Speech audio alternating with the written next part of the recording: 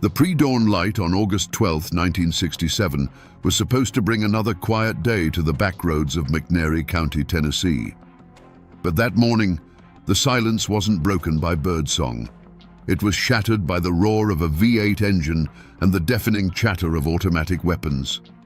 A sheriff's car, torn apart by a hailstorm of bullets, swerved violently and crashed into a ditch. Inside, a giant of a man lay drowning in his own blood, his face a ruin. Beside him, his wife was gone forever. They said it was just another violent act in a lawless land. But the old-timers in these mountains knew the truth. This wasn't just a murder. It was the climax of a one-man war. Today, we're going to peel back the layers of legend and rumor to ask one simple question. How did a man sworn to uphold the law become the most feared beast in Tennessee? To understand the storm, you first have to understand the calm that came before it. McNairy County, Tennessee, in the early 1960s, was a land of rolling hills and quiet creeks, a place where life was supposed to move at the speed of the seasons. But on its southern edge, where Tennessee bled into Mississippi, there was a festering wound known as the state line. It was a world unto itself, a kingdom of rust bucket clubs and neon-lit sin, ruled by a brutal syndicate the locals called the Dixie Mafia. Here, the only laws that mattered were bribery and violence. It was to this world that Buford Pusser returned in 1962. He wasn't a hero or a crusader. He was just a giant of a man, 6'6", and built like a Tennessee oak tree, tired of the life he'd been leading. He'd been a Marine, and he'd wrestled professionally up in Chicago as Buford the Bull. But he was done with all that. All he wanted was to come home, to build a quiet life with his wife, Pauline, and their 2 small children. He was a family man, looking for peace. You can almost picture it. A simple house, the sound of his children's laughter in the yard, the comfort of Pauline's presence. This was the dream he had traded the roar of the wrestling crowd for. A life measured not in knockouts, but in sunrises over the Tennessee hills. He wasn't looking for trouble. He believed, or maybe just hoped, that if he left the darkness on the state line alone, it would leave him alone too. But that kind of darkness doesn't stay put. It seeps into everything. The Dixie Mafia wasn't just a collection of criminals, it was an occupying army. Their illegal casinos, brothels, and moonshine operations were an open secret, protected by a wall of fear and bought-off badges. They were a cancer, and decent folk knew you didn't poke a cancer. You just prayed it didn't spread to your house. Buford's own father, Carl Pusser, was the police chief in the small town of Adamsville. He was a man who wore a badge but knew its limitations. He'd watched the state line mob operate for years, a weary, powerless spectator to their reign. He warned his son, his words heavy with the wisdom of a man who knows what monsters lurk in the shadows. "Don't go down there, son," he'd say. "Those people are snakes. They'll kill you and not even blink an eye." Buford had come home seeking a sanctuary, but he had unknowingly planted his family's flag on the doorstep of a war zone. The quiet life he craved was an illusion, and it was only a matter of time before the illusion shattered. Peace, as it turns out, was a fragile thing, and it was shattered not by some grand crusade, but by a simple, grubby act of theft. One night, Buford and a friend made the mistake of stepping into the Lucky Spot, one of the notorious clubs on the state line. It was a place that smelled of stale beer and desperation, a spider's web disguised with cheap lights. Like so many men before him, Buford found himself in a card game that was less about luck and more about predatory skill. He was cheated, plain and simple. Now, a man like Buford Pusser, a man who had wrestled bulls and served his country, was not the kind to let that stand. He didn't shout, he didn't draw a gun. He just stood up to his full, towering height and demanded his money back. It was a matter of pride. And in that den of vipers, pride was a fatal flaw. They didn't argue, they overwhelmed him. It was a flurry of fists and boots, the cold, sharp bite of a knife, and then nothing. They beat him, cut him, and left him for dead in a roadside ditch like a piece of trash. But Buford Pusser didn't die. He was found somehow and hauled to a hospital, a broken and stitched-together wreck of a man. And it was there, lying in that sterile white room, staring at the ceiling and feeling the fire of 100 different pains, that the decision was made. The quiet family man was buried in that ditch, along with his blood. Something else was clawing its way out. He knew the local law was bought and paid for. Complaining to them would be like complaining to the wolves that they'd eaten your sheep. No, this was personal. This was a debt that would be paid. This was the point of no return. In 1964, to the absolute shock of the corrupt establishment, the man they had left for dead put his name on the ballot for sheriff of McNairy County.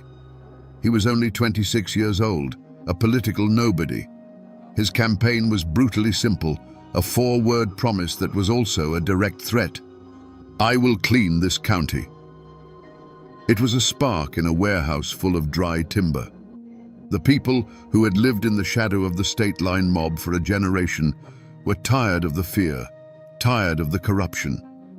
They saw in this giant of a man not a politician, but a reflection of their own silent rage. And so they did the unthinkable. They elected him. The war had been declared. The state line mob had had enough. The bribes hadn't worked. The threats had been ignored. The stray bullets and hidden bombs had all failed. Sheriff Buford Pusser was not a problem they could manage. He was a force of nature they had to destroy. And so they set a trap, simple and brutal, baiting it with a lie. The call came in before dawn on August 12, 1967. A report of a disturbance, a routine call-out on a lonely stretch of road. Buford grabbed his keys, but this time he wasn't going alone. His wife, Pauline, had a bad feeling. She always worried, and that morning her worry was a physical thing. She insisted on going with him. It was a habit born of love, a small act of solidarity that would place her directly in the path of the hurricane. They drove through the quiet, misty Tennessee morning, the conversation likely turning to their kids, to the simple plans of a day that would never come. And then, in the rearview mirror, a black Cadillac moving too fast, closing the distance with predatory intent. It pulled alongside them. For a heartbeat, there was just the hum of 2 engines racing down an empty road.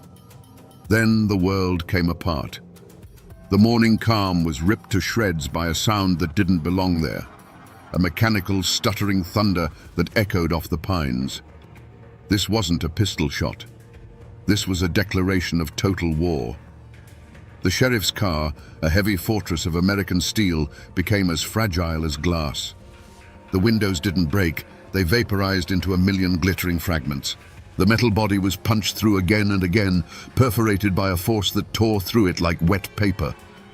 Buford felt a sudden, violent impact from the seat beside him. The sound of Pauline's voice was just gone. A final sharp silence replaced it, a silence more deafening and more terrible than all the gunfire in the world. Then an explosion of white-hot agony erupted in his own face. It wasn't a sharp pain, it was a demolition. He tasted copper and shattered bone. The world tilted, spun into a blur of green and brown, and then went dark as the car, no longer under any command, swerved off the road and crashed into an embankment. Silence returned, thick and heavy, smelling of gunpowder, gasoline, and blood. When Buford Pusser regained consciousness, it was to a world of pure horror. He was pinned behind the steering wheel, his own jaw a hanging ruin. He could see his own reflection in a shard of the mirror, a monster's face staring back. But that wasn't the worst of it. He turned and saw his wife. She was slumped against the door, eerily still. The woman who had been the calm center of his chaotic life, the reason for his impossible fight, was gone. In that moment, lying in the wreckage, something inside him broke forever. And something else, something far harder and colder, was forged in its place. He wasn't thinking about survival. He was thinking about a testament. His hand, slick and shaking, fumbled for the radio microphone. He keyed it, and a sound that was barely human, a rasping, gurgling whisper, broke the police frequency. He named the names. He gave them his killers. He was sure it was his dying breath, and he used it not to ask for help, but to sign a death warrant. The first deputies to arrive at the scene found a slaughterhouse. The car was a metal sieve, the air thick with the coppery smell of blood. They found Pauline Pusser, gone from the world. And then they found the sheriff, a grotesque sculpture of flesh and bone, somehow, impossibly, still breathing. His rasped words over the radio hadn't been a ghost's farewell. They were the first shots of a new war. The ambush had failed in its ultimate goal. It hadn't killed Buford Pusser. It had made him immortal. What followed was a medical odyssey. Buford was rushed from hospital to hospital, a puzzle of a man that surgeons had to piece back together. It wasn't one operation or two or even 10. It took 18 separate surgeries to rebuild his face. His jaw was wired shut, his features held together by steel pins and medical ingenuity. For months, he lived in a world of muffled sounds and liquid food, his grief a silent, suffocating companion. The physical pain was immense, but it was nothing compared to the gaping wound left by Pauline's absence. The man who eventually walked out of that hospital was not the same man who had been carried in. The warmth in his eyes had been replaced by a cold, hard focus. The grief hadn't broken him. It had tempered him, like steel plunged into ice water. He was still the sheriff, he still wore the badge, but everyone in McNairy County understood that his mission was no longer about law and order, it was about retribution. The man they had called Buford the Bull was gone. In his place stood the Beast, and now the Beast was avenging his mate. News of the ambush swept through Appalachia like a firestorm. The brazen attack on an elected lawman and the murder of his wife was a line crossed even for the Dixie Mafia. It was an act of pure arrogance, a message that no one was safe. A massive manhunt was launched, fueled by Buford's dying accusations. The Tennessee Bureau of Investigation got involved, and rewards were offered. The state line mob, for the first time, felt the heat of real, statewide scrutiny. They had poked the bear one too many times, and now the entire forest was coming for them. But the official investigation was just the public face of the hunt. The real story was being whispered in hushed tones in every diner and on every front porch in the county. People knew the system was slow, that lawyers could twist the truth. They also knew Buford Pusser. They knew his capacity for singular, relentless focus. The members of the state line mob knew it too. They had created a martyr, a widower with nothing left to lose. And as Sheriff Pusser pinned his badge back on his chest, his newly constructed face a grim mask, every soul in that lawless strip of land knew that the official manhunt was secondary. The real judgment was coming, and it wouldn't be delivered in a courtroom. Eventually, the wheels of state justice turned, and one of the men Buford Pusser had named from his pool of blood, a vicious enforcer named Carl Towhead White, was brought to trial. The McNairy County Courthouse had never seen anything like it. It wasn't a legal proceeding, it was a spectacle, a powder keg with a short fuse. The room was packed with armed deputies and wary onlookers, the air so thick with tension you could taste the fear. At the center of it all, a silent, imposing figure sat in the gallery. It was Buford, his face a permanent, ragged roadmap of the violence he'd endured, his eyes fixed on the man in the defendant's chair. Towhead White, for his part, seemed to enjoy the attention. Flanked by expensive lawyers from out of state, he was the picture of defiance. He didn't show a hint of remorse. Instead, he wore a smirk, a look of smug confidence that told the whole world he believed he was untouchable. He was a creature of the state line, and he trusted in the power of money and intimidation to bend the law to his will, just as it had always done before. The prosecution put up its best fight, with Sheriff Pusser as its star witness. He took the stand, his rebuilt jaw making every word a deliberate effort, and he told his story. He pointed his finger at Towhead White and named him as one of the architects of the ambush that killed his wife. It was powerful, raw testimony. But the defense lawyers were slick and merciless. They twisted his words, painting him not as a victim, but as a violent, out-of-control lawman on a personal vendetta, a man so consumed by rage he would blame anyone. Without a murder weapon, without other witnesses willing to talk, the case began to fray. It was his word, his pain, against a wall of silence. Then came the verdict.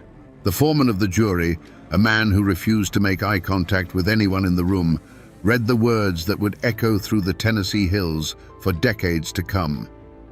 Not guilty. A wave of disbelief and anger washed over the crowd. Towhead White's smirk broadened into a triumphant grin. He had beaten the system. He was a free man. But as the deputies escorted him from the courtroom past the jeering crowds, Buford Pusser simply stood up. He didn't shout. He didn't make a threat. He just watched White walk away, his expression unreadable, a chilling calm that was far more terrifying than any outburst of rage. The law of men had spoken, and it had failed. The gavel had fallen, the case was closed. But everyone in that courthouse knew this was not the end. It was merely the end of the part of the story that would be written down in official records. Now, a different kind of justice was about to be served. The unwritten, unforgiving justice of the mountains. The verdict of not guilty was just a legal footnote. In the hollows and back roads of McNairy County, a different kind of verdict was being delivered. One by one, the specters from Buford Pusser's past began to disappear. Carl Towhead White, the man who smirked his way out of the courtroom, was found shot to death in a motel in Mississippi less than 2 years later. Kenny Kirksey, another suspect, was gunned down. Louise Hathcock, the defiant madam of the state line, died in a fiery crash when her car inexplicably flew off a bridge. Law enforcement called it mob business and tragic accidents. But the people of McNairy County called it Pusser's justice. No one could prove his hand in any of it, but in their hearts, they didn't need to. The beast, they whispered, was balancing the scales. This raw, brutal story couldn't be contained by the Tennessee state line. It broke free and became an American phenomenon. In 1973, the movie Walking Tall hit theaters, turning Buford Pusser from a local legend into a national folk hero. He was no longer just a small-town sheriff. He was the living embodiment of every decent person's rage against a system that seemed broken and corrupt. He was the man who fought back when everyone else was told to just keep their heads down. The traces of that war are not gone. They're still there, waiting for you in Adamsville, Tennessee. You can visit the Buford Pusser home and museum, the house he shared with Pauline, and see the life they were trying to build. You can stand in stunned silence before the actual car he was ambushed in, a mangled relic riddled with the bullet holes that changed his life forever. A few miles down the road, a granite monument stands on the quiet shoulder of the highway, marking the exact spot where Pauline died, a permanent scar on the landscape. For years, his daughter Dwana was the keeper of the flame, a tireless guardian of her father's legacy, ensuring that the world remembered the husband and father, not just the unstoppable force of vengeance. These aren't just historical artifacts. They are tangible pieces of a man's soul, physical proof of the price he paid. The newspapers have moved on, and most of the world has forgotten. But the mountains remember. The story of Buford Pusser is woven into the fabric of that place, a ghost that still walks tall along those dark country roads. So we come back to the question we asked at the very beginning. How did a man sworn to uphold the law become the most feared beast in Tennessee? The answer, my friends, is that he didn't become a beast. The beast was always there, sleeping inside a good man. It was woken up by a world that refused to play by any rules but its own.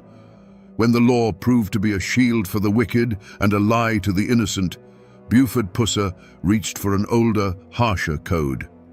He became the monster the monsters were afraid of, because they had left him no other choice. The story of Buford Pusser is more than just a tale of revenge. It's a brutal lesson, carved in scar tissue and written in blood, about what happens when good people are pushed too far. It is the quintessential Appalachian saga, a story of fierce independence, a deep distrust of corrupt authority, and the belief that sometimes justice isn't found in a law book, but at the end of a hickory stick.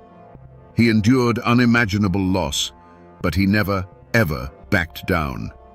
He proved that one man, filled with enough righteous fury, could indeed stand against an army and make it blink. And in the end, maybe that's why his final chapter remains so unsettling. He survived the ambushes, the bullets, and the bombs, only to die in a single fiery crash on a lonely road, just a stone's throw from where he'd lost Pauline. The official report called it an accident, but in the hills of McNairy County, they know better. They believe the darkness he fought so hard finally found a way to snuff out his light with one last cowardly act. His death became the final, chilling piece of his legend, a mystery that will never be solved. He wasn't a perfect hero. He was a flawed and furious man who walked into hell and decided to kick the door down.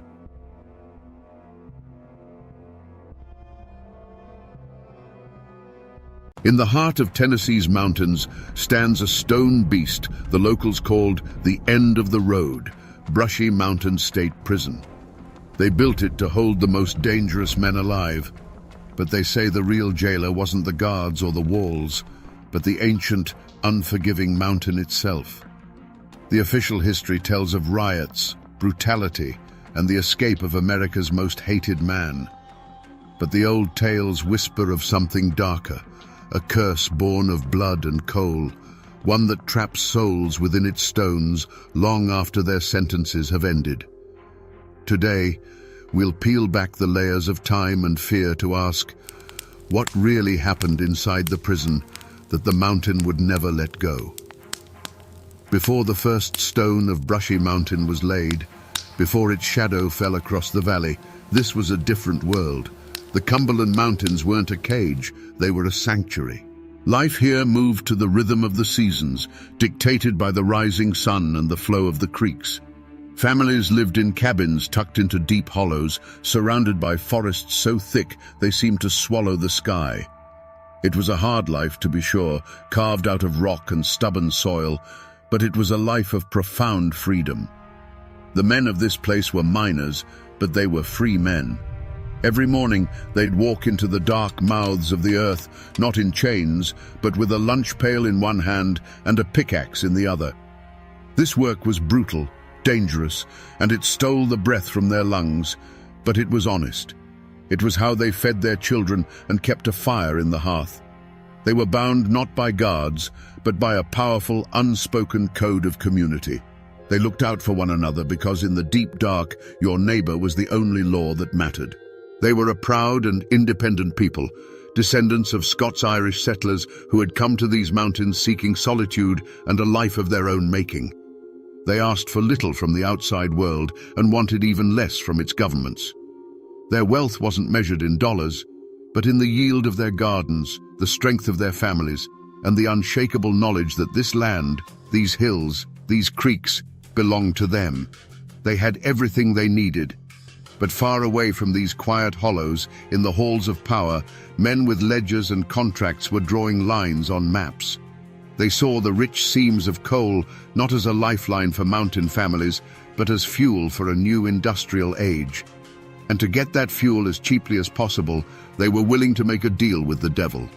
A plan was being hatched, a monstrous idea that would turn the state's prisons into a source of cheap labor.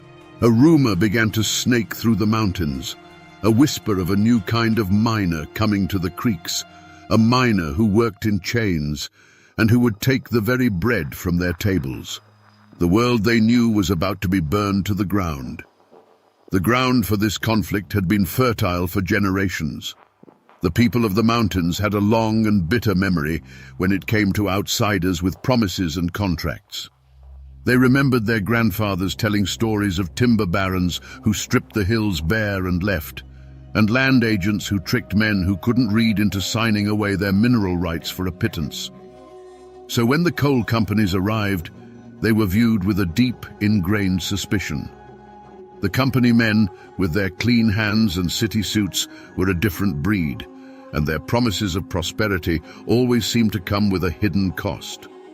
This new threat, the convict lease system, was an echo of those old grievances. It wasn't just about jobs, it was about dignity. The miners saw it as a deliberate slap in the face, a message from the state and the companies that their hard, dangerous labor was worth so little it could be replaced by the forced toil of prisoners. It was, in their eyes, a different kind of slavery being brought to their doorstep, designed to break their unions and grind them into submission. The old wound of being seen as backward and expendable by the outside world was torn open once again. The talk started in whispers, carried from one mining camp to the next. A man would come over the ridge from Coal Creek with news, his voice low and urgent as he shared what he'd heard. At first, it was just rumors. They're building a stockade up by the Briceville mine. Heard they signed a contract with the state for 100 men. At the company store, at church gatherings, around the fire at night, the whispers grew into a steady, angry murmur. Soon, the talk started to curdle. Fear and speculation twisted the facts into something monstrous. 100 convicts became 500. A plan to supplement the workforce became a plot to replace them all. Every word was like a piece of dry kindling, carefully stacked at the miners' doorsteps. The convicts themselves, men they had never seen, were no longer viewed as unfortunate souls. They became a faceless symbol of the miners' own impending starvation, the instrument of their destruction. The community, once bound by solidarity, was now bound by a shared and growing rage. The fuse that had been sputtering for months was finally lit in the summer of 1891. The Tennessee Coal Mining Company, emboldened by the state's backing, made its move. They fired their free miners at Briceville, evicted them from their company-owned homes, and marched in a new workforce, convicts in black and white stripes, shackled and under the watch of armed guards. This was no longer a threat whispered in the shadows. It was a reality, stark and brutal. Men who had spent their lives in the mines were now cast out, watching from the hills as prisoners took their place. The initial reaction was a wave of cold, silent fury. That night, in a secluded hollow, lit only by the flickering light of torches, hundreds of miners gathered. You could see the resolve hardening in their eyes. These were not men given to idle threats. They were men of action, pushed to the absolute edge. They didn't speak of protest or petitions. They spoke of taking back what was theirs. A decision was made, a pact sealed not with a handshake, but with the grim nodding of heads and the quiet cleaning of rifles. They would not stand by and starve. Before dawn on July 14th, 300 armed miners descended from the mountains, moving like ghosts through the morning mist. They surrounded the convict stockade at Briceville. There was no shouting, no chaotic mob. This was a disciplined, determined force. They presented their ultimatum to the guards: surrender the stockade and the prisoners, or face the consequences. The guards, looking out at the sea of determined faces and the barrels of hundreds of rifles glinting in the twilight, knew they stood no chance. They surrendered without a shot being fired. But what happened next stunned the authorities. The miners didn't harm the convicts. They saw them not as enemies, but as fellow victims of a corrupt system. They broke open the stockade, gave the prisoners food and civilian clothes, and marched them to the nearest train station. They put them on a train and sent them to Knoxville with a simple, defiant message for the governor. We will not work alongside convicts, and we will not allow them to work here. They had committed an open act of insurrection. They had drawn a line in the coal dust, and in doing so had declared war on the state of Tennessee. There was no turning back now. The first move had been made, and the entire state held its breath, waiting for the violent reply that was sure to come. The state's answer to the rebellion wasn't a single battle, but a slow, grinding execution of the human spirit. They found their diabolical solution. They would build their own prison with their own mine, and the miners who had defied them would be its first inhabitants, and they would build it themselves. They brought them in chains, not to a finished building, but to the raw, untamed foot of Brushy Mountain. Their first order was to pick up a sledgehammer and attack the very cliffs that would become their tomb. This wasn't a slaughter of bullets and knives, it was a slaughter of exhaustion and despair. The days began before sunrise and ended long after sunset, a relentless rhythm of steel striking stone. The air, thick with grey dust, became a constant shroud, coating their skin, filling their lungs, and turning their desperate coughs into a rasping choir. The only sounds were the sharp crack of the guards' whips against the rock, the groans of men lifting stones beyond their strength, and the rhythmic, hollow clang of hammers that beat like a dying heart. From the nearby hollows, you couldn't see the faces of the men, only their silhouettes against the raw face of the mountain. You'd see them moving like specters in the dust, a long, broken line of humanity being slowly erased. Sometimes, a silhouette would simply falter and disappear, collapsing in a heap. There was no ceremony. The work wouldn't even pause. The others would just keep swinging, their eyes fixed on the stone in front of them, not daring to look at the man who had just been swallowed by the mountain. The mountain itself seemed to be a silent, hungry participant. The stones they quarried were cold and sharp, tearing at their hands until they were raw and bleeding. It was as if the mountain was demanding a price, and the mortar that would hold the walls together was a mixture of sand, water, and the sweat and blood of these men. Every stone they lifted was soaked in their misery. Every block they set in place was a monument to their stolen freedom. With their own bleeding hands, they built their tomb, stone by agonizing stone. They watched the walls rise around them, a grey tide of granite that blotted out the trees, the sky, and any last sliver of hope. They were building their own cage, and they knew it. The final act of this slaughter was not a gunshot, but a sound. The deafening clang of a massive iron gate swinging shut for the very first time. The lock turned, and the men who had built the fortress were now its first official prisoners. Their rebellion was over. Their world was gone, and the mountain had them. When the last stone was set, and the great iron gate slammed shut, a new kind of silence fell over the valley. It was not the peaceful quiet of the mountains. It was a silence so deep it had weight, pressing down on the men inside and the hollows outside. The dust of construction settled, revealing the finished prison not as a building, but as a scar of grey stone carved into the green landscape. The Coal Creek War was over. The rebellion was crushed. And for the men who had fought for their freedom, the world had shrunk to the space between four stone walls. Inside, they were no longer miners or rebels.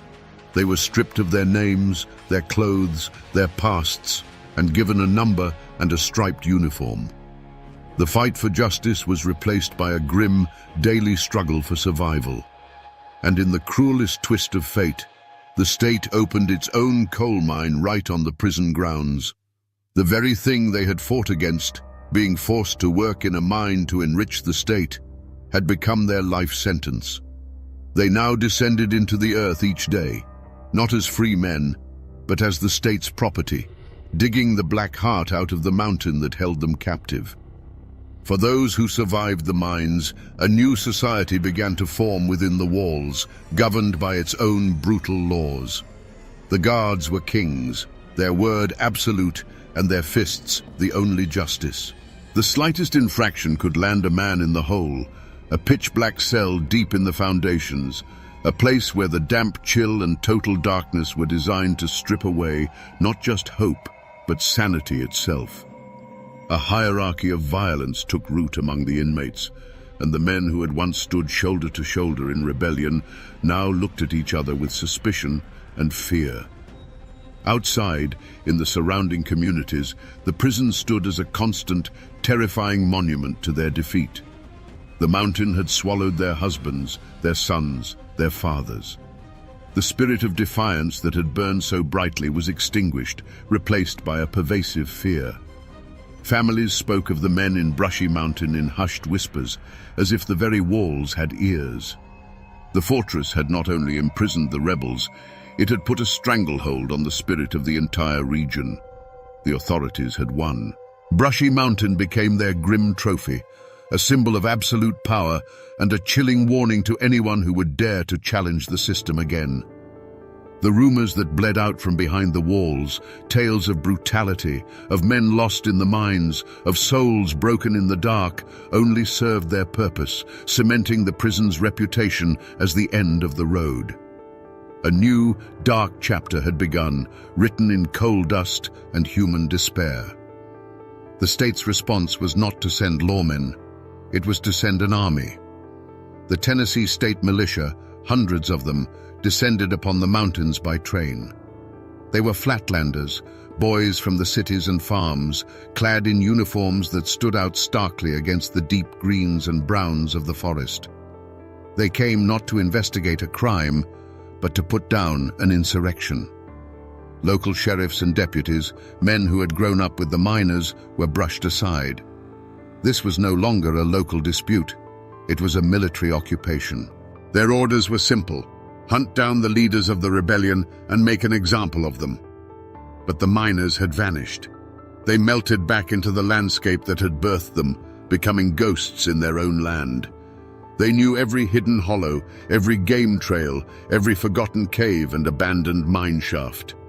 The mountains that had been their home now became their fortress, a vast, tangled labyrinth where they held every advantage. The militia, accustomed to open fields and city streets, were utterly lost here. The mountains themselves fought against them with steep ridges, sudden ravines, and a disorienting wilderness that seemed to change with the light.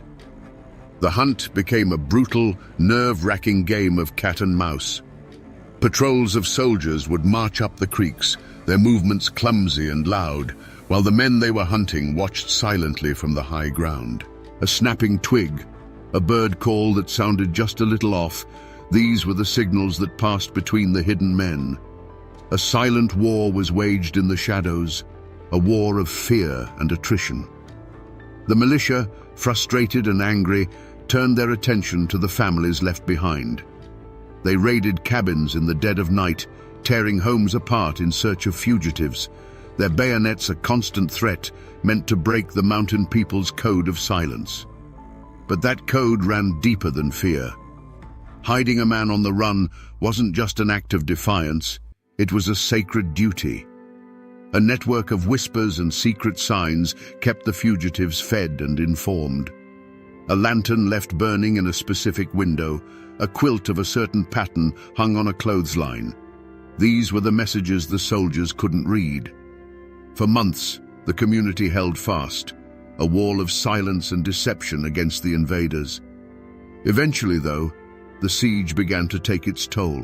A winter in the mountains is long, and hunger is a powerful persuader. The state posted bounties, turning the price of a man's freedom into a bag of flour and a few dollars, a fortune for a starving family.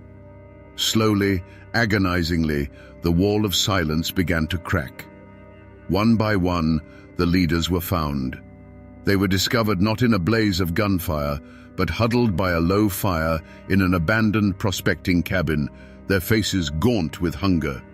They were cornered in the dark tunnels of a played-out mine, surrendering with the quiet exhaustion of men who know their road has come to an end. There was no fight left in them. In their eyes was not the fire of rebellion, but the cold ash of defeat. They were bound in chains and marched down from the hills, often past their own homes, where their wives and children watched in stoic silence. Their long, desperate hunt in the shadows was over, and they all knew where they were going next. They were being taken back to the stone monster they had built, this time to be fed into its belly. The trials, when they came, were not about discovering truth. They were a public ritual of humiliation, a final breaking of the miner's spirit. The leaders of the rebellion were marched in chains into county courthouses packed to the rafters. On one side sat their families, women and children with faces carved from stone, their eyes holding a silent, defiant grief. On the other side were the company men in their starched collars and the state officials, their expressions a mixture of triumph and contempt. The air was thick with a tension you could taste, held in check only by the armed militia who lined the walls, their presence a constant reminder of who held the power now. The miners themselves sat in the dock, not with the downcast eyes of criminals, but with a quiet, exhausted dignity. These were not men who understood the intricate language of the law. They understood the simple justice of the mountains. You don't let your family starve. They listened as slick city prosecutors, using words they barely recognized, painted them as anarchists and violent insurrectionists, a threat to civilization itself. They were accused of destroying property, but the property in question was the state's right to the labor of other human beings. The proceedings were a tragic farce. Witnesses were brought forth, men whose will had been broken or whose loyalty had been bought with a bounty. The defense was a token effort, a whisper against a hurricane of state power. The jury, often composed of merchants and landowners who benefited from the company's presence, listened with closed faces and closed hearts. The real verdict had been decided months before, not in a jury room, but in the governor's mansion and the coal company's boardroom. When the foreman finally stood to read the verdict, there was no gasp of surprise. Guilty. The word fell into the silent room like a stone into a deep well.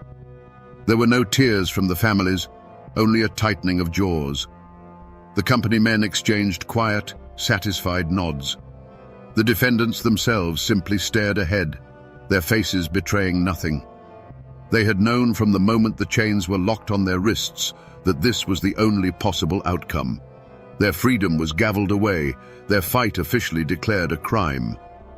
But the final, cruelest blow was the sentence. The judge, a man who saw them not as desperate fathers, but as a disease to be cured, condemned them to years of hard labor. And in a moment of supreme, calculated irony, he sentenced them to serve that time at the new Brushy Mountain State Penitentiary. They were being sent back to the stone monster they had been forced to build, to work the state's coal mine under the very system they had risked their lives to destroy. Was it justice? Or was it merely the law of the powerful, a tool to crush the desperate and sanctify the cruel? The mountains had their own code of right and wrong, but on that day, the law of men had spoken, and its voice was the sound of a prison gate slamming shut. Today, you can drive right up to the gates of Brushy Mountain. It's a tourist attraction. You can take a guided tour, eat at a restaurant called the Warden's Table, and even buy moonshine legally distilled on the very grounds where men were once broken.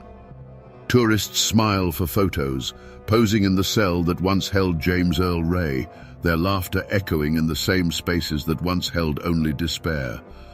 It is a strange, surreal carnival built on a foundation of forgotten pain. But if you look past the gift shop and the polished exhibits, the echoes of that first desperate fight are still there. Run your hand along the cold, grey stones of the outer wall. You're touching the very blocks that were quarried and hoisted into place by the exhausted, bleeding hands of the Coal Creek rebels. The prison itself is their truest, most terrible monument. Most of those men never saw the outside world again. They died in the prison mine, their lungs choked with coal dust, or they simply withered away in the hole. Their names are largely lost to history, etched only on the crumbling pages of forgotten ledgers. But their bloodlines still run through these hollows. Their great-grandchildren still live on the same land, and in their families, the story of the war is passed down not as history, but as a quiet, stubborn legend of defiance. The physical traces are scattered across the landscape like old bones. In the woods around the prison, there are patches of unmarked graves, simple field stones marking the final resting places of convicts the state didn't bother to send home. The old mine portals, the very ones the rebels worked, are still visible as dark, collapsed scars on the mountainside, sealed with concrete but still seeming to exhale a cold, dead air. A few miles away, near the town once called Coal Creek, a small metal plaque now stands, officially acknowledging the conflict. It's a quiet, understated nod to a war that once set these mountains on fire. Most people who drive past that sign have no idea what it means.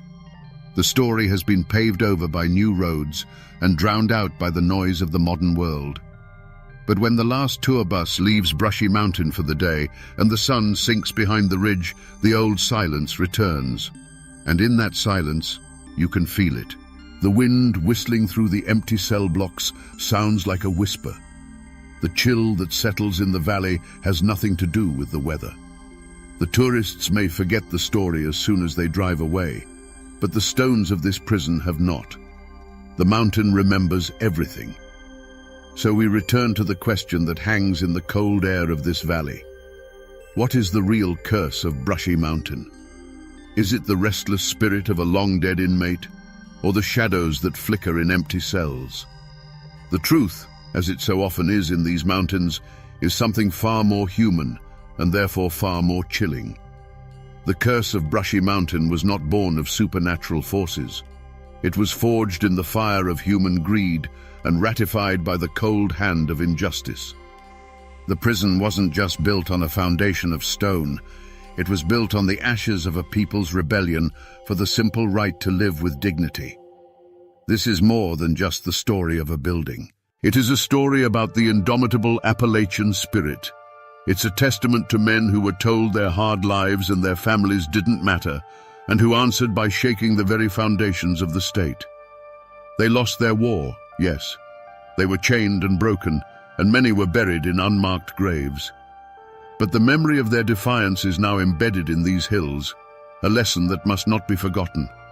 That even when the fight seems hopeless, there is a profound power, a profound honor in standing your ground.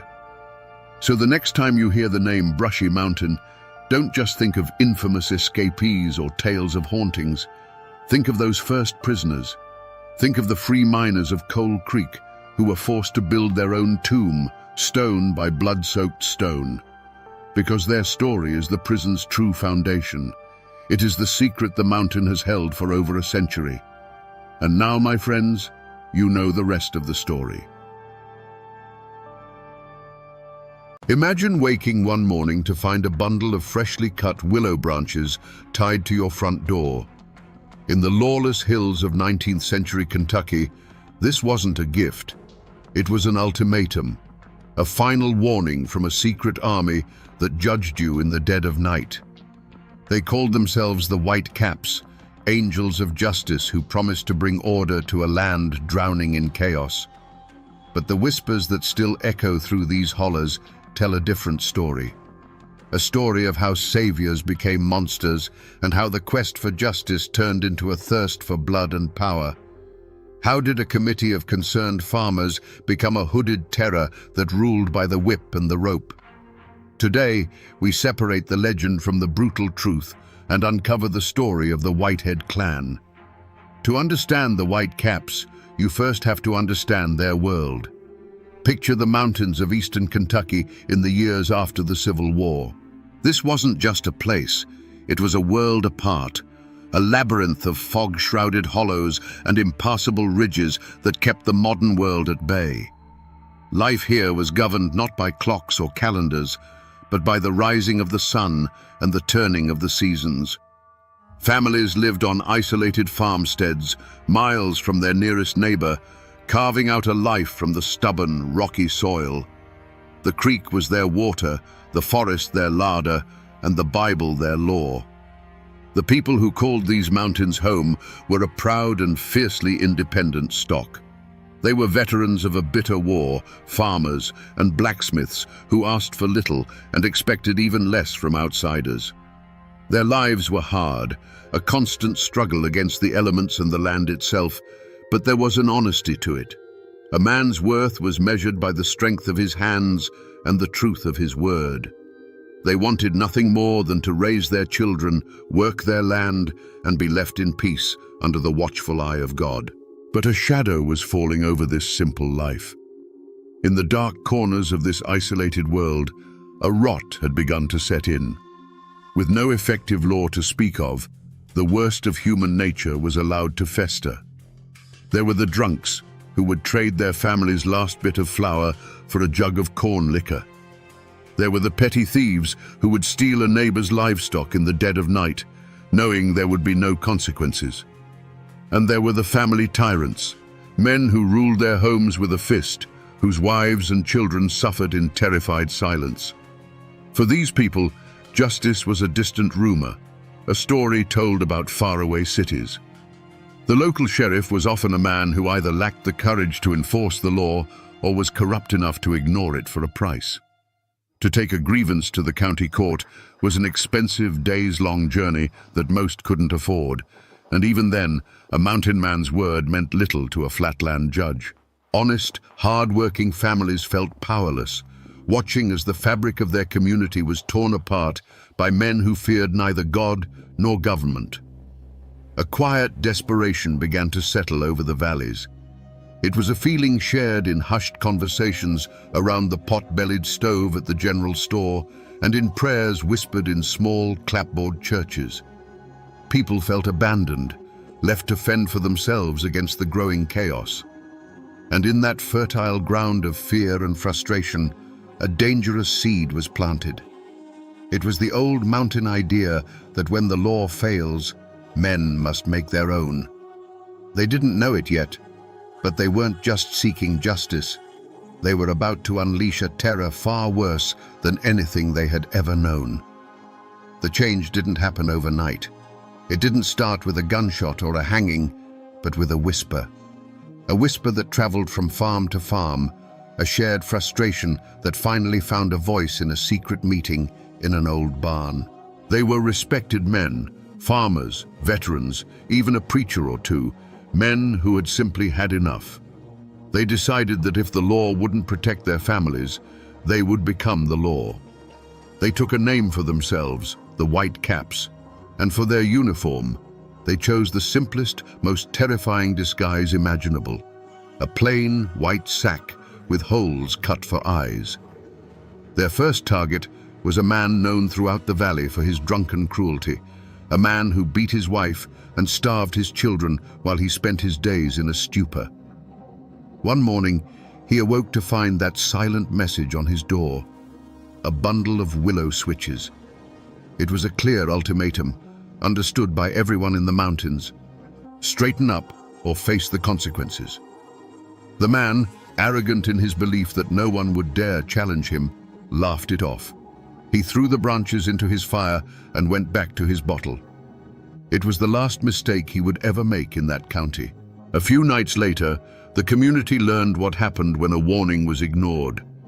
A procession of silent riders, their faces hidden beneath those stark white hoods, descended on the man's cabin. There were no shouts, no threats. They moved with a chilling purpose, pulling the terrified man from his bed. They dragged him out into the cold night air, his wife's pleas echoing unanswered in the darkness. They tied him to a tree and one by one took up the same kind of willow switches he had burned and delivered their brutal judgment.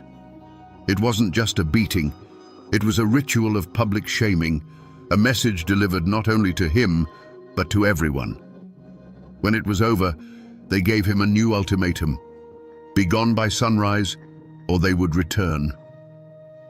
The next morning, the man, broken and bleeding, gathered his few belongings and left the county forever. And a strange quiet fell over the valley. The theft stopped. The town drunkards stayed home. For the first time in years, there was a sense of order. The White Caps had proven that their methods worked.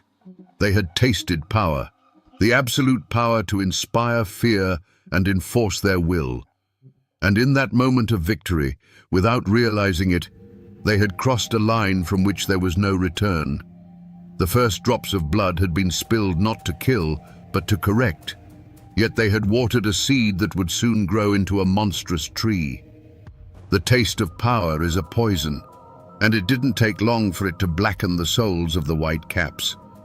The original mission of punishing drunks and thieves was forgotten, replaced by a much more profitable enterprise, fear for hire. Now, a man could pay the clan to settle a land dispute in his favor. A jealous husband could arrange a visit for a rival. The white hood was no longer a symbol of justice. It had become a mask for greed, revenge, and pure, unadulterated terror. The willow switch was no longer enough. The lessons they taught now were final. Their new reign was cemented not by punishing the guilty, but by making an example of the innocent. Consider the story of a farmer, a man respected for his honesty and hard work. His only crime was courage. He had stood up in a public place and called the Whitecaps what they had become, a gang of cowardly bandits who hid their faces. He refused to join them, refused to be silent. He knew the risk, but his mountain pride would not let him bow to them. The Whitecaps heard his words, and a death sentence was passed in the shadows. One moonless night, the family's dogs, usually fierce protectors, let out a single terrified yelp before falling silent. A moment later, the cabin door didn't just open. It exploded inward, splintering off its leather hinges. Silent figures, more like ghosts than men in their white hoods, filled the small room. They said nothing. They simply pointed a finger at the father of the house, who had just sat up in his bed.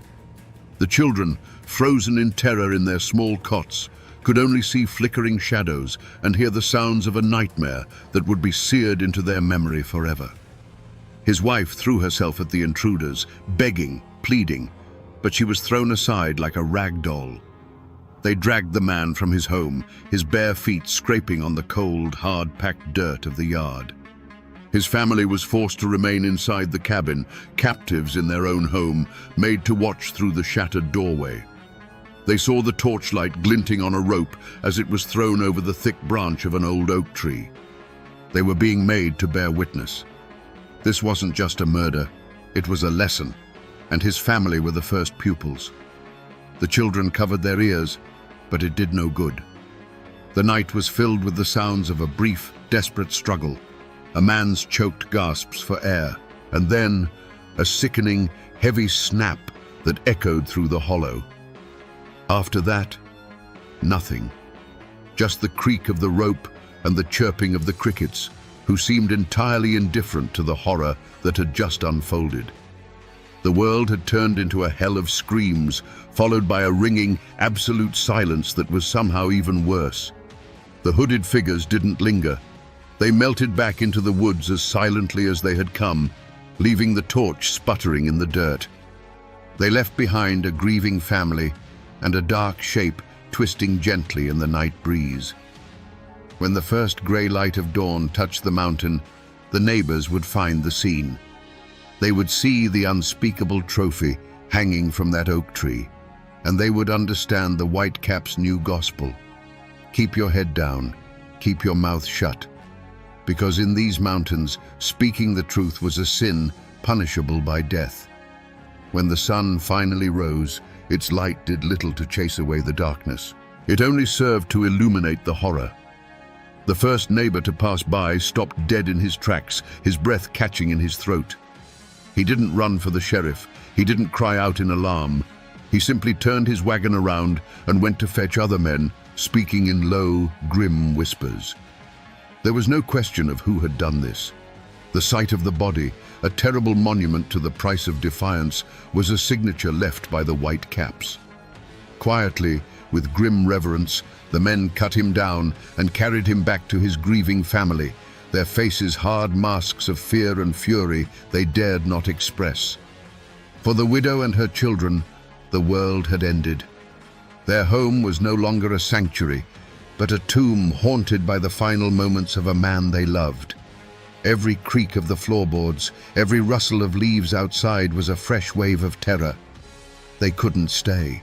There was no justice to be found here, only the constant, suffocating presence of the murderers, who could be any of the men they saw every day.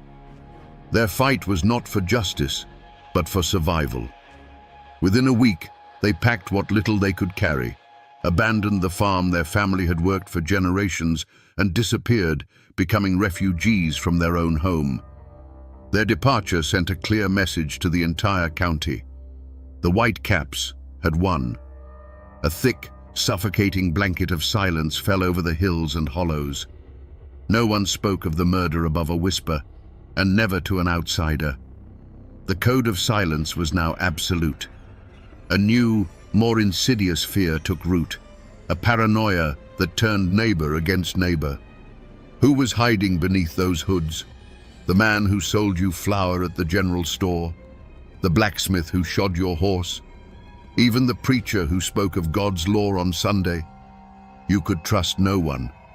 An invisible empire was being built, and its mortar was the blood of good men. The local sheriff eventually rode out to the abandoned farmstead. He looked at the rope burns on the oak branch, asked a few half-hearted questions to neighbors who suddenly couldn't remember a thing, and wrote a report he knew would lead nowhere. Perhaps he was a coward, too afraid of the hooded men to conduct a real investigation.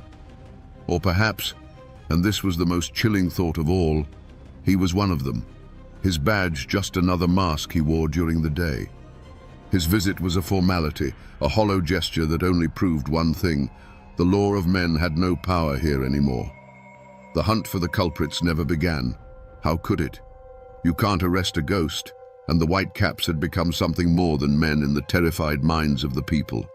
They were specters of vengeance, ghost riders who emerged from the night fog to enforce their own brutal commandments. The story of the murdered farmer became a cautionary tale whispered to children, a local legend born from a truth too terrible to confront directly. The ashes of his life had fertilized the soil of their fear, and from it, the Whitecaps' reign of terror would grow unopposed, casting a long, dark shadow over the mountains. Terror cannot last forever. Eventually, a monster will devour itself. The Whitecaps grew too bold, too greedy, and their violence became indiscriminate. When they murdered the family of a state legislator over a petty land dispute, they finally crossed a line that even the cowed local authorities couldn't ignore.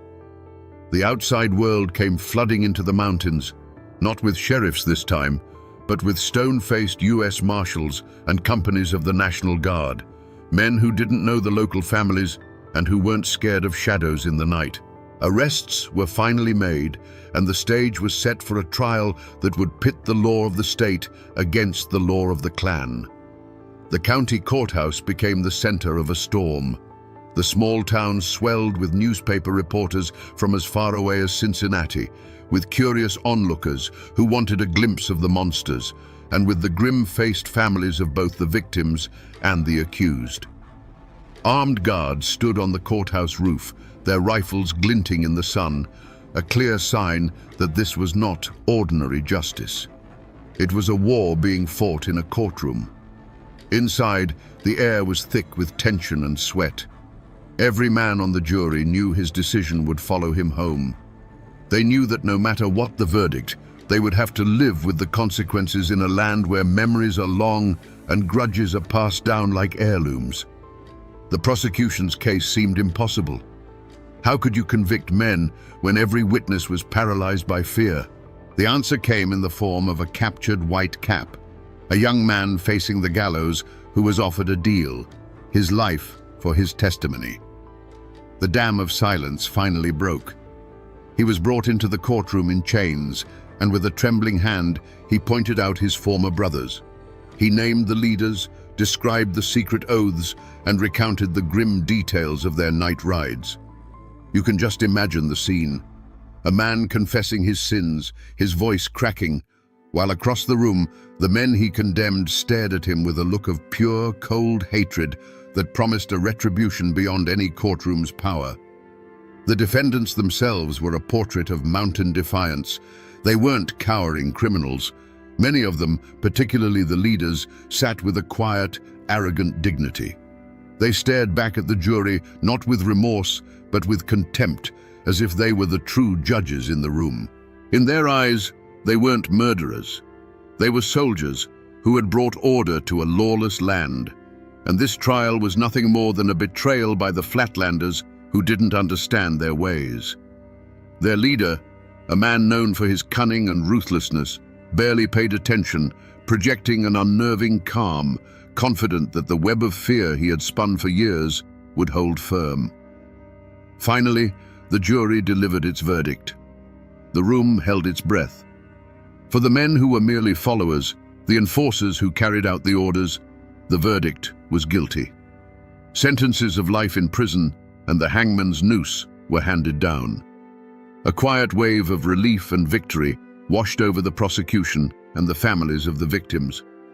But then the jury foreman came to the last name, the mastermind, the man who had orchestrated the entire reign of terror. After a long pause, the words echoed in the stunned silence. Not guilty. A collective gasp filled the room. The architect of it all, protected by intimidated witnesses and a terrified jury, stood up, gave a slight nod to his lawyer, and walked out of the courtroom, a free man, disappearing into the same mountains he had terrorized. Was this justice? A few branches of the poisoned tree had been lopped off, but the root was left untouched, allowed to burrow back into the dark soil. The trial had proven that the law of men could reach into the mountains, but it also showed its limits. It could punish the soldiers, but it couldn't touch the king. For the people who had to go back to their isolated farms, the fear didn't end that day. It just took on a new, more patient form. The Whitecaps were broken as an organization, but their shadow remained, a permanent reminder of a time when justice wore a white hood and innocence was no protection at all. The trials that broke the Whitecaps are now just faded ink in dusty courthouse ledgers. The men who were sent to the gallows have long since turned to dust, their names a footnote in a violent chapter of Kentucky's history. But what of the leader, the man who walked free? He returned to his mountain home and lived out the rest of his days.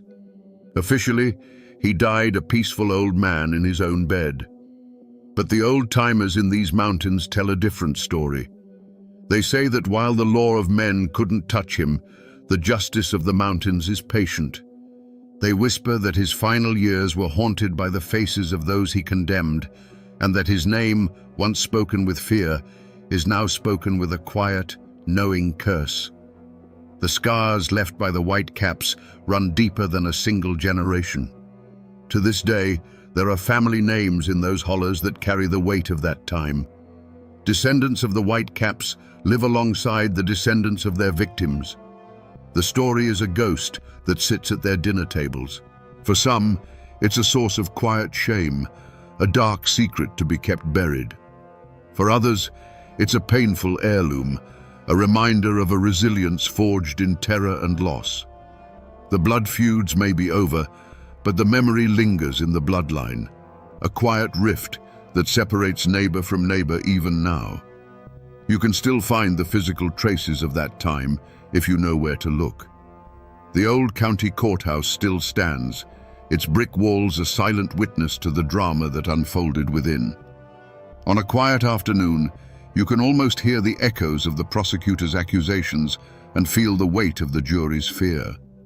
Not far from there, in a small, overgrown cemetery, you can find the tombstones of the men the Whitecaps murdered.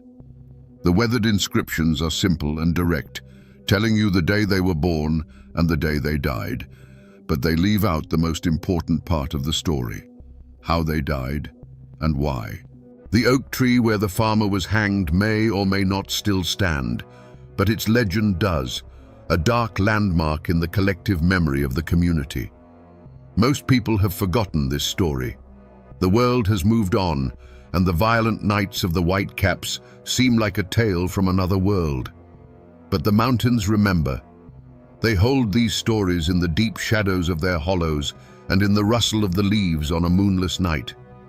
The official histories may have been written, but the true story, the human story of terror, courage, and survival, is preserved in the oral tradition passed down from one generation to the next. It has become a part of the landscape itself, a ghost that walks these hills, reminding us that the past is never truly gone. It's just waiting in the silence to be heard. So we come back to the question we started with.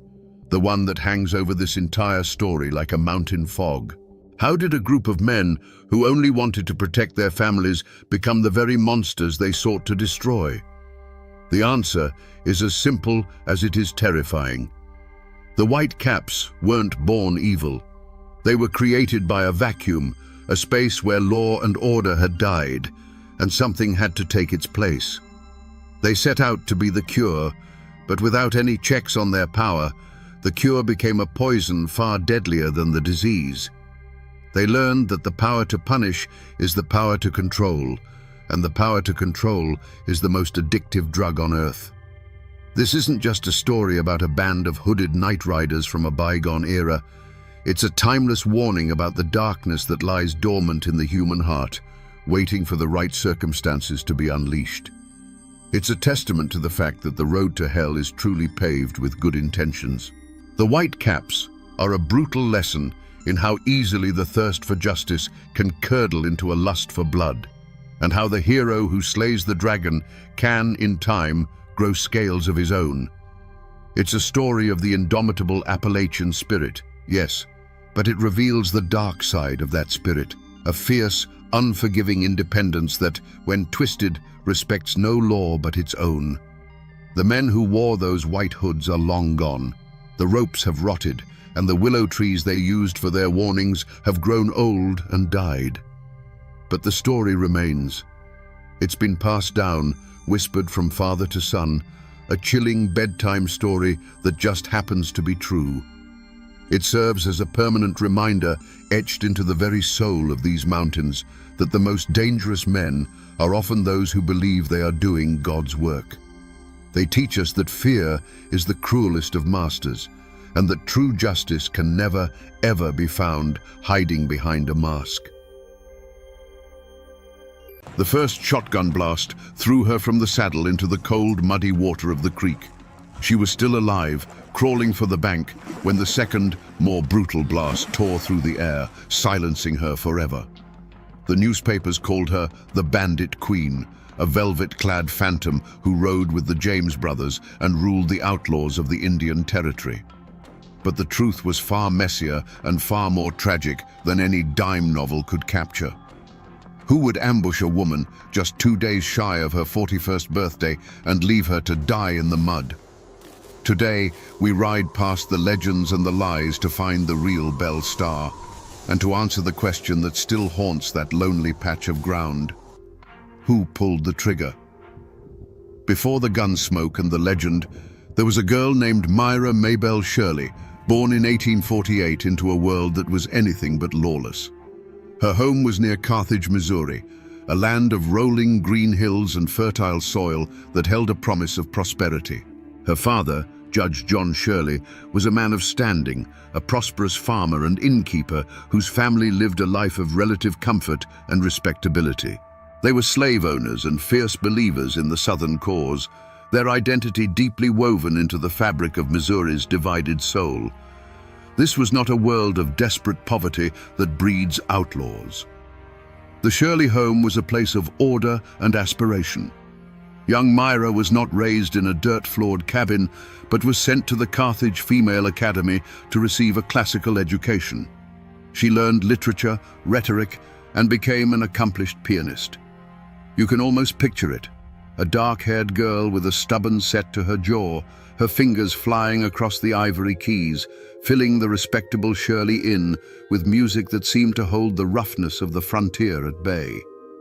She was known to be bright, quick-witted, and possessed of a temper that could flash like heat lightning. She was devoted to her family, particularly to her older brother John, whom everyone called Bud. He was the pride of the family, the embodiment of young Southern manhood, and Myra adored him. In those years, her future likely seemed as clear and orderly as a line of sheet music, a good marriage, a family of her own, a life of influence within her community. But their Missouri was a border state, a land of fault lines and hidden pressures. The very inn where Myra played piano was a crossroads of whispers and arguments. Men passing through spoke of states' rights, of abolitionists, of a nation tearing itself apart at the seams. For the Shirleys, These were not abstract political debates. They were matters of honor, identity, and survival. Every traveler brought news that seemed to darken the sky just a little bit more. The world of Myra Maybelle Shirley, the world of piano lessons, family pride, and southern gentility, was a fragile one. It was a stately home built on the edge of a volcano. Little did she know that the gathering storm of civil war would not just knock at their door, but blow it clean off its hinges, consuming her brother, destroying her family's fortune, and setting her own feet on a path of rebellion from which she would never turn back. To understand the fire that burned in Belle Starr, you have to understand the land that shaped her. Missouri in the 1850s was not a place of settled peace. It was a powder keg with a short fuse. It was a border state, a place where the deep South culture of the Shirleys, built on land and slaveholding, clashed daily with the free state ideals of their northern neighbors. For families like hers, their property wasn't just soil and buildings. It was a testament to a way of life they believed was righteous, a legacy they would defend with their blood. The Civil War was the spark that ignited that powder keg. This wasn't a conflict of distant armies marching under grand flags. In Missouri, it was a savage, intimate war fought in farmyards and on lonely country roads. It was a war of bushwhackers and jayhawkers, where your neighbor could be your executioner. This was the old scar that would never truly heal, a wound that split communities and families down to the bone. For the Shirleys, there was no question which side they were on. They were Confederates through and through. The weight of the Shirley name now demanded more than just respectability. It demanded action. And it was Myra's beloved brother Bud who would carry that burden into the fight. He didn't join a regular army. He joined a band of Confederate irregulars under the command of the infamous William Quantrill. Riding alongside him were other angry young farm boys whose names would later be written in blood and legend, the James brothers and the Younger Boys. Bud Shirley became a guerrilla, a shadow warrior in a war with no rules. For Myra, this wasn't politics, it was family. Her brother was fighting for their home, for their honor, against an invading force. When Union troops finally caught up with Bud in 1864 and killed him, it wasn't an act of war in her eyes. It was murder. The Union and the entire system of law and government it represented became the sworn enemy of her clan. The feud wasn't with another family over a property line. It was with the United States of America.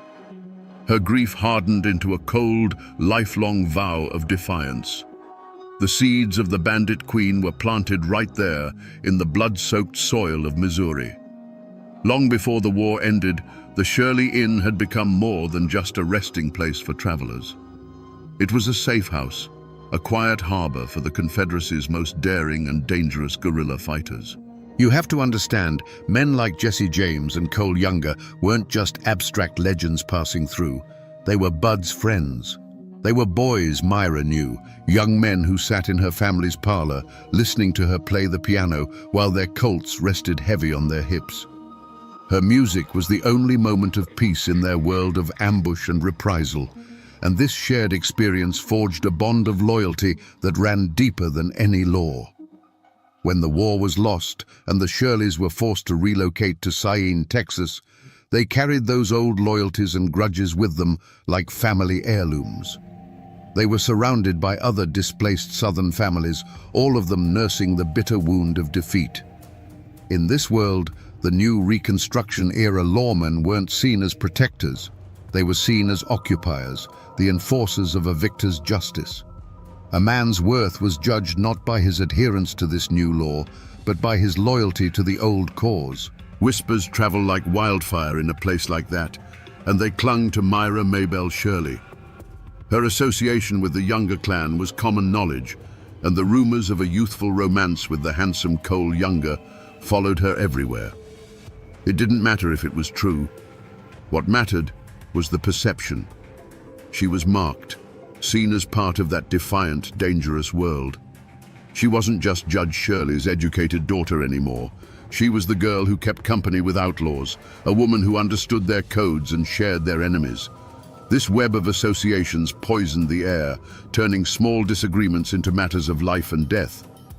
When Myra fell for Jim Reed, it was no surprise that he was one of their own, another former bushwhacker, a man who knew the taste of battle and had no love for the authorities.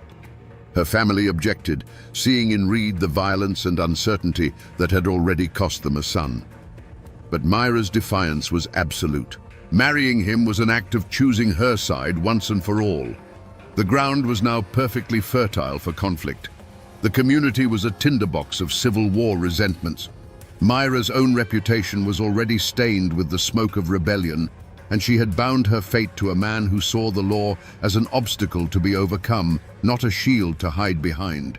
The stage was set, the players were in place, and the air was thick with the certainty that trouble wasn't just coming. It was already there, waiting for its moment. The dream of a quiet life died hard under the relentless Texas sun. For a time, Jim Reed tried to beat his past into a plowshare, to work the stubborn soil and be the farmer Myra's family had wanted. But the land held no promise for him, and the quiet life felt more like a cage than a sanctuary. There was a restlessness in him, a hunger for the old thrill, the easy money, and the simple, brutal clarity of a fight. Myra, sharp as she was, saw it in his eyes. She saw the farmer fading and the ghost of the bushwhacker growing stronger with each passing day. The human omen arrived not as a single stranger, but as a clan. They were the Stars, a notorious Cherokee family who lived by their own laws in the wild Indian territory. When they came to visit Jim, it was like a change in the weather. They were men who moved with a different rhythm, their eyes constantly scanning the horizon, their hands never straying far from their belts. They spoke in low tones about fast horses, fat cattle that belonged to other men, and lawmen who could be outrun or outgunned. In their presence, Myra could see the change in her husband. The slump of the weary farmer left his shoulders, replaced by the coiled readiness of a predator. Their whispers and laughter late into the night sounded like a prophecy of doom to her. This wasn't the rebellion of a Southerner against the Union anymore. This was the siren song of pure outlawry, and Jim was listening with his entire soul. She must have felt a cold dread settle deep in her gut. This was the moment of decision, the fork in the road she could see as plainly as a line in the dust. She had chosen a dangerous man, hoping she could tame him, but now his world was coming to claim him back. Every clink of a whiskey bottle, every quiet cleaning of a revolver was a sign. It was the feeling of standing on a cliff edge, knowing that the man she loved was about to take a step and drag her over it with him. The time for farming was over. The quiet life in Texas didn't just fade away, it was executed. The news didn't arrive as a whisper on the wind, but as a formal warrant carrying the name of Jim Reed. And the charge wasn't for rustling a few head of cattle or running whiskey, it was for murder. A man lay dead, shot down during a dispute over money, and the law said Jim Reed was the one who killed him. The dream of the farm was over, drowned in another man's blood. For Myra, this was the moment the earth opened up beneath her feet. She was standing at a crossroads, and both paths led through hell. One path was to follow the law of the state, the same law that wore the blue uniform of the men who had killed her brother. To follow that path meant turning her back on her husband, the father of her children, and surrendering him to his enemies for judgment. In her world, that wasn't justice, it was the ultimate betrayal. The other path led deeper into the shadows. It meant choosing her clan over the law, loyalty over respectability. It meant accepting that her husband was a killer and deciding to stand by him, to protect him, to become his accomplice. There, in the harsh Texas sunlight, with the wanted poster acting as a death warrant, Myra Maybelle Reed made her choice. She chose blood. She chose her own. Her reaction wasn't fear, but a cold, hard resolve. The anger she had nursed since her brother's death now had a new focus. The law wasn't a faceless entity anymore. It was a hunter, and its prey was her husband. From that moment on, they were no longer just a family struggling to get by. They were fugitives. Every knock on the door, every stranger on the road was a potential threat. The conflict was no longer a matter of old grudges. It was an open war, a daily struggle for survival. The first drops of blood had been spilled, and they had stained her life forever. It happened on a cold February day in 1889, just 2 days before her 41st birthday.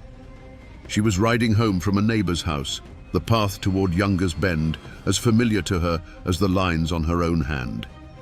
The air was still, the winter woods quiet. The only sound was the steady rhythm of her horse's hooves on the hard-packed dirt trail. And then, that rhythm was shattered. The sound of the first shotgun blast was a physical thing, a brutal roar that ripped through the silence of the hollow. It echoed off the bare trees and sent a flock of birds screaming into the sky. Her horse, terrified, reared violently, and the saddle was suddenly, unnaturally empty. There was a pause then, just a few seconds that must have felt like an eternity, a moment of agonizing stillness. Then a second, more deliberate blast followed, its report even uglier than the first. And after that, there was only a profound, ringing silence. Later, it was the horse that brought the first news of the tragedy. It came galloping back to the cabin at Younger's Bend, wild-eyed and trembling, the reins tangled, the saddle empty. It was a message of disaster that needed no words. The men who saw it knew instantly that something terrible had happened out on that lonely trail. When they followed the horse's tracks back, they found her. She was lying at the edge of the muddy creek crossing shed, ridden through 1,000 times. The cold, grey water swirled around her, indifferent to the scene. There were no witnesses, only the churned-up mud and the chilling quiet of the woods where an assassin had hidden, waited, and vanished. Her riding habit was stained with the dark, wet earth of the creek bank. The legendary bandit queen, the woman whose name was whispered in fear and admiration from Texas to Arkansas, the friend of the James boys and the wife of Sam Starr, had not gone down in a blaze of glory. There was no grand shootout, no final defiant stand. The air still smelled of spent gunpowder. The only other evidence was the profound and terrible stillness where a life had just been. It was an execution, carried out from the shadows, a cowardly end to a life that had been anything but cowardly. The violence wasn't in the details of the wounds, it was in the deafening silence that was left behind. We will never know for certain who hid in that cold brush, but we can try to crawl inside the mind of a man who would. Let's imagine it was the prime suspect, Edgar Watson, a man with a murder warrant hanging over his head like a noose. In his mind, this wasn't an act of pure evil. It was a simple, brutal calculation. Belle Starr had become a threat to his very existence. She had discovered his secret, the crime he had run so far to escape, and she was about to turn him out. That meant the law would come sniffing around, and his life as a free man would be over. In this twisted logic, Belle wasn't a person anymore. She was a problem, a loose end that needed to be tied off permanently. He saw her not as the legendary bandit queen, but as the one person standing between him and survival. Killing her wasn't an act of passion. It was a business decision, as cold and pragmatic as shooting a lame horse. He was a cornered animal, and in his world, you did whatever it took to break out of the trap. Honor, friendship, decency, those were luxuries a man like him couldn't afford. The switch flipped the moment he realized she would not be bluffed or bought, the moment he looked into her eyes and saw that she was going to act. That was the point of transformation. His anger and fear cooled into a single, sharp point of purpose. The planning would have been methodical. He knew her routines, her paths. He would have chosen the creek crossing deliberately, a place where she would have to slow her horse, where the terrain gave him perfect cover, where the sound of the shot would be muffled by the hollow. He wasn't a raging monster. He was a patient predator setting a trap. And after the second blast tore the air, what did he feel? Not remorse, not triumph. Most likely he felt a profound and chilling sense of relief. The threat was gone. The problem was solved. As he melted back into the brush, his heart would have been beating fast, but not from guilt.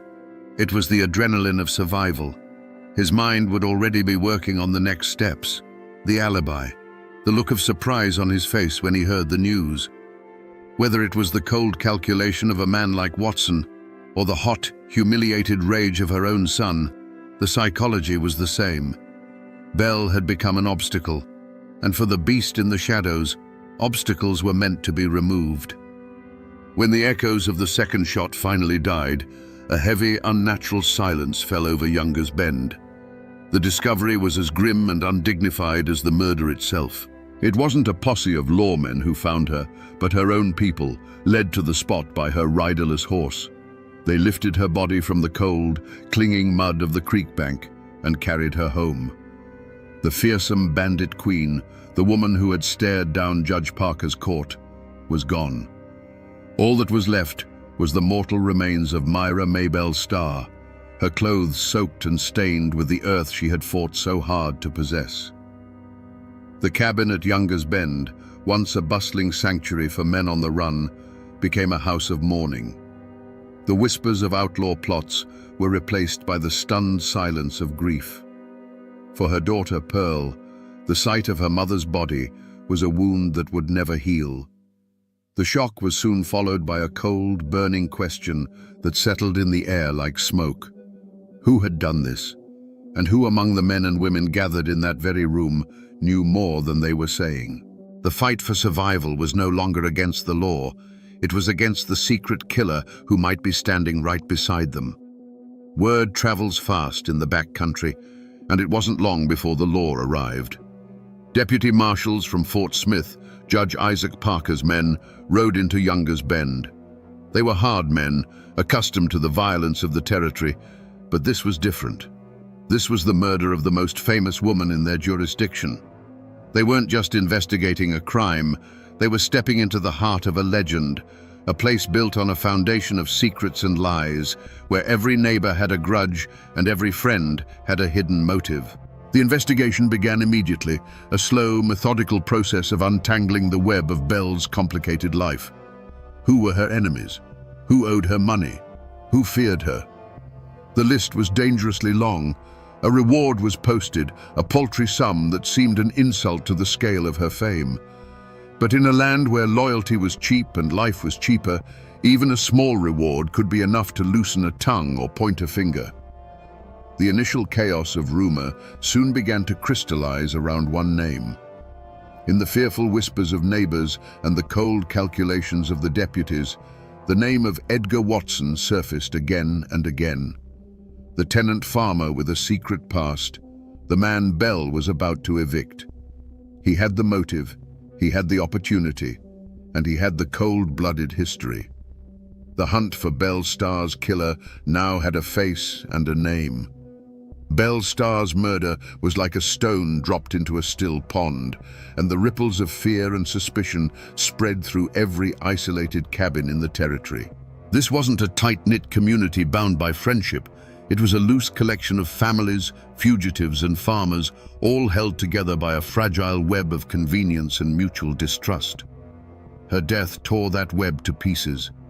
Instantly, invisible lines were drawn in the dirt.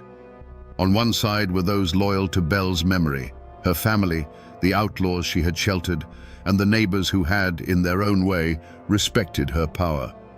On the other side were those who had feared her, owed her money, or, like Edgar Watson, felt the sting of her wrath.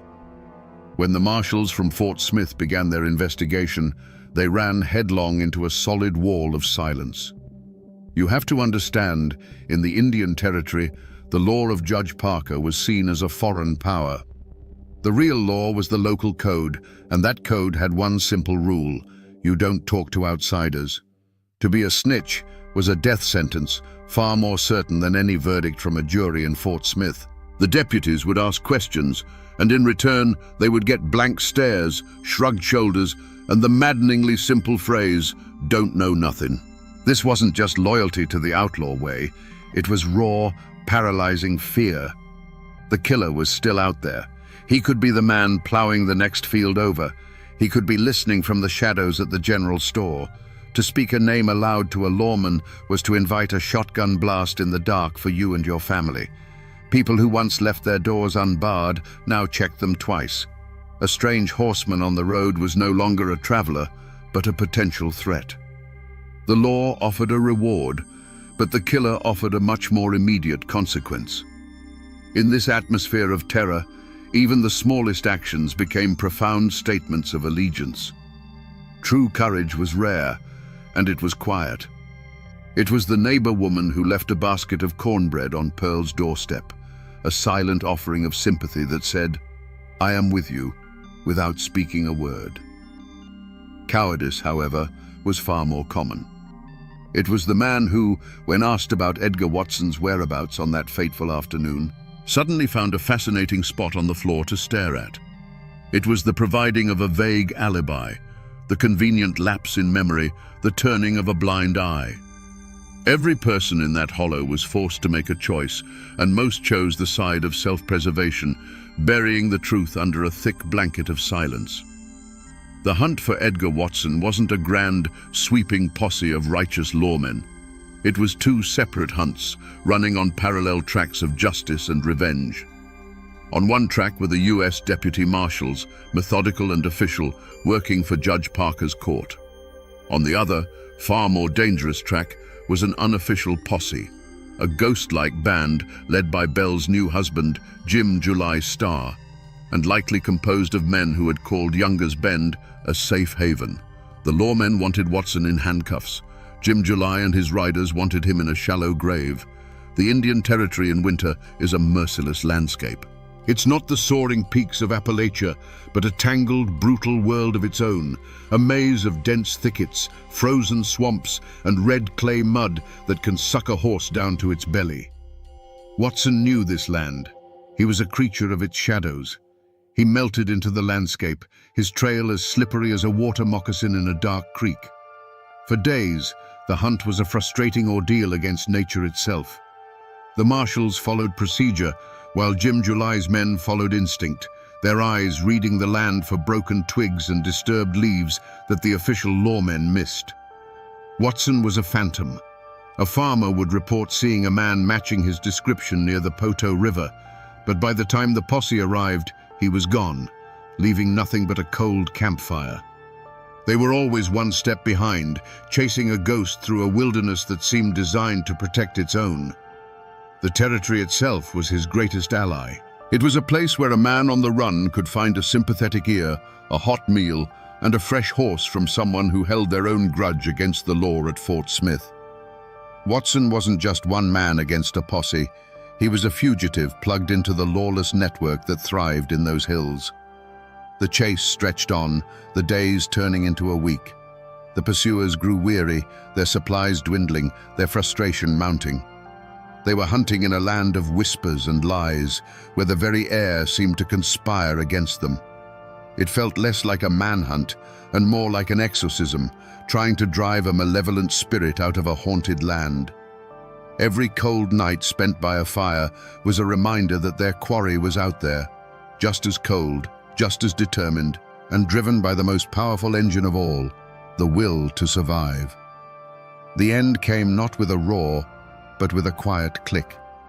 It wasn't in a desperate firefight on a windswept ridge. The U.S. Marshals, relentless in their pursuit, finally cornered him. Perhaps it was a tip from someone who decided the reward money was worth more than the risk, or perhaps Watson simply made a mistake. They found him holed up, exhausted, hungry, and out of options. There was no final, defiant stand. Faced with the unwavering steel of the law, Edgar Watson surrendered. The hunt in the shadows was over, but the fight for what passed for justice in that wild country was only just beginning. The air in the Fort Smith federal courtroom was thick enough to taste, a stale mix of sweat, wet wool, and cheap tobacco. This was the domain of the hanging judge, Isaac Parker, a place where the law of the United States finally sank its teeth into the wild frontier of the Indian Territory. The trial of Edgar Watson for the murder of Belle Starr was a sensation. The public gallery was packed to the rafters with a curious and volatile mix. Sober-faced townsfolk, hard-eyed riders from the territory who watched everything with unnerving stillness, and a pack of slick reporters from the eastern papers, pencils flying, hungry for every sordid detail. Edgar Watson sat beside his lawyer, a picture of calm defiance. He wasn't a cornered, terrified animal anymore. He was clean-shaven and wore a borrowed suit, and he surveyed the courtroom with an almost imperceptible smirk. He knew the rules of this game better than any lawyer. His innocence or guilt would not be decided by facts, but by fear. He understood the code of the hills, and he was betting his life on it. The prosecution laid out its case, a carefully constructed web of circumstantial evidence. They had the motive. Bell was about to evict him, exposing him as a wanted murderer from Florida. They had the opportunity. He had no solid alibi for the time of the killing. What they didn't have was a single, credible witness. One by one, Bell's neighbors were called to the stand, and one by one, the wall of silence went up. Men who had spoken freely of their suspicions to the marshals now suffered from a crippling loss of memory. Their eyes would shift, their voices would drop to a mumble, their answers becoming a litany of, "I can't rightly say," and it was too dark to see. You can just imagine the prosecutor's mounting frustration as he watched his case dissolve under the silent, powerful gaze Watson directed at each person who took the stand. The most powerful person in that room wasn't the judge. It was the defendant. He held the lives and fears of the witnesses in his hands, and everyone knew it. They were 100 miles from their isolated cabins, but the threat felt as close as the man in the witness box. The jury was out for less than an hour. The law required them to convict beyond a reasonable doubt, and with only whispers and motive, there was doubt everywhere.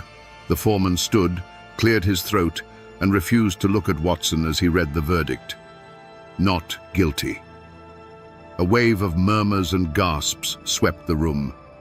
Edgar Watson simply nodded, as if he had known the outcome all along. He stood up, a free man in the eyes of the law, and walked out of the courthouse into the sunlight. But as he passed through the crowd, a local legend says he came face to face with Bell's daughter, Pearl. Someone asked her then and there who she thought had killed her mother.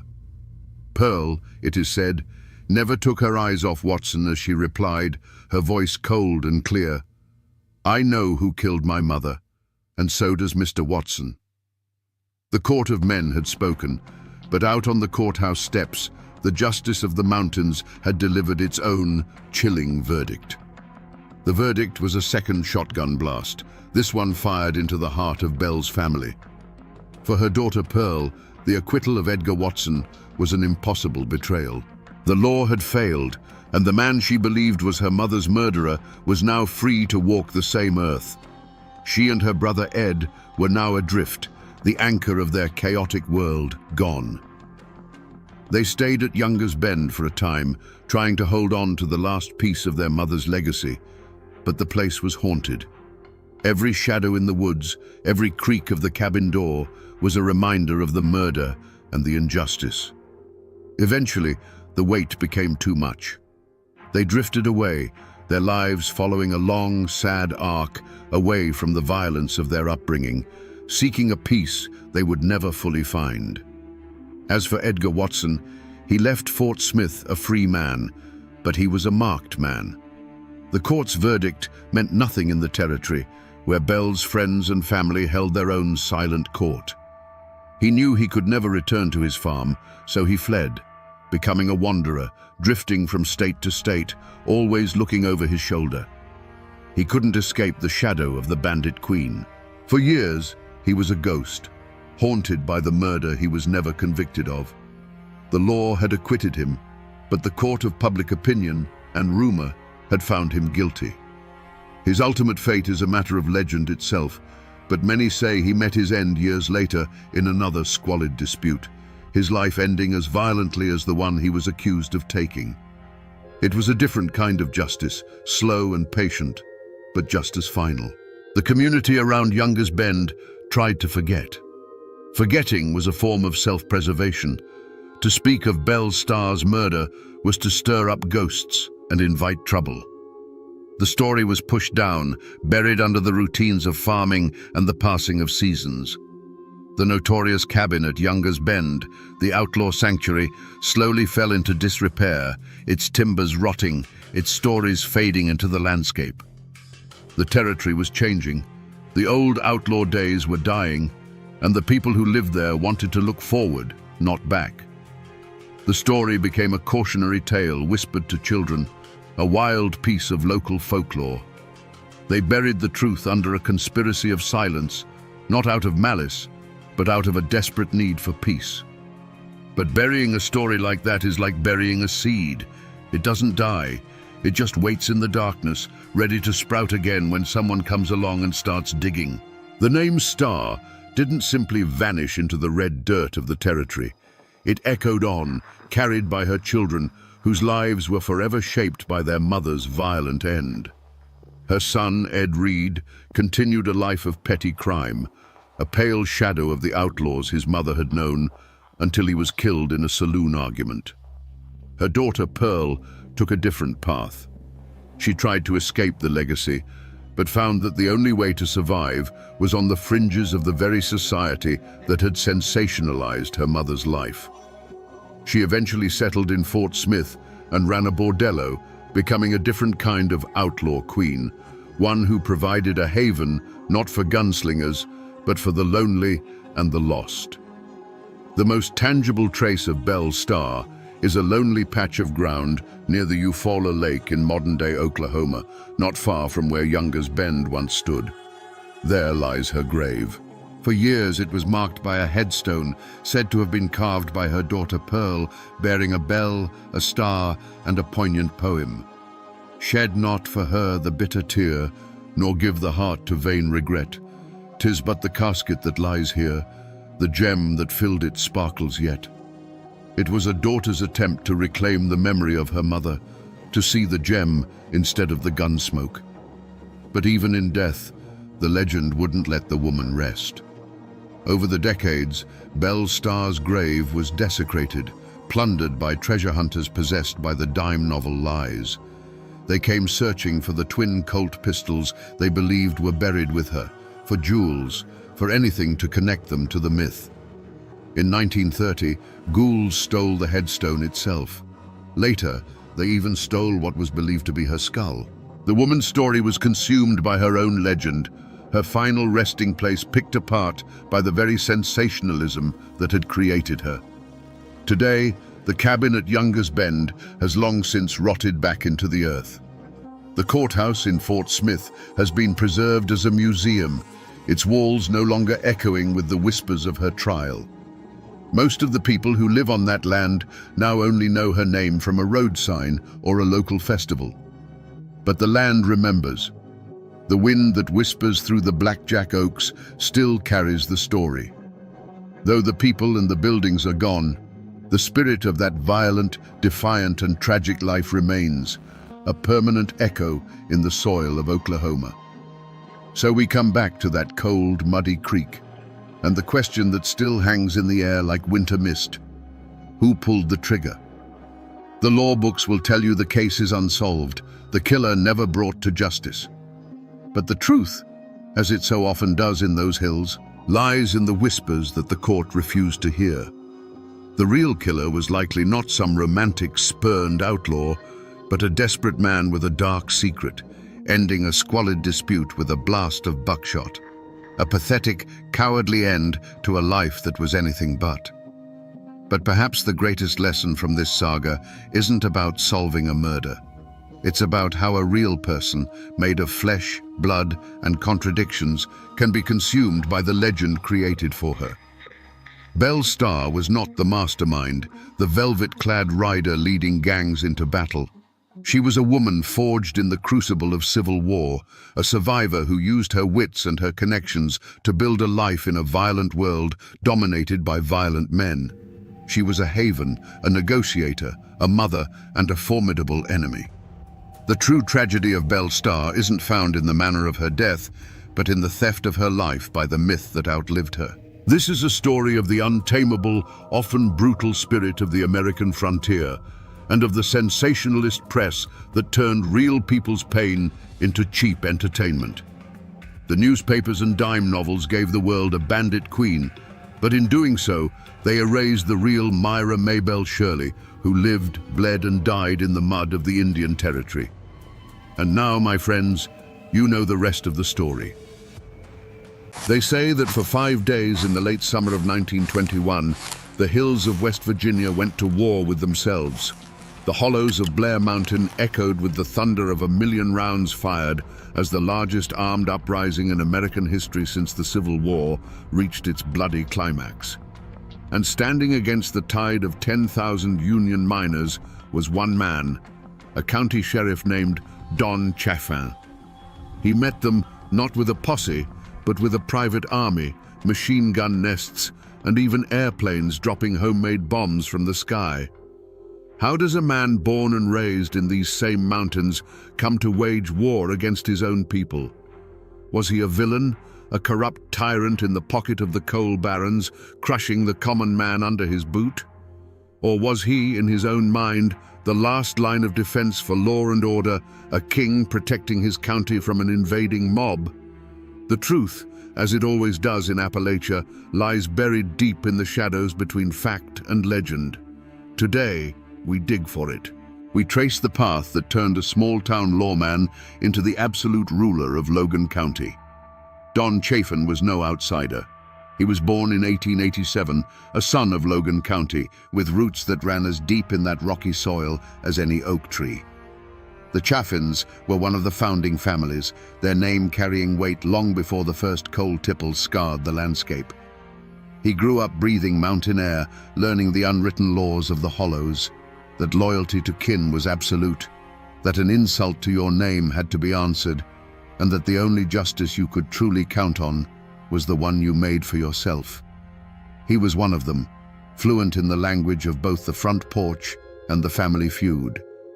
But the world Chaffin was born into was dying. The old Appalachia of scattered homesteads and fierce independence was being swallowed whole by an industrial giant. King Coal was the new god, and the coal companies were its high priests. They brought jobs, yes, but they also brought a new kind of servitude. They owned the houses the miners lived in, the stores where they bought their food, and the politicians who wrote the laws. Young Don Chaffin saw this firsthand. He saw proud men who once answered to no one, transformed into something less, their lives dictated by the shrill blast of a mine whistle. He began his career as a school teacher, a respected position in any mountain community. For a time, he stood before the children of Logan County, trying to impart lessons from a book. But he quickly learned a more potent lesson himself. He saw that the real power wasn't in the schoolhouse, it was in the courthouse. It was held by the men who could levy a tax, deputize a friend, or make a troublesome problem disappear with a quiet word and a nod. He saw that knowledge was one thing, but control was everything. This realization became the forge for his character. A choice was laid before him. He could remain a man of the old mountains, honorable but ultimately powerless, destined to be swept aside by the forces of industry. Or he could become a man of the new Appalachia. He could learn to master the machinery of this new world, to wield its power, and to bend it to his will. The ambition in his heart was too strong to ignore. He made his choice. He decided he would not be a subject in the kingdom of coal. He would be its king. The old mountain code of loyalty was still there, but he twisted it. His ultimate loyalty would no longer be just to his family name, but to the preservation of his own power. He would trade the quiet respect of the schoolhouse for the cold, hard fear commanded by the man in the sheriff's office. This was the moment Don Chaffin the teacher died, and Don Chaffin the tyrant began to take shape. Long before the battle that would make him infamous, Don Chaffin was simply the most powerful man in southern West Virginia. To see him in his prime, strolling down the streets of Logan, you wouldn't necessarily see a tyrant. You'd see a man of influence, dressed immaculately in a fine suit and hat, his pearl-handled pistols a subtle but constant reminder of his authority. He had a smile that could charm a bird from a tree and eyes that missed nothing. He was the sun around which Logan County orbited, and he held his position not just through force, but through a deep, personal understanding of its people. For those who stayed on his right side, Sheriff Chafin could be a powerful ally. He was the man you went to when you had a problem the law books couldn't solve. A dispute over a property line, a son who'd gotten into a bit of trouble, a family facing hard times. Chafin could fix it with a word. He cultivated a network of loyalty, a system of patronage where he was the benevolent patriarch, dispensing favors and expecting absolute allegiance in return. In a place where official government was often distant and ineffective, Don Chafin was the man who got things done. At home, he was a husband and a father. He built a life of comfort and privilege for his family, a world away from the grit and danger of the coal mines that funded it. This, perhaps, was the world he was truly protecting. Not just the abstract profits of the coal operators, but the safety and prosperity of his own kin. Every action he took, every line he drew in the dirt, was to insulate his family from the chaos and poverty that surrounded them. He was building a dynasty on a foundation of coal, and he would let no one threaten it. This was the kingdom Don Chafin built, a county sealed off from the outside world, running on his rules. It was a place of brutal, enforced order. The coal trains ran on time, the company payrolls were met, and the union agitators were kept on the other side of the county line. To the coal barons in their distant city offices, it was a perfect model of efficiency. To the miners who kept their heads down and did their work, it was a life, a hard life, but a predictable one. Don Chafin ensured that predictability, and in the turbulent world of the coal fields, that was a powerful commodity. But every king has a weakness, and Don Chafin's was a profound and blinding one. He could not tolerate a single challenge to his authority. It wasn't just pride, and it was more than mere stubbornness. It was a fundamental belief that Logan County was a direct extension of his own will. In his mind, he had built an orderly kingdom from the chaos of the mountains, and any voice of dissent was not just a disagreement, it was an act of treason. He saw the world in absolutes. You were either with him, or you were an enemy to be crushed. This flaw was on display long before the miners marched.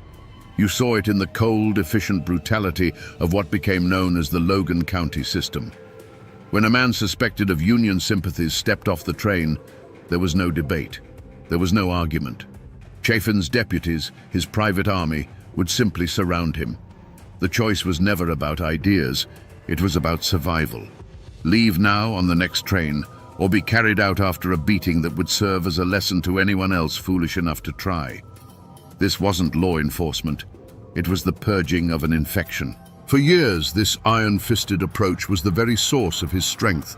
The coal operators paid him a fortune precisely because he was uncompromising. He was the wall that kept the union out, the guarantee that their profits would continue to flow, uninterrupted by strikes or demands for better pay. His fatal flaw was the very thing that made him rich and powerful. He built his castle on the bedrock of his own intolerance. But a wall built to keep out a few men cannot hold back a flood. Chafin's vision was fatally narrow, limited to the borders of his own county. He failed to understand that the union movement was becoming something more than just a few organizers he could intimidate. It was an idea, spreading like wildfire through the desperate and oppressed coal camps. He believed he could beat that idea into submission, just as he had beaten individual men. He could not conceive of a world where his control was not absolute. He could not imagine a negotiation, a compromise, or a shared power. In Don Chafin's mind, there was only room for one king in Logan County. And as the anger in the surrounding coalfields began to smolder and grow, this fatal crack in his armor was about to be struck by the force of an entire army. He was a man who knew only how to push back, and he was about to be pushed by a force greater than any he had ever known. The spark that lit the Appalachian powder keg didn't land in Logan County. It landed a few counties over, on the stone steps of the McDowell County Courthouse, and it came in the form of an assassination. The target was a man named Sid Hatfield, the chief of police of Matawan. To the Union miners, Hatfield was more than a lawman. He was a folk hero, a living legend. Where Don Chaffin was the symbol of company control, Hatfield was the symbol of defiance. He was the one lawman who had stood with his people, famously facing down Baldwin Felts agents in a bloody shootout that became known as the Matawan Massacre. He was proof that not every man with a badge was for sale. On August the 1st, 1921, Hatfield arrived at the courthouse in Welch to face trumped-up charges, a legal trap set by his enemies. He was unarmed, walking beside his wife, trusting in the sanctity of the law he represented. As he climbed the steps, Baldwin Felts agents, the very same men he had fought in Matawan, were waiting. They opened fire in broad daylight, cutting him down in a hail of bullets right in front of his wife.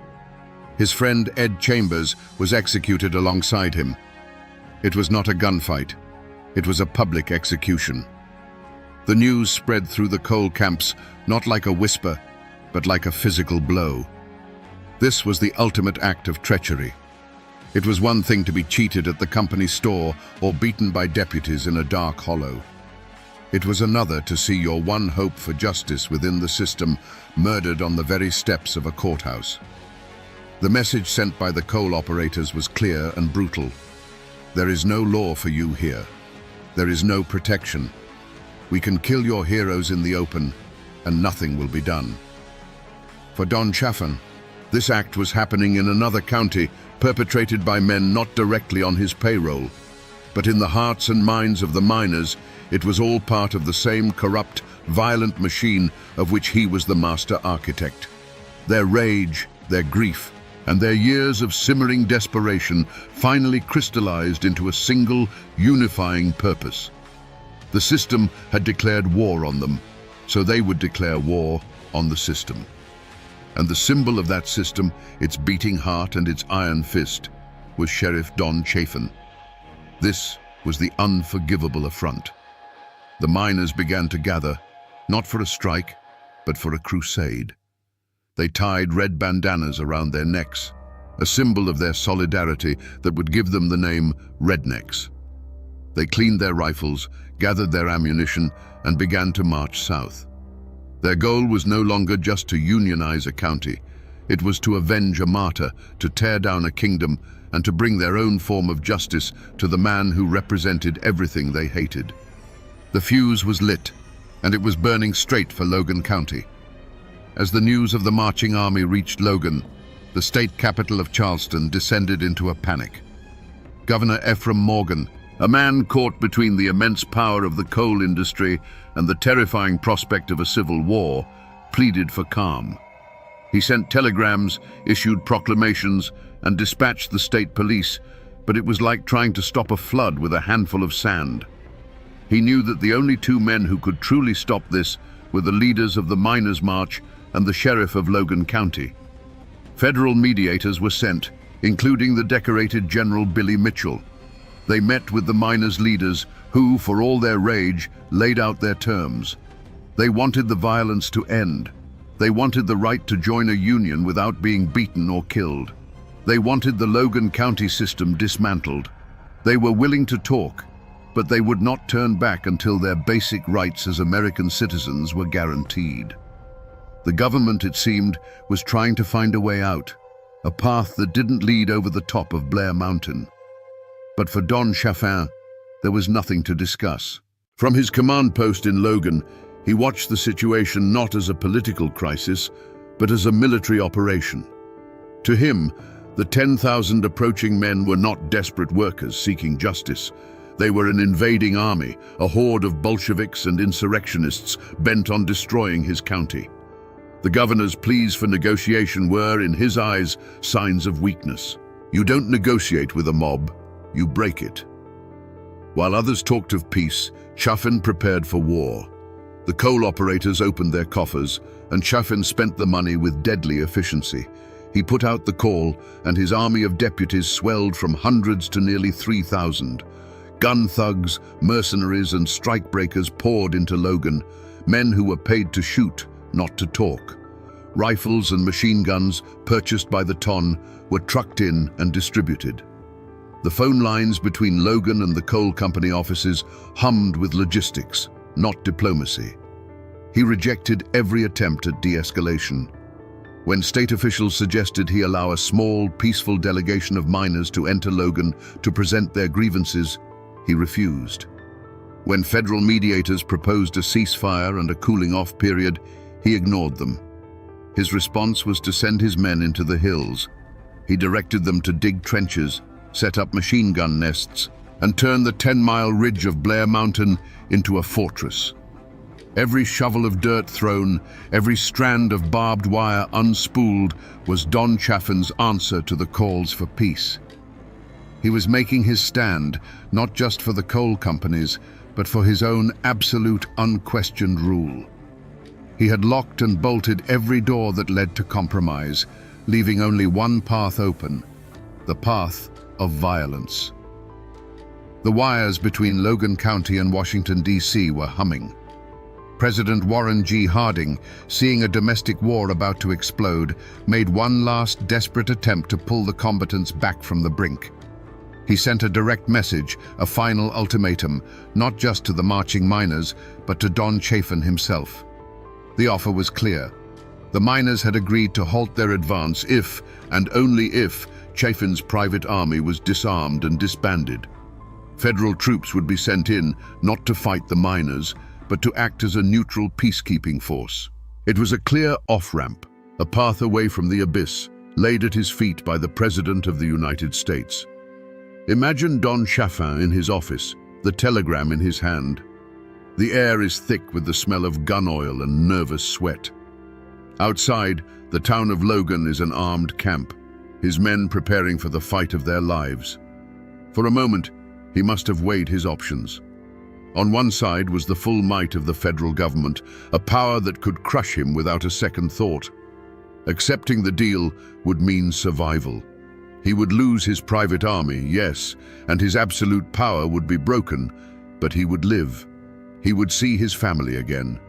The war would be over before a shot was fired. But then he would have considered the other side of the coin. To stand down now would be to surrender. It would mean that the threats and the rage of the Union men had succeeded. It would be a public admission that his authority, the very foundation of his identity, had limits. The image of federal troops policing his county while the men who had marched to hang him were allowed to walk free must have been a vision of pure humiliation. It was a direct challenge to his fatal flaw, his belief in his own absolute control. He stood at the final crossroads. One path led to a diminished future, the other led over Blair Mountain. He looked at the telegram, the last chance for peace, a direct order from his president. Then he looked at the map on his wall, at the red pins marking his machine gun emplacements along the ridge. He made his choice. He set the telegram aside. He picked up his telephone and gave an order not to stand down, but to double the patrols at the key mountain passes. He told his commanders that the line had been drawn and that any man wearing a red bandana who tried to cross it was to be met with overwhelming force. The last bridge to peace was burned. In that moment, Don Chaffin ceased to be a sheriff defending his county. He became a king choosing war over the surrender of his crown. The first report came over a crackling field telephone line, a scout's frantic voice confirming the miners' advance on the Crooked Creek Pass. Don Chaffin took the call, his face betraying no emotion. He put the receiver down, walked to the porch of his command post, and looked towards the green, silent ridge. He gave a single nod to his waiting runner. That nod traveled down the line, from man to man, until it reached the machine gun nest, hidden in a stand of timber. A moment later, the mountain spoke for the first time. It was a sound like a giant tearing a sheet of iron in half, a sound that rolled down the hollows and announced that all negotiations were finished. From his vantage point, the battle was not a scene of chaos, but a grim and terrible piece of machinery that he had designed. He spent his days with maps and binoculars, a general directing his forces. He didn't see individual men fighting for their lives. He saw patterns, movements, and objectives. Through his field glasses, he would watch a line of men attempt to advance through a thicket of trees on a distant slope. He would pick up his telephone, speak a few calm words directing fire to that coordinate, and moments later, the advance would simply cease. The patterns would break, dissolve back into the forest, and the hillside would grow still again. The steady, mechanical rhythm of his machine gun nests became the heartbeat of the battle. It was a cold, efficient, and impersonal sound. Each burst was an argument being made, a final answer to the miners' demands. For 5 days, that sound was relentless.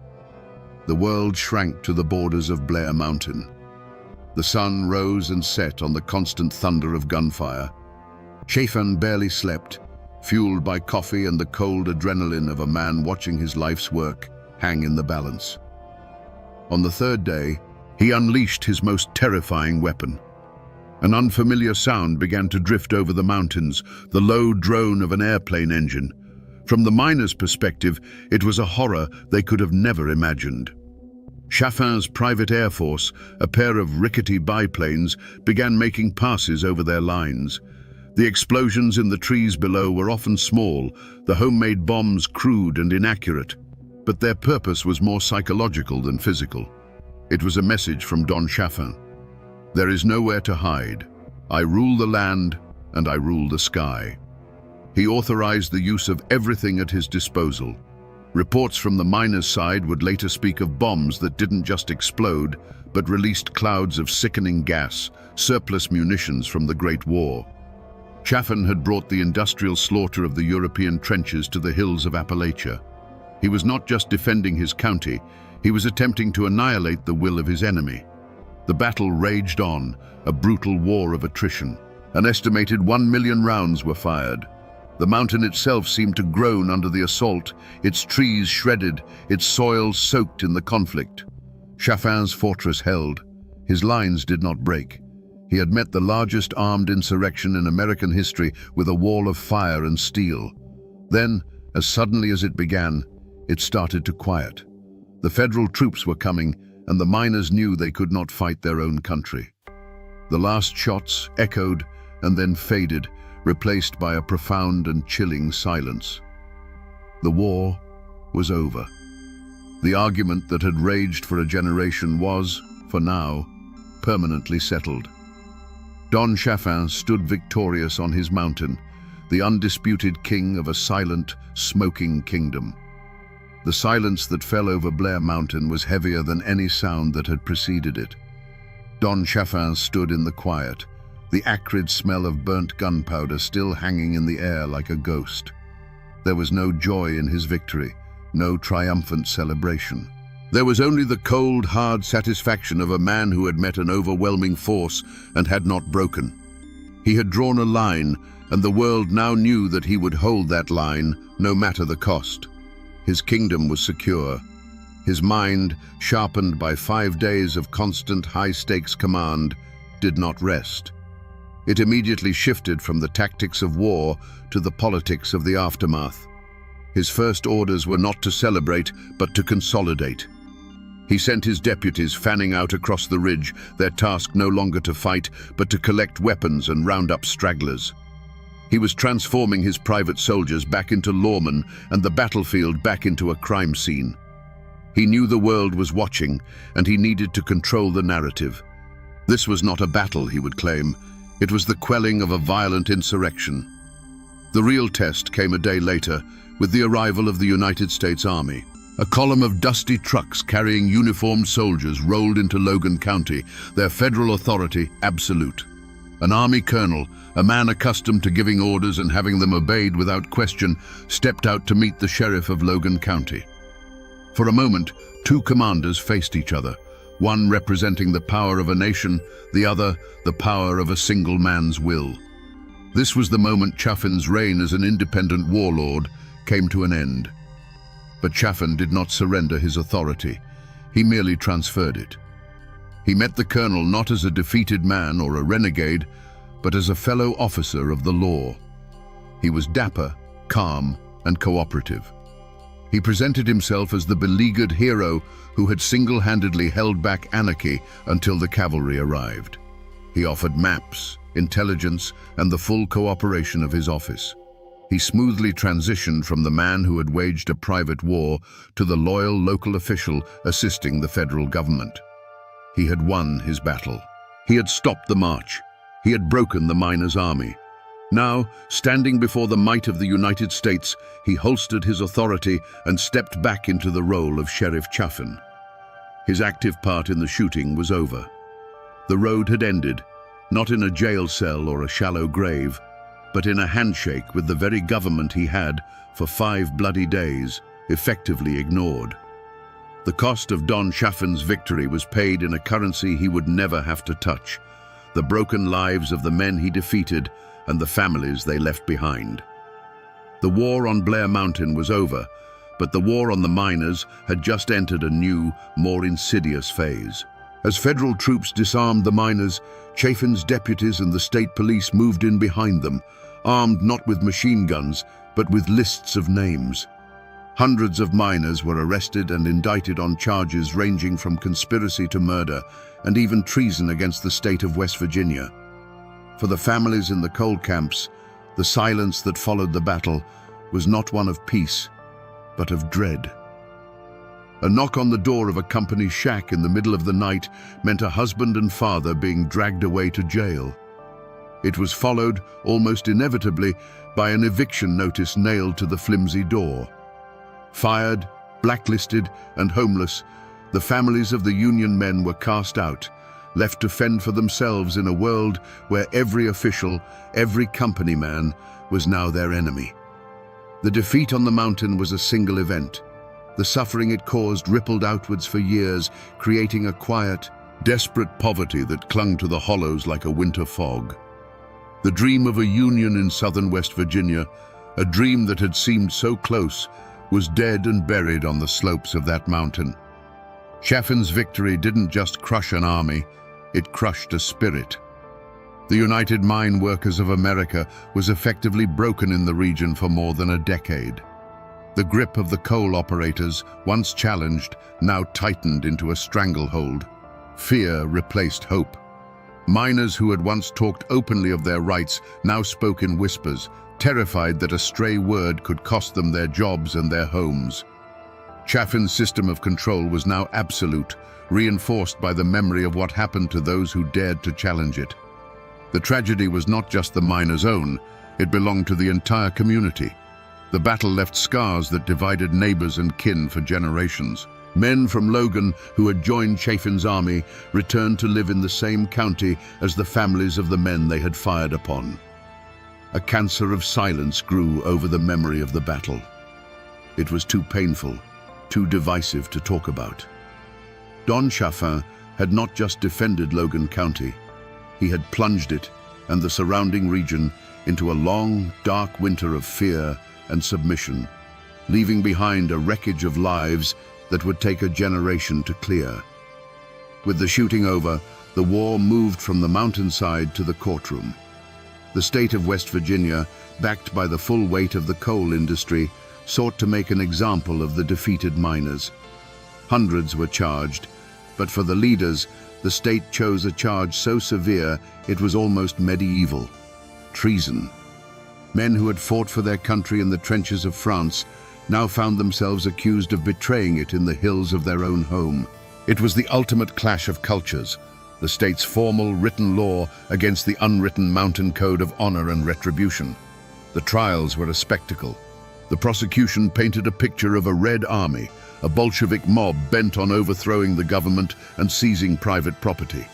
They presented evidence of the miners' military-style organization, their weapons, and their stated goal of marching on Logan. To the state, this was a clear case of insurrection. Don Chaffin and his deputies were presented as heroic defenders of law and order, the thin line that had saved West Virginia from anarchy. But the miners' defense told a different story. Their lawyers argued that these men were not traitors to America. They were patriots engaged in a second American Revolution, fighting against a domestic tyrant. They hadn't marched against the government. They had marched because the government had failed them. They were marching against the state of Chaffin, a private kingdom where the law was a weapon used against them. Their defense was simple and powerful. A man has the right to defend his home and his family, and when the law itself becomes the tool of an oppressor, the people have the right to seek their own justice. The community, and indeed the nation, was fiercely divided. Pro-union newspapers hailed the defendants as heroes and martyrs of the working class. Company-owned papers condemned them as violent radicals. In the coal camps, prayer meetings were held for the men on trial. In the gentlemen's clubs of Charleston and Huntington, they were toasted as villains who had finally gotten their due. The soul of Appalachia was on trial, forced to defend itself in a language it did not fully understand. The most famous trial was that of Bill Blizzard, one of the key field commanders of the miners' army. The state threw everything it had at him. But then, a West Virginia jury, made up not of miners, but of farmers and small-town merchants, delivered a stunning verdict: not guilty. They had listened to the stories of the company guards, the low pay, the beatings, and the assassination of Sid Hatfield, and they could not bring themselves to call this man a traitor. While many other miners would be convicted on lesser charges, the treason trials collapsed. Was justice served? In a narrow legal sense, a jury had acknowledged the miners' grievances. But in the wider world, nothing had changed. The Logan County system remained intact. The Union was shattered. Don Chaffin was still sheriff. The law had rendered a verdict on the battle, but it had remained silent on the long, brutal war that had caused it. True justice, it seemed, was still a luxury the miners of West Virginia could not afford. The army that marched on Logan County did not simply go home. Its leaders were tied up in court for years. Its members were scattered, blacklisted, and broken. The United Mine Workers of America, the great boogeyman that Don Chaffin had waged a war against, was effectively banished from the southern coalfields. In the immediate aftermath, it seemed Chaffin's victory was absolute. The entity that had provoked him into his dramatic stand was, for all intents and purposes, dead. The Union was a ghost, its name only spoken in hushed and fearful whispers in the dark corners of the coal camps. But you can defeat an army of men. It's much harder to kill an idea. The Battle of Blair Mountain, for all the miners' losses, had been a national spectacle. Newspapers across the country had told the story of the private army, the machine gun nests, and the airplanes bombing American citizens on their own soil. The brutal reality of the West Virginia coalfields was laid bare for all to see.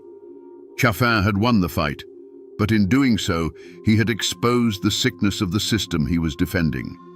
The miners had lost the battle, but they had won the argument in the court of public opinion. The seeds planted on Blair Mountain took a decade to grow, but they grew in the dark.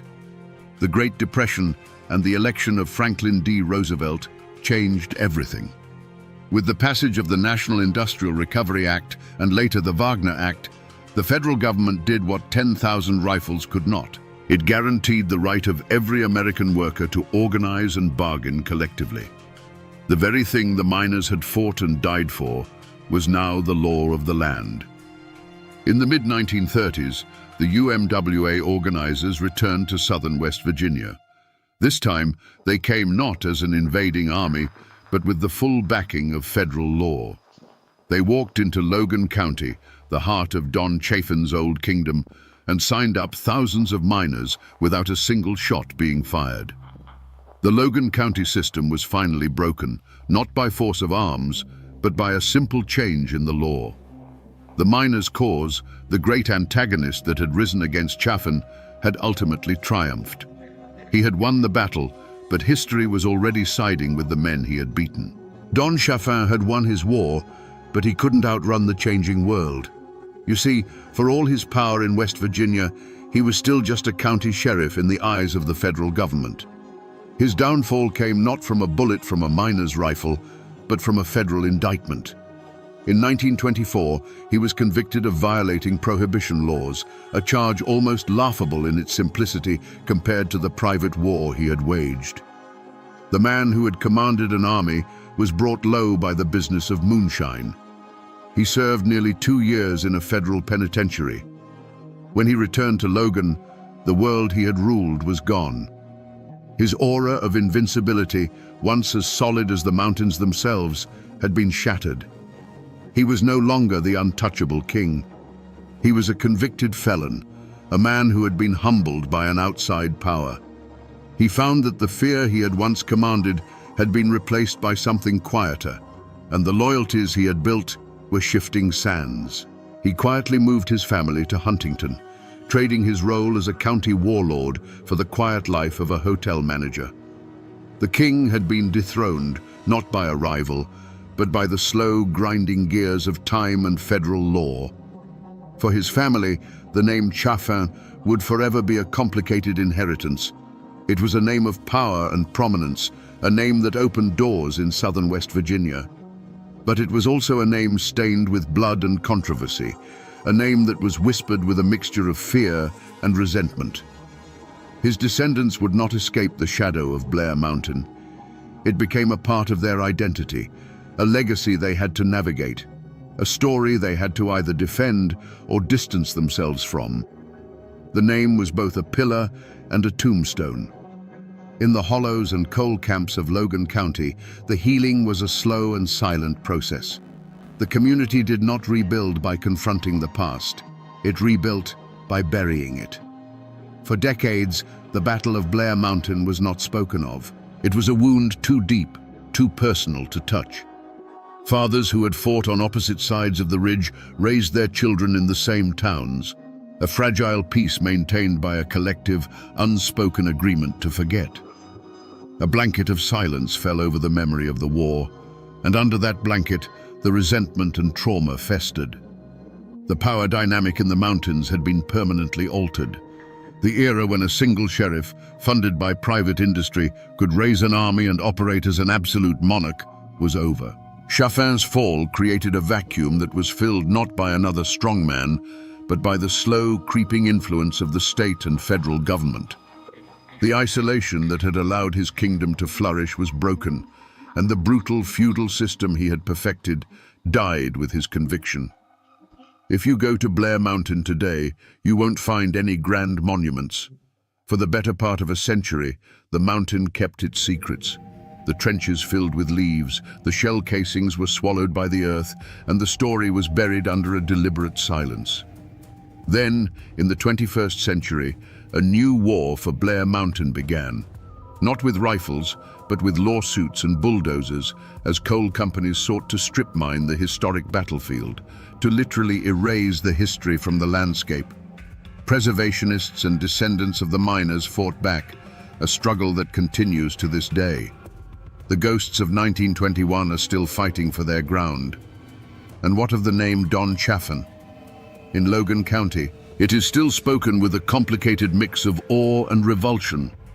To some, he remains the strong man who brought order, the only one tough enough to tame a lawless land. To others, he is the Appalachian Caesar, a tyrant who sold his soul and his people to the company store. You can drive to Huntington and find his grave, a quiet stone marker for a man whose life was a roaring fire. It's a peaceful end for a man who brought so little peace to the world. But his legacy echoes in a way most people never realize, in a word you hear every single day. Think of the word redneck. That word was born in the fire of this conflict. It came from the red bandanas the Union miners tied around their necks to identify themselves as they marched on Logan. It was their uniform, their flag, a symbol of solidarity and defiance against the guns of the coal companies. Before it was an insult, before it was a caricature, it was a badge of honor worn by men willing to die for their rights on the slopes of Blair Mountain. So the ghost of Don Chaffin still walks these hills, but it's not a man in a fine suit with pearl-handled pistols. It's a question. It's the question of how much power is too much, of where the line is between lawman and king, between order and tyranny. His name is a reminder, etched into the very soul of these mountains, that while men die and battles end, the struggle for justice is never truly over. So we come back to the question we asked at the very beginning. Was Don Chaffin a hero or a villain? The easy answer is to call him a monster, a corrupt tyrant paid to crush the common man, and he was certainly that. But the more unsettling truth is that he was the perfect, brutal instrument of his time and place. He was a product of a lawless system that demanded a strong man, and he played the part better than anyone. He was a king who ruled a county as his personal property, and like any king, he saw a rebellion not as a plea for justice, but as an act of war against his very person. In the end, this is a story about how a man's greatest strength can become the engine of his own tragedy. Chaffin's unbending will, the very quality that made him the undisputed master of Logan County, was the same quality that made compromise impossible and bloodshed inevitable. He was a man who could command an army, but could not comprehend a changing world. He won his battle on Blair Mountain so completely that he ultimately lost the war against history itself, a feudal lord swallowed by the tide of the 20th century. The law eventually caught up to him, but his true judgment was delivered by time.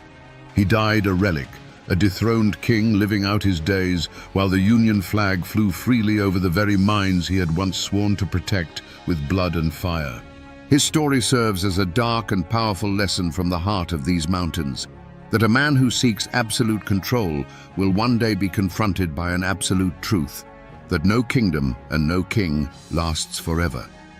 And that, my friends, is the ballad of Don Chaffin, a man who believed in the law so long as he was the one writing it. They say that on the night Talton Hall died, the mountains themselves held their breath. This wasn't a death in a blaze of glory, not a gunfight between two men in a dusty street. This was something colder. This was a mob, silent and determined, dragging a shackled man from a train car. This was the end of the line for the man they called the Pikeville Killer, the Mountain Demon, his fate sealed not by a judge's gavel, but by a rope thrown over the branch of a maple tree. How does a man become so feared that his death becomes a legend? Was he a simple monster, a killer for hire who finally ran out of road? Or was he something more complex, a perfect, brutal product of a lawless time? To understand what happened on that September night in 1892, we have to go back. We have to trace the bloody path that led Talton Hall from the anonymous hollows of Kentucky to his final, haunting dance at the end of a rope. To understand the man, you have to understand the mountains that made him. Talton Hall was born around 1846 into a world that was already old, a world of deep hollows and interlocking ridges that separated families from the law, from the government, and from each other. In these parts of eastern Kentucky, a man's world was as big as he could walk in a day, and his only true allegiance was to his kin. Justice wasn't something you found in a courthouse, it was something you took with a rifle in your hands. This was the soil where a man like Hall would take root. The great bloody catalyst of his life was the Civil War. For the rest of America, it was a war of armies and grand campaigns. But in the Cumberland Mountains, it was a poison that seeped into every creek and hollow. It was a war of bushwhackers and home guards, where your neighbor might be a secret enemy and a knock on the door at night could mean death. Young Talton came of age in this furnace. He would have seen men hanged for their loyalties, families burned out of their homes, and vendettas born that would fester for generations. This is where he learned his first, and perhaps only, lesson. The world is a brutal place, and the only certainty is the man who is quicker on the draw. When the war ended on paper, it didn't end in the mountains. The soldiers came home, but they brought the war with them. They were men skilled in the art of ambush, tracking and killing, skills that didn't have much use in a peaceful world. But their world wasn't peaceful. Old grudges from the war now mixed with new disputes over land, timber, and politics. This chaotic, violent landscape became a job market for men who had a talent for death. The code of the mountains was built on honor. You defended your family, you avenged insults, and you never ever backed down from a fight. It was a harsh code, but it had its own logic. For Talton Hall, this code seems to have been stripped of its heart, leaving only the cold mechanics of violence. He saw that the loyalty men had to their families could be manipulated. He saw that honor could be used as an excuse for murder, and he realized that his own detachment, his lack of fierce loyalty to any one clan, was a valuable commodity. Imagine him as a young man, perhaps returning from the fringes of the war. He sees the Hatfield clan rising in power, the McCoy clan nursing their wounds, and a dozen smaller families sharpening their knives over some perceived slight. He watches as men kill each other for the sake of a family name, for a pig, for a dirty look. And in that moment, he doesn't see tragedy or honor. He sees an opportunity. He sees a world where his steady hand and empty conscience could earn him a living. This was the forge that created Talton Hall. The isolation of the mountains taught him self-reliance. The viciousness of the Civil War taught him that life was cheap, and the simmering feuds of the aftermath taught him that there was always someone willing to pay to make someone else's life a little cheaper. He wasn't born a monster. He was hammered into one by the unrelenting violence of his time. Before the name Talton Hall was a curse whispered in the dark, there was simply the man. In the years before his infamy became legend, he was, in his own way, a picture of mountain competence. He was a master of the wilderness, a man who could read the forest like a book and track a deer for days without making a sound. He was a crack shot, his skill with a rifle a thing of local renown. In a land where these abilities meant the difference between a full belly and starvation, or life and death in a confrontation, Talton Hall was exceptionally gifted. He embodied the rugged self-sufficiency that his world demanded. In the periods between the bloody work that would later define him, his life was likely one of stark simplicity. He would have had a cabin tucked away in a hollow so deep and remote that the law was just a rumor. There, he was just another man living off the land, hunting, perhaps tending a small patch of corn for his own use. This was his sanctuary, the place where the ghost could rest. This quiet, solitary existence was the world he sought to protect. It was a world built not on love or community, but on anonymity and isolation, a peace purchased with the proceeds of violence. His relationships, too, were likely forged in the currency of the mountains, fear and pragmatism. He had kin, as all men did, and they would have afforded him the loyalty that blood demanded. But it would have been a loyalty tinged with terror. They may have benefited from his protection, safe in the knowledge that no one would dare cross the family of Talton Hall. But they would have lived under the shadow of his cold nature, always aware of what he was capable of. He wasn't a man who inspired love. He inspired a dreadful, unshakable respect.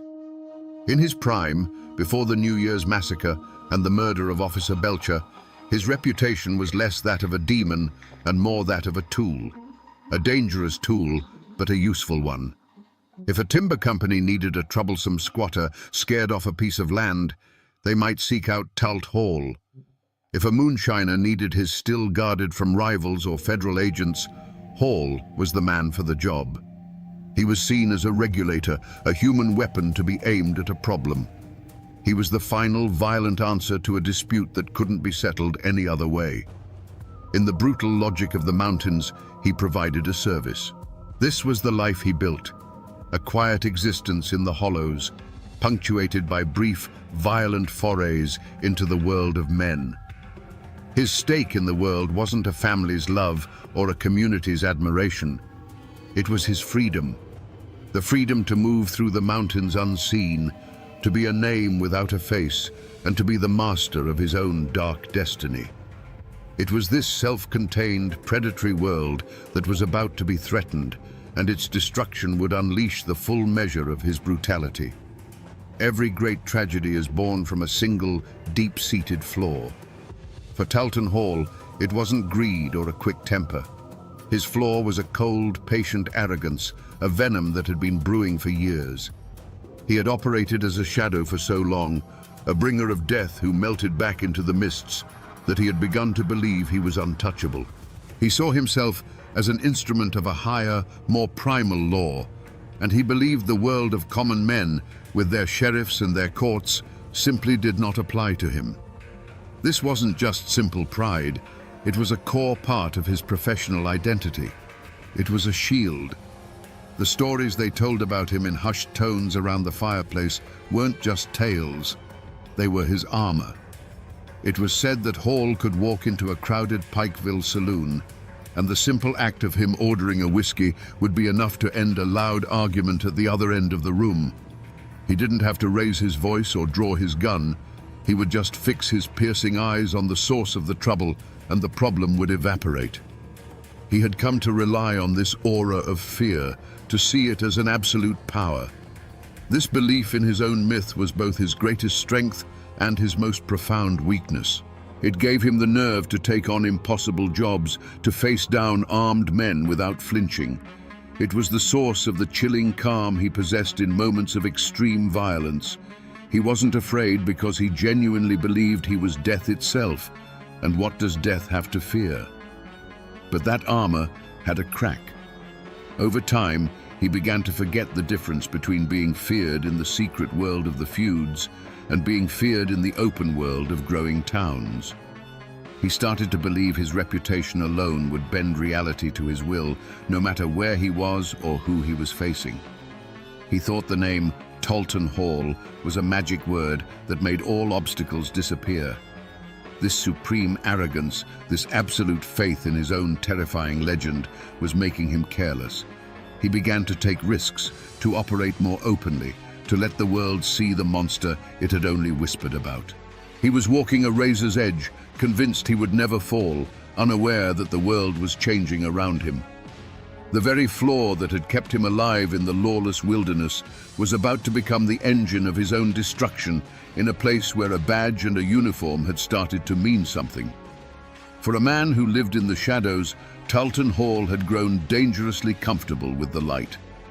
In 1891, he crossed the state line into the burgeoning town of Norton, Virginia. He wasn't there on business, not for a contract. He was there for himself, and he was full of whiskey. The quiet, calculating professional had been swallowed by the arrogant legend. He was loud, belligerent, and causing a disturbance, a man who believed his very name was a shield that made him immune to consequence. He was no longer a specter of death. He was a drunken bully, daring the world to challenge him. And the world sent a man named Charles H. Belcher. He wasn't a rival feudist or a hired gun. He was a town policeman, a symbol of everything the mountains were not. He represented order, society, and a law written in books, not in blood. When he saw the disturbance Hall was causing, he did his duty. He walked toward the Pikeville killer, his simple blue uniform a stark contrast to Hall's reputation, which was as dark and formless as a mountain shadow. For Officer Belcher, this was just another drunk to be quieted. He had no idea he was walking toward a man who considered himself a god. The affront, in Hall's mind, was not an insult or a threat. It was the simple act of being confronted. The moment Belcher spoke to him, the moment he attempted to impose the town's law on the mountain's killer, was an intolerable challenge to Hall's entire existence. Eyewitnesses would later describe the look in Hall's eyes, not anger, but a cold, dismissive contempt. Here was a man with a tin badge who thought he could lay hands on Talton Hall. The arrogance that had been simmering for years now boiled over. In Hall's mind, this wasn't a man. It was an obstacle, a thing to be removed. His reaction was not the wild swing of a drunk. It was the chillingly efficient motion of a professional. As Officer Belcher moved to make the arrest, Hall drew his pistol. There was no hesitation, no final warning. The movement was as natural and practiced as breathing. He fired, and Charles Belcher fell to the dusty street. It was not an act of passion or self-defense. It was a correction. It was Talton Hall reminding the world of the natural order of things, where he was the predator and men like Belcher were the prey. But this time was different. In that single deafening moment, Hall's fatal flaw had sealed his fate. He hadn't just killed another man in a long line of men. He had murdered a uniformed officer of the law in public, in the middle of a town that was trying to call itself civilized. He thought he was just swatting away an annoyance, but he had just declared war on the states of Virginia and Kentucky. The gunshot that killed Charles Belcher was an echo that would shake the mountains, and it would hunt Talton Hall to the very end of his days. The murder of a lawman in Norton was a line crossed, a bell that could not be unrung. Talton Hall, a master of the Appalachian wilderness, did what he always did. He vanished. He slipped back across the border into the familiar tangled hollows of Kentucky, believing he could wait out the storm as he had done a dozen times before. This was his first and most arrogant mistake. He thought he had merely killed a man. He failed to understand that he had murdered a symbol, and civilization itself was now coming for him. The response was unlike anything the mountains had ever seen. This wasn't a half-hearted posse led by a local sheriff who was likely related to the man he was hunting. The states of Virginia and Kentucky pooled their resources. Bounties were posted, large enough to make a poor farmer forget all about mountain loyalty. And then came the name that struck a different kind of fear into the hearts of outlaws: the Pinkertons. They were relentless, methodical men who couldn't be bribed, intimidated, or swayed by family ties. They were a modern machine of justice, and they were hunting a relic from a bygone era. Warnings came, not from his enemies, but from what few allies he had left. Old associates, men who understood the shifting tides of power, would have told him in no uncertain terms, "Talt, this is different," they'd say. "You killed a badge in the street. They ain't gonna stop. You need to go west, disappear for good." They offered him the only path that might lead to survival, true, absolute anonymity, far from the mountains that knew his name. But Talton Hall's arrogance was a wall that no reason could penetrate. He scoffed at the warnings. He had outsmarted the law his entire life. He saw the Pinkertons as nothing more than city boys who would get lost in the first creek bed. In his mind, this massive manhunt was almost a testament to his own legend. It was a grand, fitting challenge for the Pikeville killer. He believed he was smarter, tougher, and more cunning than any man they could send after him. He saw every posted bounty with his name on it, not as a threat, but as an acknowledgement of his status. With each passing week, however, his world shrank. The net tightened. A cabin door that would have once swung open for him now remained bolted shut. A meal that would have been freely given was now denied. The fear of the law had finally begun to outweigh the fear of Talton Hall. He was becoming a ghost in his own homeland, a toxic presence that even his own kin could no longer afford to shelter. Each closed door was another offer of help rejected, another chance to escape squandered because his pride would not let him see the truth. He was being squeezed out of the only environment where he knew how to survive. The decision to finally flee, to make a run for a place like Memphis, Tennessee, was not a strategic retreat. It was an act of desperation. He was leaving the tangled wilderness that was his shield and armor and heading for the open, anonymous streets of a city. He was a mountain predator who had been driven from his forest, forced to walk onto the open plains where the hunters could see him for miles. His path of no compromise had led him right into a trap of his own making. Memphis was a cage of brick and smoke, a foreign land to a man born of mist and shadow. Talton Hall was cornered. He could feel it in the way people looked at him on the street, in the tightening knot in his own gut. The relentless machinery of the law, guided by the cold intelligence of the Pinkertons, had found him. He was no longer the apex predator of the Kentucky hollows. He was a wolf tracked to a city alley, with the hounds closing in. He was in a cheap boarding house, listening to the city breathe, knowing that each breath might be his last moment of freedom. And then he heard it. The heavy, deliberate footsteps on the boarding house stairs. This was it. This was the moment that had been coming for him since the day he pulled the trigger on Officer Belcher. In that quiet, terrifying space between one footstep and the next, he stood at his final crossroads. He had one last choice to make. He could wait, hands empty, and surrender. He could give himself up to the justice he had so long despised, face a trial, a judge, a jury. It would mean a cage, a public shaming, but it would also mean life. It was the off-ramp, the final chance to let this story end, not with a bang, but with the quiet closing of a cell door. For a split second, a different path might have appeared in his mind's eye. A long, drawn-out trial, a life spent in a stone penitentiary. Could Talton Hall, the mountain demon, truly allow himself to be led in chains, to be put on display like a captured animal?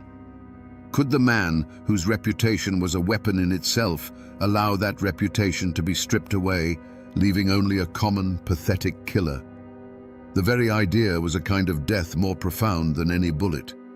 It was an assault on the only thing he had ever truly built, his own terrifying myth. The answer, when it came, was as swift and final as one of his own gunshots. No.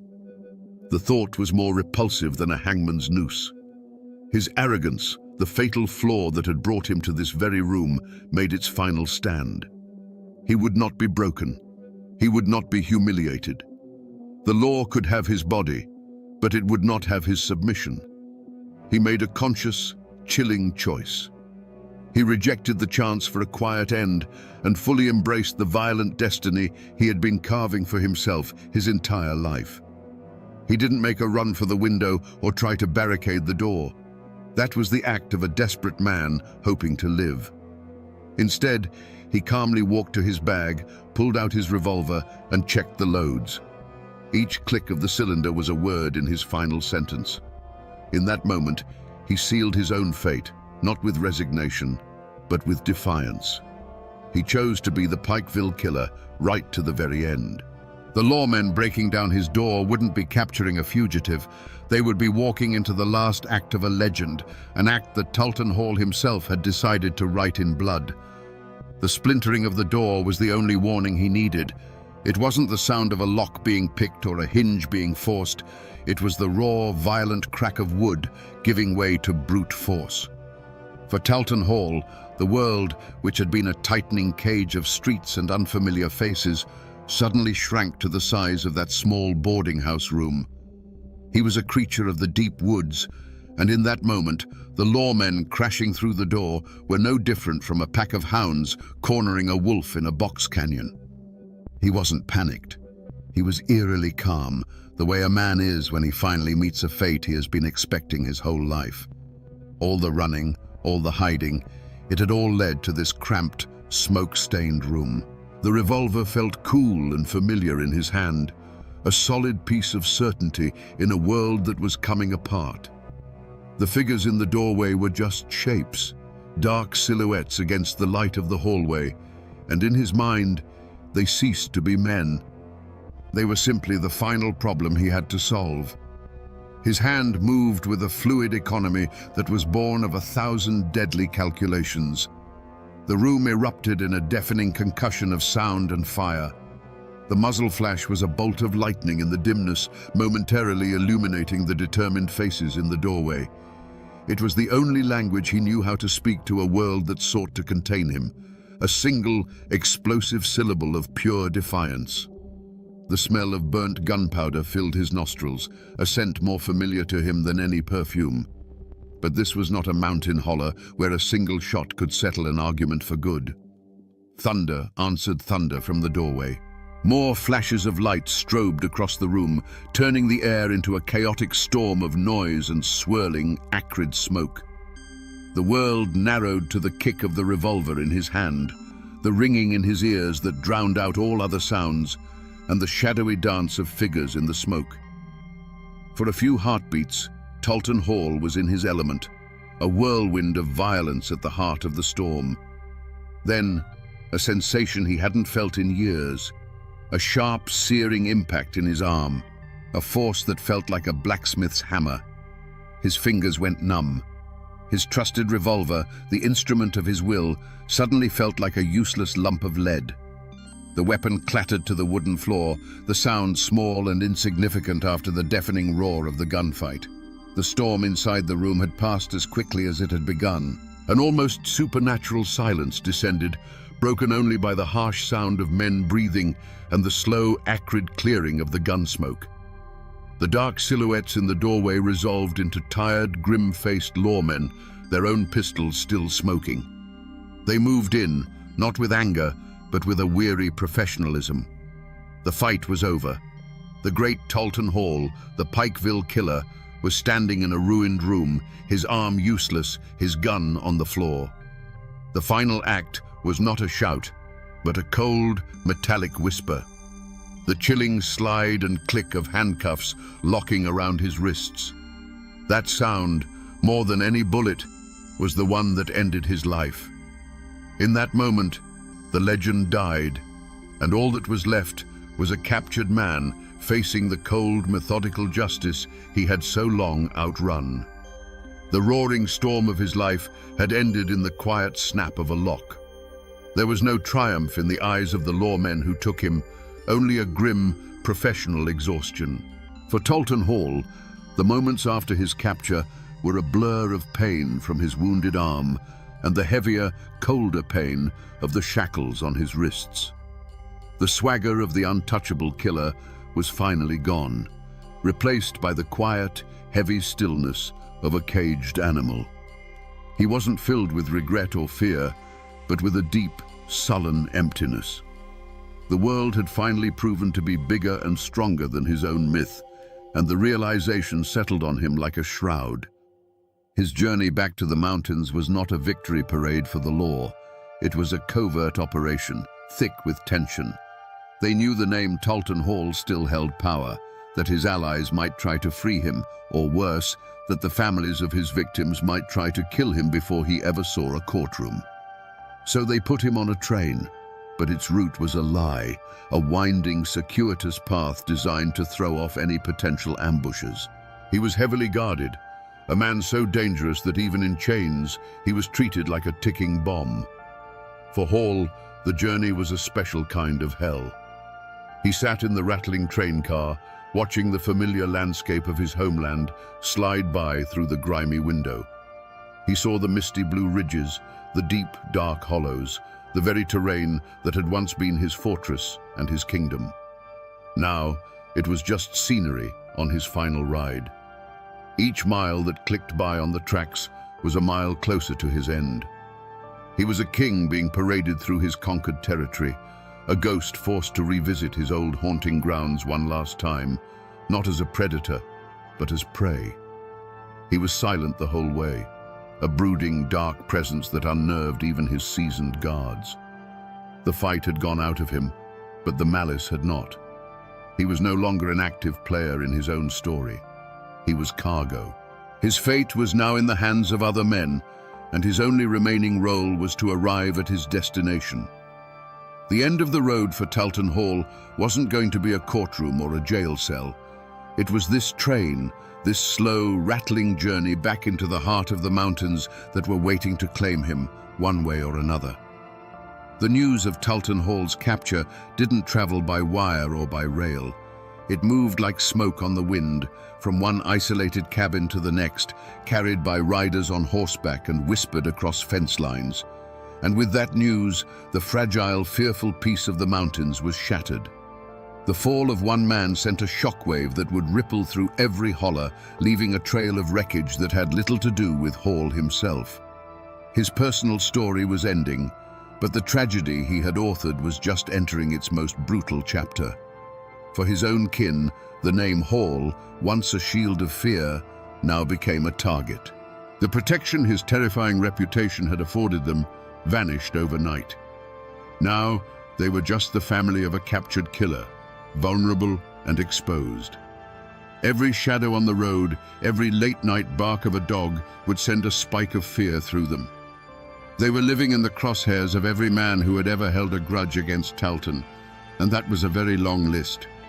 The sins of the father were about to be visited upon them, and their lives would become a paranoid existence of bolted doors and watchful eyes.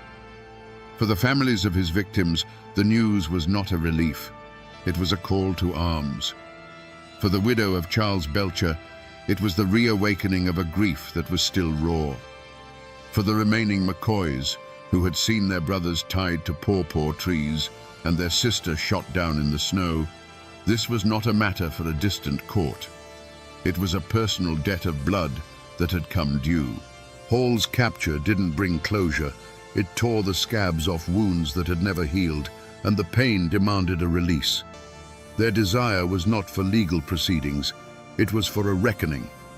The entire community felt the tremor. For years, the violence had been, if not controlled, then at least predictable. It followed the dark logic of the feuds. But Hall's capture created a power vacuum, a chaotic moment where old hatreds could flare without a central figure to fear. He had acted as a cancer on the region, and his removal didn't cure the disease. It simply sent the body into a violent, final spasm. The quiet resentment of his reign of terror now had a voice, and it was a chorus calling for vengeance. The true wreckage Talton Hall left behind was not the bodies he had buried, but the hatred he had cultivated. He had spent his life profiting from the region's culture of violence, and now, even in chains, he was about to give it one last, terrible gift. His capture hadn't brought peace. It had simply brought the promise of a different, more terrible kind of violence, a communal violence, where an entire region, haunted by his ghost, would gather to deliver a final bloody verdict of its own. The law had done its part. It had hunted a killer across state lines, engaged him in a gunfight, and brought him back in chains. The next step in the machinery of civilization was a trial, a slow, methodical process of evidence, testimony, and deliberation. The Commonwealth of Kentucky intended to give Talton Hall a proper legal defense, a jury of his peers, and a verdict rendered under the solemn roof of a courthouse. It was a testament to the new order that was trying to tame the mountains, an insistence that the rule of law was absolute and applied to all men, even the devil of the tug fork. But in the mountains, another court was already in session. This court didn't meet in a building. It gathered in secret, in barns and on ridges, under the cold light of the moon. Its jurors were men with names like McCoy and Belcher. Its evidence was not written on paper, but scarred into their memories. The image of a burning cabin, of brothers tied to trees, of a good man bleeding out in a dusty street. The code they operated under was ancient, simple, and merciless. It was the mountain code of an eye for an eye, a blood debt that could only be paid in one currency. The clash between these two systems of justice was inevitable.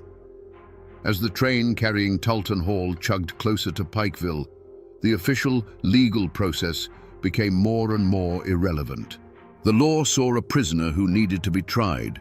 The community saw a rabid dog that needed to be put down. The lawmen guarding Hall were operating under their code of duty and due process. The mob gathering to meet the train was operating under a code of honor and vengeance that was etched into the very stones of the mountains. The community's verdict had been reached long before Hall was ever captured. He was guilty, not just of killing Officer Belcher, but of everything. He was the living embodiment of the fear and violence that had plagued their lives for a generation. A trial, in their eyes, was a farce. It was a place where legal tricks and silver-tongued lawyers might let a monster walk free. They had seen it happen before. They had no faith in a system that seemed so far removed from the raw, immediate reality of their lives. They believed in a more direct, more certain form of justice. The train carrying Talton Hall was the ultimate symbol of this clash. Inside the car was the prisoner of the state, a component in a legal machine.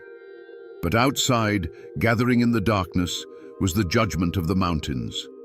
The law's plan was to deliver him to a jail. The mountain's plan was to deliver him to a tree. In the end, it was a question of whose jurisdiction was more powerful in that place, on that night. Was it the new, fragile authority of the state, or the old, unyielding power of the clan? The answer was coming as surely as the train was coming down the tracks. While Talton Hall was taking his last ragged breaths in a Virginia town square, another man, a far more powerful one, was watching the world change from his porch in West Virginia. What became of Anderson Devil Ance Hatfield, the patriarch who had employed Hall's gun and allegedly directed the New Year's night massacre? Did he face a mob's justice? Did he ever see the inside of a courtroom for the crimes of the feud? The answer adds a bitter, complex layer to this story of mountain justice. The brutal attack on the McCoy cabin was a turning point.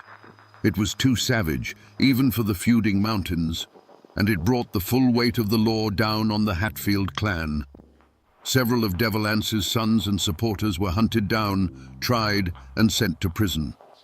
One, Ellison Cottontop Mounts, was hanged for his role in the massacre.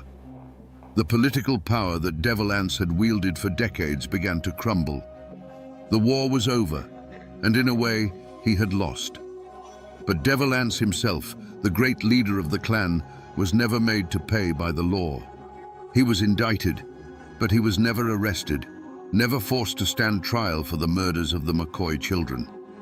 He lived out the rest of his days as a timberman and a farmer, a living legend who had outlasted his own violent era. In a final strange twist, the man they called Devil Anse was baptized in his old age, seeking peace with his God after a life of war with his neighbors. He died of pneumonia in 1921 and was buried on a mountainside overlooking the land he had fought so fiercely to control.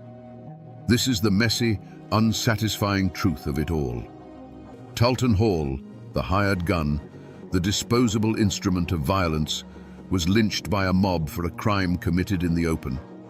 His death was brutal, public, and absolute. But the powerful man who had allegedly paid for his services, who had directed the feud from the top, died a free man in his own bed. The mob got its vengeance, but it got it from the hired help, not the man who wrote the checks. The story of Talton Hall's end is not just about justice being served, it's about who it's served to and who gets to walk away. After the mob dispersed and Talton Hall's body was cut down, a strange and heavy quiet fell over Wise, Virginia, and the surrounding mountains. The great bloody chapter was over, but the book was not yet closed. The years that followed were not years of celebration or relief. They were years of silence. The community had performed a brutal act of surgery on itself, cutting out a cancer. But the wound was deep, jagged, and slow to heal. For the descendants of Talton Hall, the name became a curse and a burden. They scattered, some moving deeper into the anonymous folds of the mountains, others leaving the region entirely, hoping to outrun the ghost of their infamous kinsman. They became quiet farmers, miners, and laborers, their primary goal to be unremarkable, to be forgotten. To admit you were kin to Talton Hall was to invite suspicion and open old wounds. They buried the name under a blanket of deliberate obscurity, hoping that with enough time, the blood on it would fade. The community, too, sought healing through a kind of collective amnesia. The men who had been part of the lynch mob went back to their fields and their families. They had to live and trade with their neighbors, some of whom might have been Hall's distant kin. To speak of that night, to name the names of the men who held the rope, would have been to invite a new generation of bloodshed. And so, they simply stopped talking about it. The lynching of Talton Hall became a story told only to outsiders or to children as a cautionary tale. Within the community itself, it was a scar that everyone could see, but no one dared to touch. But the power dynamics of the region had been irrevocably altered. Hall's death was a brutal exclamation point at the end of an era. It was a clear and bloody message that the days of the untouchable gunfighter, the man who could be hired to settle a family squabble with a rifle, were over. The power of the old clan patriarchs like Devil Anse was waning, replaced by the growing influence of coal company bosses and county sheriffs. The law, which had failed to bring Hall to a trial, had still won in the end. The community's own violent act of justice had, ironically, reinforced the idea that the old way of the feud was a path to ruin for everyone involved. The era of private wars was dying, and the era of state-sponsored law, however flawed, was being born. The man named Talton Hall was gone, but the ghost of his name lingered. For decades, the most powerful physical remnant of his story was not a grave, but a tree. The big maple in the courthouse square in Wise, Virginia, became a dark landmark. People would point it out to their children, their voices dropping to a whisper. "That's the tree," they'd say. "That's where they hung the Pikeville killer." Its branches, which had once offered shade, now seemed to cast a permanent, chilling shadow. It was a living monument to a night of mob justice, its roots rumored to have drunk deep from the blood-soaked ground. Eventually, as the town grew and tried to bury its violent past, the tree was cut down, its wood hauled away, as if removing the object could erase the memory. His other physical traces were quietly erased. There is no grand tombstone bearing his name. He was likely buried in an unmarked potter's field, a final anonymous end for a man whose name once commanded such terror. The cabins he lived in have long since rotted back into the damp earth of the hollows, leaving no trace. It's a strange and fitting irony. The man who worked so hard to be a faceless shadow in life was rendered completely faceless in death. All of his physical reality was scrubbed from the world. But you can't kill a good story, and the tale of Talton Hall was too dark and powerful to die. It transformed. It left the realm of history and entered the world of folklore. For generations, people in Wise claimed that on still, moonlit nights, if you looked at the spot where the old maple stood, you could still see him. A spectral figure, dangling silently in the air, a permanent, ghostly reminder of the night the law of the mountains was served. The man became a boogeyman, a cautionary tale told to frighten unruly children into behaving. His life became a kind of unwritten murder ballad, the verses known by heart in every holler. He was no longer just a man, he was a character, a symbol of the entire bloody era of the feuds. His name became a shorthand for a certain kind of cold, professional violence. When old-timers spoke of the bad days, of the lawless times before the coal companies and the state police truly took hold, the name they would use to punctuate their point was always the same. It was a time of men like Talt Hall. So while the man himself is dust, and the tree that ended his life is gone, his spirit, the spirit of the mountain gunfighter, still haunts the collective memory of Appalachia. He is the ghost that walks the ridgelines of the past, a chilling echo of a time when justice didn't come from a book, but from the barrel of a gun and the end of a rope. So we come back to the question that hung in the air at the very beginning, a question as quiet and heavy as the mountain fog. Was Talton Hall a hero or a villain? The answer is as clear and cold as a Kentucky creek in winter. He was no hero. He was a killer, a man who dealt in death for profit, whose hands were stained with the blood of an unknown number of men. There is no honor in that. But to simply call him a villain is to miss the deeper, more unsettling truth of his story. Talton Hall was not an aberration. He was a perfect, terrible product of his time and place. He was a monster, but a monster the mountains themselves had birthed. He was forged in the pointless brutality of the Civil War and sharpened on the whetstone of the feuds. He was the logical conclusion of a world where law was a suggestion and violence was a way of life. He was a symptom of a disease, not the disease itself. In the end, this is a story about a man whose greatest strength, his absolute belief in his own terrifying legend, became the flaw that destroyed him.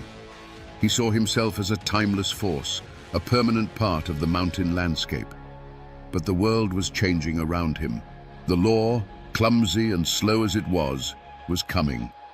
He was a relic of a savage past, unable and unwilling to adapt.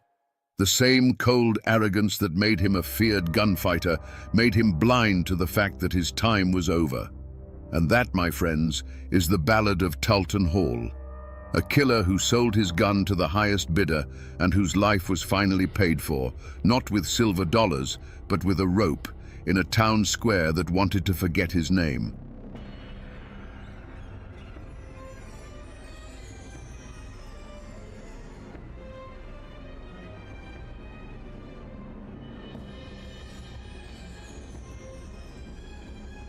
In the stunned silence that followed the storm of gunfire, the people of Huntington, West Virginia, were left with a grim spectacle on their courthouse lawn, the body of a dead stranger. He was a man who didn't belong, a ghost from the bloody plains of Missouri, laid low in the heart of Appalachia. His death wasn't an answer. It was a question mark written in blood on the town's doorstep. How did the most infamous outlaws in American history, the James Younger gang, end up so far from home, leaving one of their own dead in a desperate, bullet-riddled retreat? Today, we will answer that question and unravel a story of Appalachian grit colliding with legendary evil. To understand the shock of that day, you have to understand the world that was shattered. Huntington, in 1875, was not some quiet mountain hollow lost to time. It was a city with a swagger, a raw and muscular town born from coal dust, steel rails, and ambition. Forged just a few years earlier by the railroad magnate Collis P. Huntington, it was the proud western terminus of the Chesapeake and Ohio Railway. It was a place where the ancient rhythm of the mountains met the thunder of the locomotive, a boom town humming with the promise of a new industrial Appalachia. At the very heart of this vibrant new world, on the corner of 3rd Avenue and 9th Street, stood the Bank of Huntington. It was more than just a building of brick and mortar, it was the town's beating heart. Through its doors flowed the lifeblood of the region, massive C&O payrolls for the railroad men, the hard-earned wages of miners who clawed wealth from the deep hills, and the fortunes of the industrialists who were taming the wilderness. This bank wasn't just holding money, it was holding the collected dreams and sweat of an entire community. The guardian of this trust was a man named Robert T. Oney, the bank's cashier. He was a man of ledgers and ink, of quiet respectability and steady habits. His world was one of predictable order, of days measured by the familiar clicks of the telegraph and the comforting clang of the vault door swinging shut. That afternoon, his son was with him in the bank, learning the family trade, surrounded by the symbols of security and civilization. For them, the world was a safe and logical place. Outside the bank's windows, the town bustled with activity, a testament to its newfound importance. But beyond the last paved street, the ancient Appalachian hills rose up, dense and watchful. These were the old mountains, the ones that had seen empires come and go, their hollows filled with secrets and shadows. They formed a stark contrast to the noisy, forward-looking city at their feet, a wilderness that could swallow men whole, a perfect landscape for both escape and ambush. But progress is a double-edged sword. The very thing that made Huntington a beacon of prosperity also made it a target. The same steel rails that carried coal out also carried stories in. Tales of the C&O payrolls, of the fat new bank on the Ohio River, traveled west on telegraph wires and in the talk of rail riders. These whispers reached the ears of men who saw progress not as an opportunity to build, but as a chance to take. Unseen and unheard, a shadow was stretching from the Missouri plains, drawn eastward by the irresistible scent of a prize that was simply too rich to ignore. On the sweltering afternoon of September 6, 1875, the first clue that something was wrong arrived on horseback. 8 strangers, cloaked in long, dust-colored coats that seemed oddly heavy for the heat, rode into town. They moved not like weary travelers, but with a chilling purpose, their eyes scanning the streets with a predator's focus. There was a disciplined silence about them that felt more menacing than any drunken shouting. For the citizens of Huntington, they were an unnerving puzzle, a whisper of trouble on the wind. The puzzle quickly turned into a portrait of terror. 4 of the riders dismounted in front of the Bank of Huntington. As one stood guard at the door, a sentinel of violence, the other 3 stepped inside, their heavy boots echoing on the floor. Within moments, the routine calm of Robert Oney's afternoon was obliterated. A $5 bill was offered for change, a simple transaction that became the trigger for a nightmare. As the cash drawer opened, a Colt revolver appeared, massive and unarguable. The outlaw's voice was calm, almost conversational, which made his words even more terrifying. "We are the James boys. We have come for the money." The scene inside was one of cold, professional plunder. While Oni and his son were held frozen under the barrel of a gun, the other men moved with a terrifying efficiency, vaulting the counter and stuffing bags with the town's wealth. The scene spoke not of a desperate smash and grab, but of a rehearsed, military-style operation. The outlaws knew exactly what they wanted, from the loose cash to the contents of the new, modern vault. Outside, the other four horsemen turned Third Avenue into a shooting gallery. They galloped back and forth, firing their pistols into the air, their shouts echoing off the brick buildings. This wasn't random chaos. It was calculated terror designed to paralyze the town and suppress any resistance before it could begin. For those first few minutes, the street was a bewildering landscape of noise, smoke, and fear.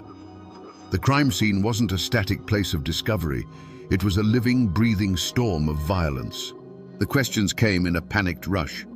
Who were these men? Why were they here? Was this the end of their town? The wilderness wasn't in the surrounding hills. It had ridden right into the heart of Huntington, and it offered no easy answers, only the immediate deafening report of a dozen six-guns. In the days that followed the raid, as the story was pieced together from 100 terrified accounts, the first and most obvious suspect was not a single man, but a ghost. It was the ghost of the Confederacy, a phantom born from the raw, unhealed wound of the Civil War. You see, this wasn't just a bank robbery. To many people, especially those with Southern sympathies, this was a calculated act of war, a personal vendetta waged against a symbol of Northern power and occupation. The motive was as clear as a mountain spring to anyone who had lived through the conflict. The Bank of Huntington was the financial heart of the C&O Railway, a Yankee enterprise carving up the ancient hills and imposing a new order on the land. To a man who had lost his home, his kin, and his cause fighting for the South, that bank wasn't just a building full of money. It was a monument to his defeat. Robbing it wasn't simple theft. It was a righteous blow against the conqueror, a desperate attempt to reclaim a sliver of lost honor and pride. Whispers quickly turned to the methods of the crime itself. The initial evidence was in the execution. The cool discipline, the expert horsemanship, the terrifying efficiency. This wasn't the work of common thieves or local hotheads. This was the cold arithmetic of combat, the tactics of seasoned cavalrymen who had learned their trade in the brutal guerrilla warfare of the border states. Locals who had fought in the war recognized the style immediately. It was the same ruthless precision used by the partisan Rangers who had terrorized Missouri and Kansas. It wasn't long before a name was put to this ghost: Jesse James. The name was already legend, spread by dime novels and sensationalist newspapers. He was cast as the avenging angel of the lost cause, a man who had never surrendered. His history as one of Quantrill's most fearsome raiders was well known. The story fit perfectly. The raid on Huntington was seen as a natural chapter in his ongoing war against the banks, railroads, and authorities that represented the Union.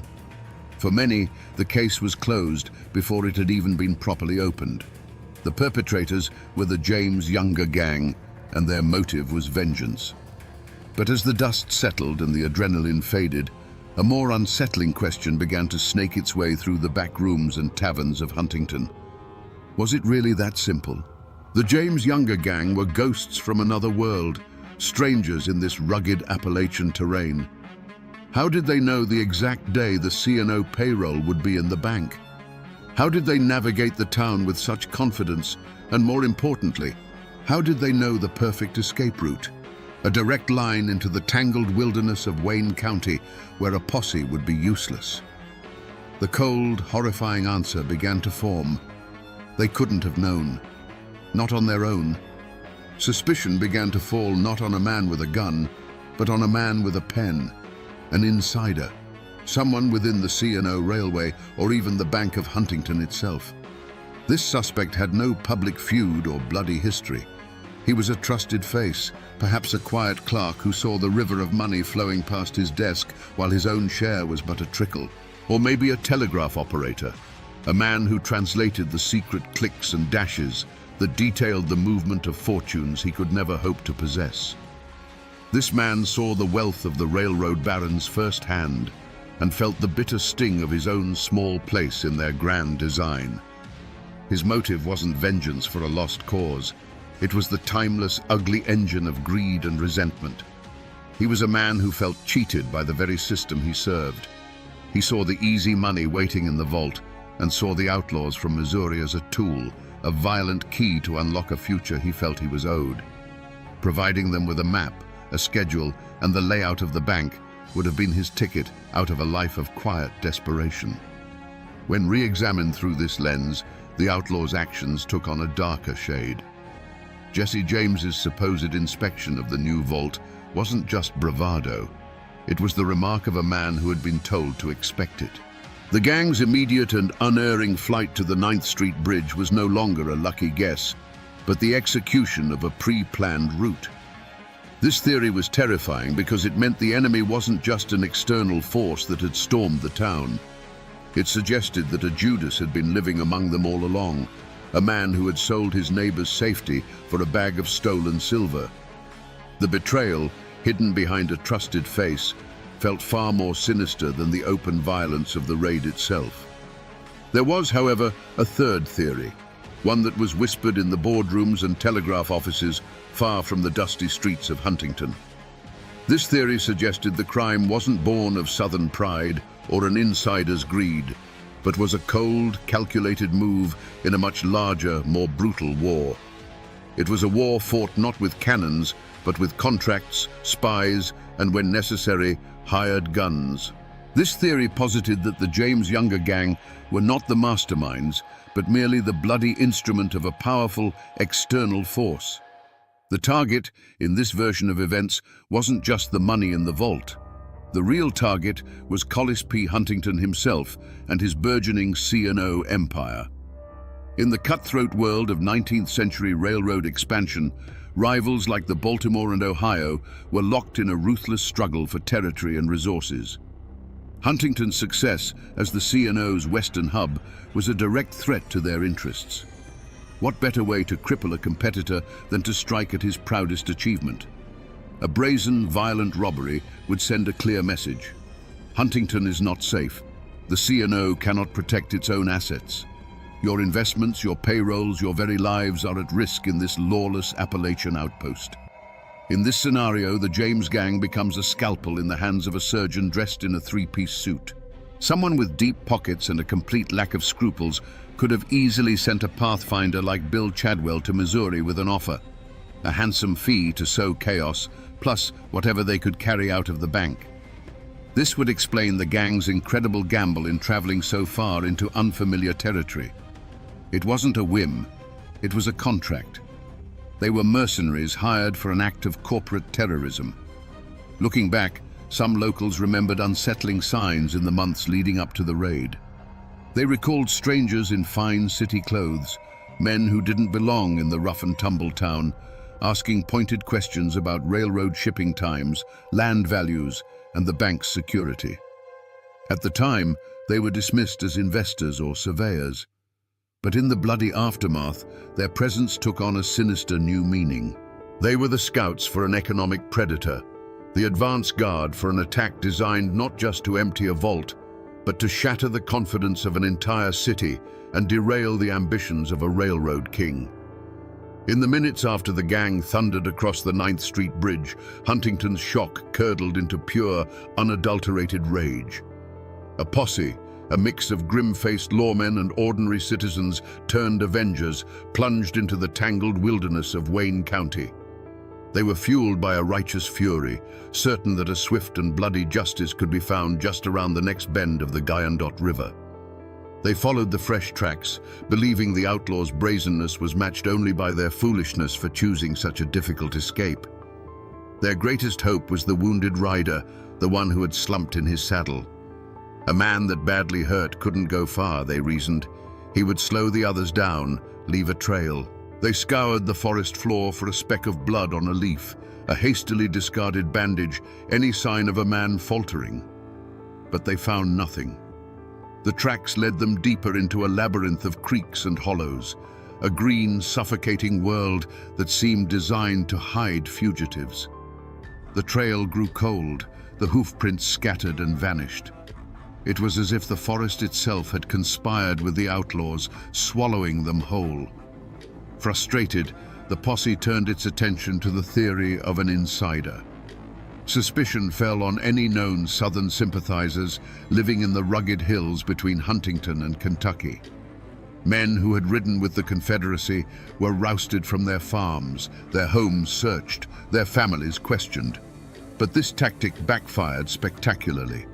They were met not with confessions, but with a wall of stony silence.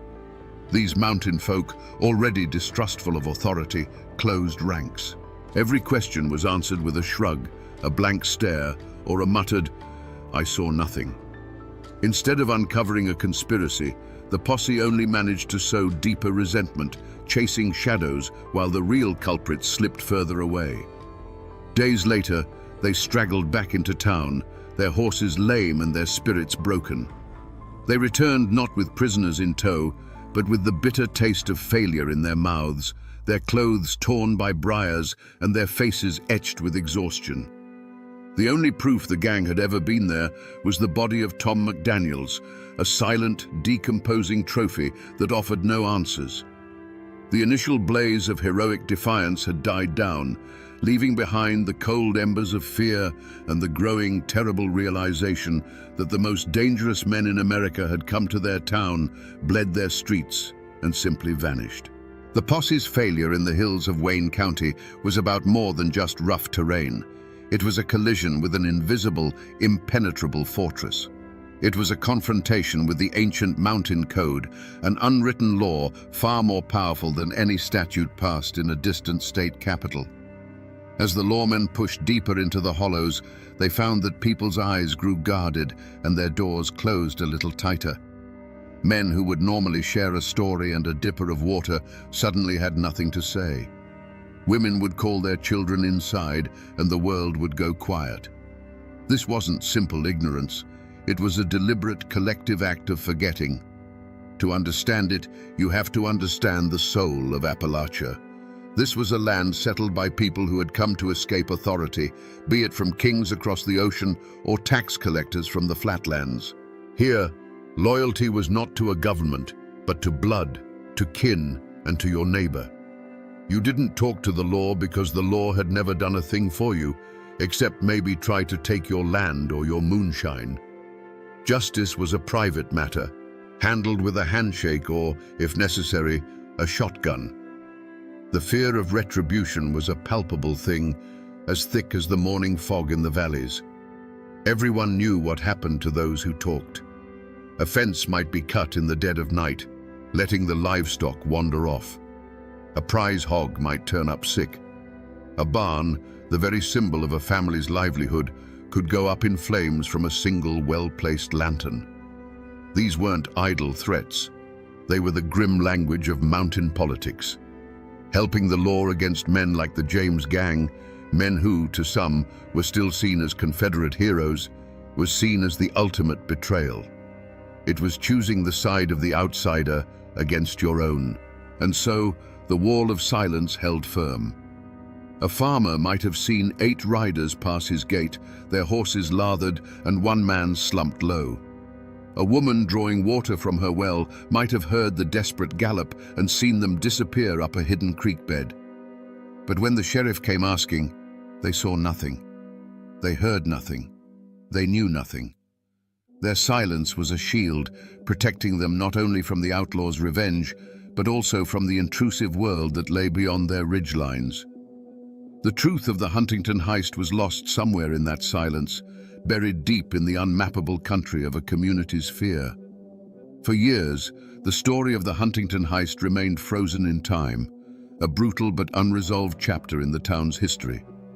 The outlaws had vanished, the money was gone, and the wall of silence in the hills had proven unbreakable. The official investigation withered on the vine, leaving only folklore and speculation.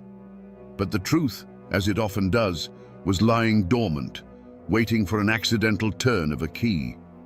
The turning point didn't come from a sheriff's investigation or a lucky posse, but from a place far away, a consequence of the gang's own arrogance.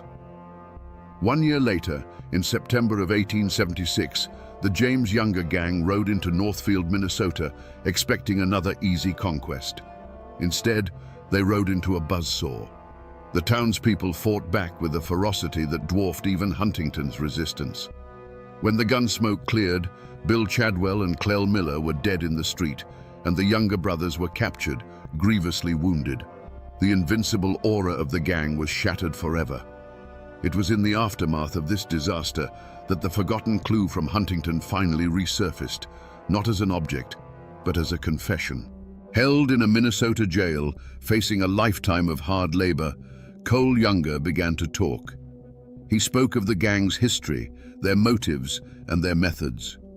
When questioned about the audacious raid so far to the east, he confirmed the long-held suspicion. He admitted that the gang had indeed robbed the bank in Huntington, West Virginia. He spoke of the fierce street fight and the desperate flight into the mountains. Most importantly, he gave a name to the man who lay in a pauper's grave on the courthouse lawn, Tom McDaniels, a trusted member of their deadly fraternity.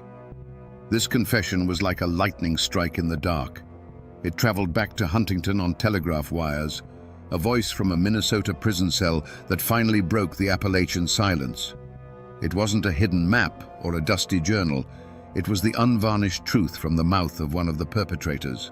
It transformed the dead outlaw from a nameless stranger into a specific villain. It validated the stories of the townspeople who had fought back and confirmed that they had faced down the most legendary criminals of their age. The confession didn't recover the stolen money or reveal any local conspirators, but it provided something just as valuable: certainty. The ghost that had haunted Huntington for a year finally had a face. For a full year, the identity of the Huntington Raiders had been a ghost story, a legend told with a mix of fear and a strange, grudging respect. The name Jesse James was on everyone's lips, but it was a name spoken like a folktale character, a boogeyman from a distant land. There was no proof, only the chilling style of the crime and the whispers that followed. The town was left in a state of suspended animation, knowing they had been violated, but unable to officially point a finger at the specters who had ridden through their streets. The unmasking, when it came, was not a sudden discovery, but a cold, hard confirmation that the legend was terrifyingly real. The news from the Minnesota jailhouse swept through Huntington like a cleansing fire. Cole Younger's confession was the final, irrefutable piece of the puzzle.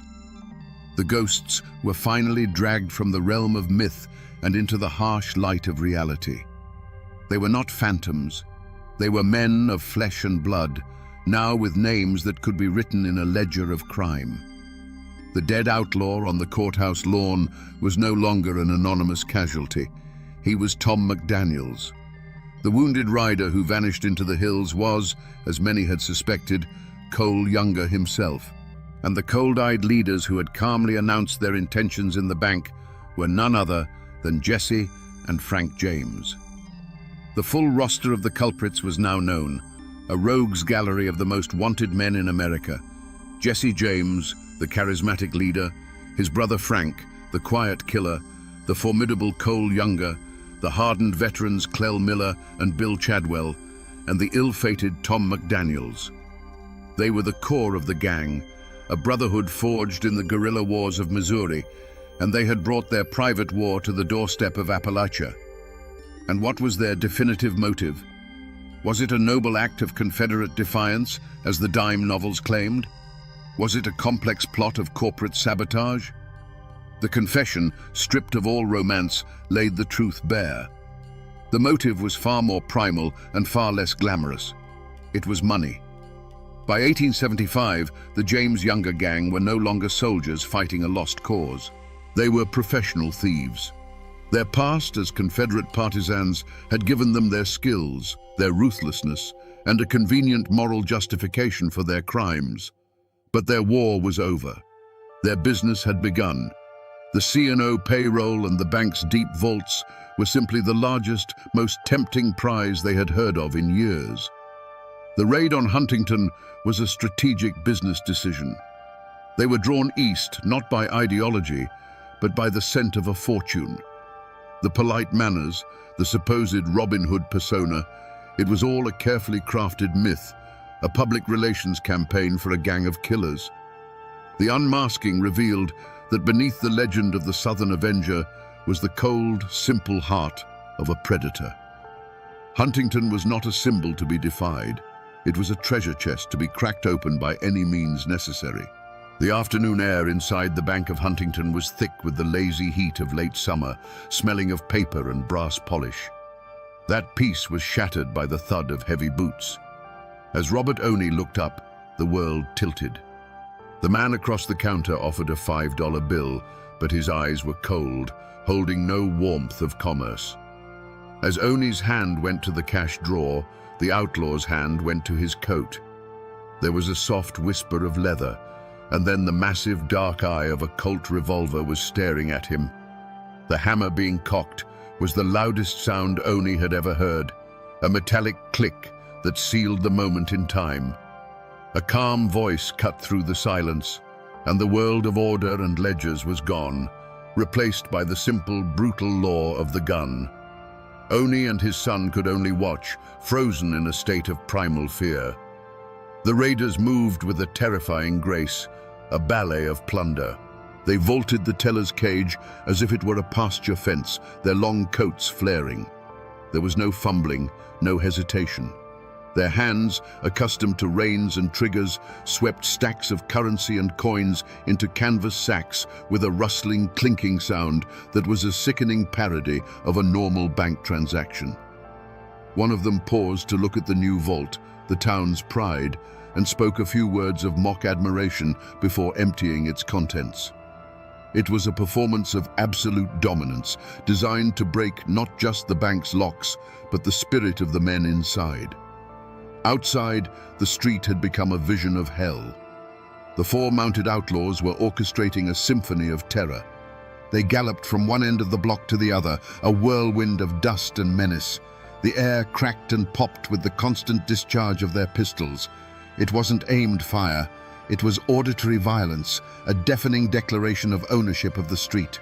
Windows on the second floor of the St. James Hotel shattered, the tinkling of glass lost in the unending roar. For the people of Huntington, peering from behind curtains and doorways, it was a waking nightmare. Their town was no longer theirs. It was a stage, and they were the terrified audience to a terrifying show. But the paralysis of fear can only last so long before it hardens into rage.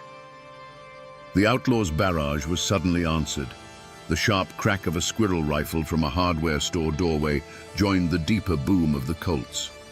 A window flew open above the dry goods store, the glint of a shotgun barrel appearing for a second. The symphony of terror became a discordant duel.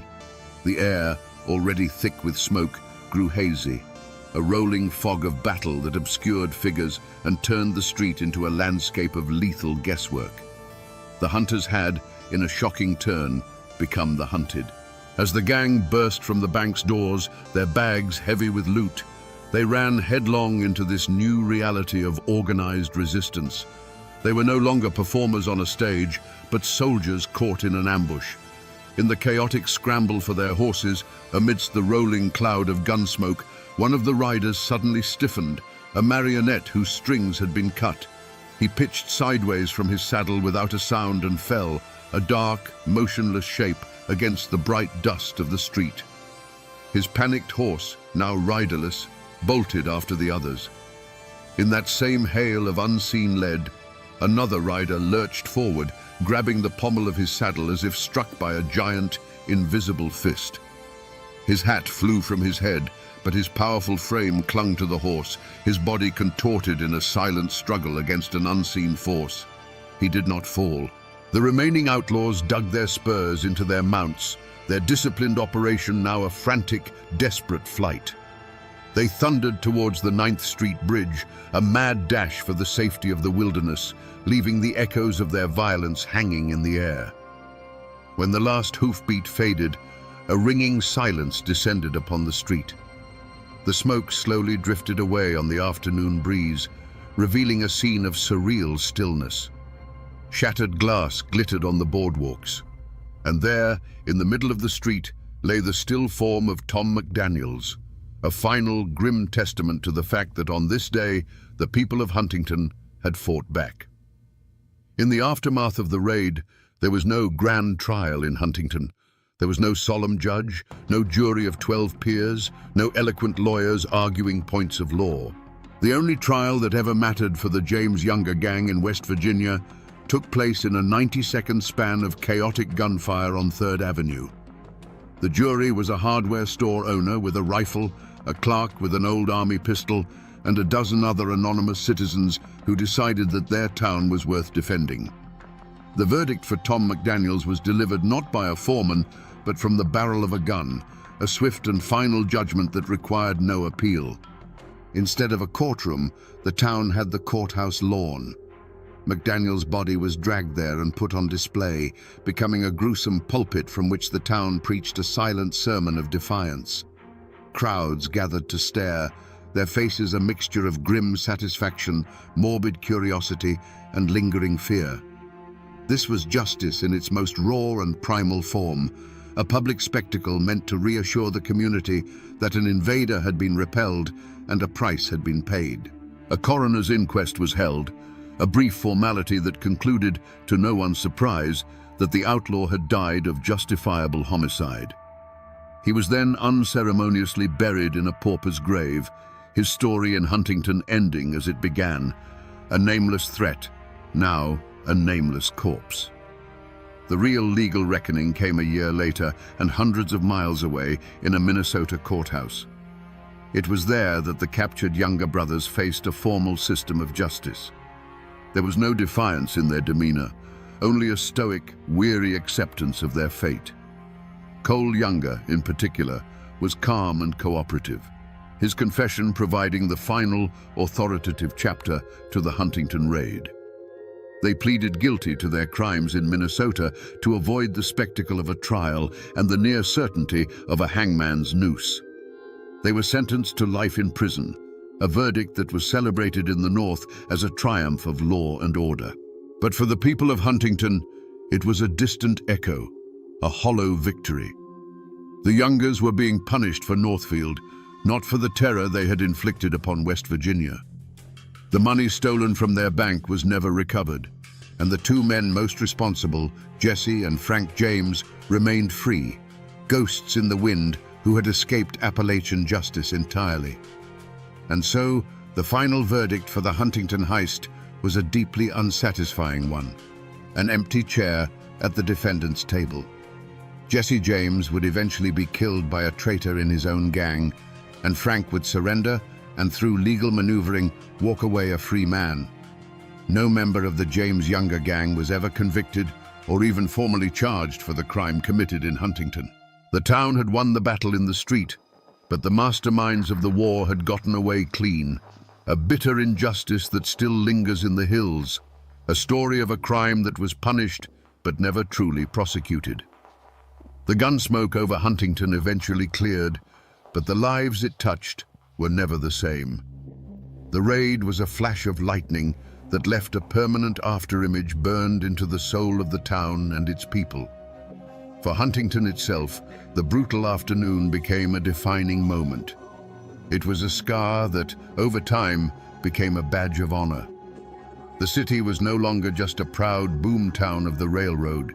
It was the town that had stood up to the James gang and drawn blood. The men who had grabbed their rifles and fought back became local legends, their stories told and retold until they became a part of the city's foundation myth, a testament to the fierce, self-reliant spirit of Appalachia. For Robert T. Oney, the cashier who stared down the barrel of that Colt revolver, life was cleaved in two, the quiet, orderly life before the raid and the rest of his days after. He had looked into the eyes of the most famous outlaws in America and survived. He carried that memory with him always, not as a source of fear, but as a quiet mark of resilience.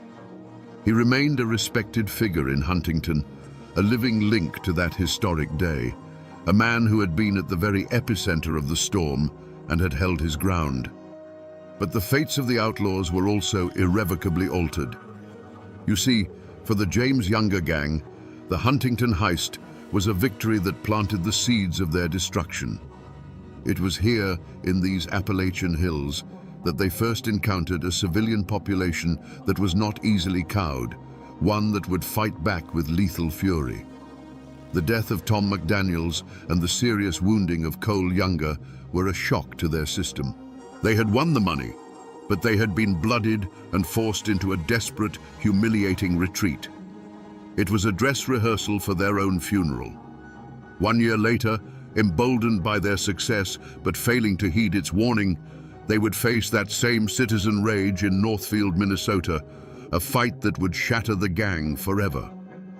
The cloud of suspicion about an internal betrayal eventually faded, but it left a lingering chill. The raid forced the community to look at itself, to wonder about the loyalties of their neighbors in a way they never had before.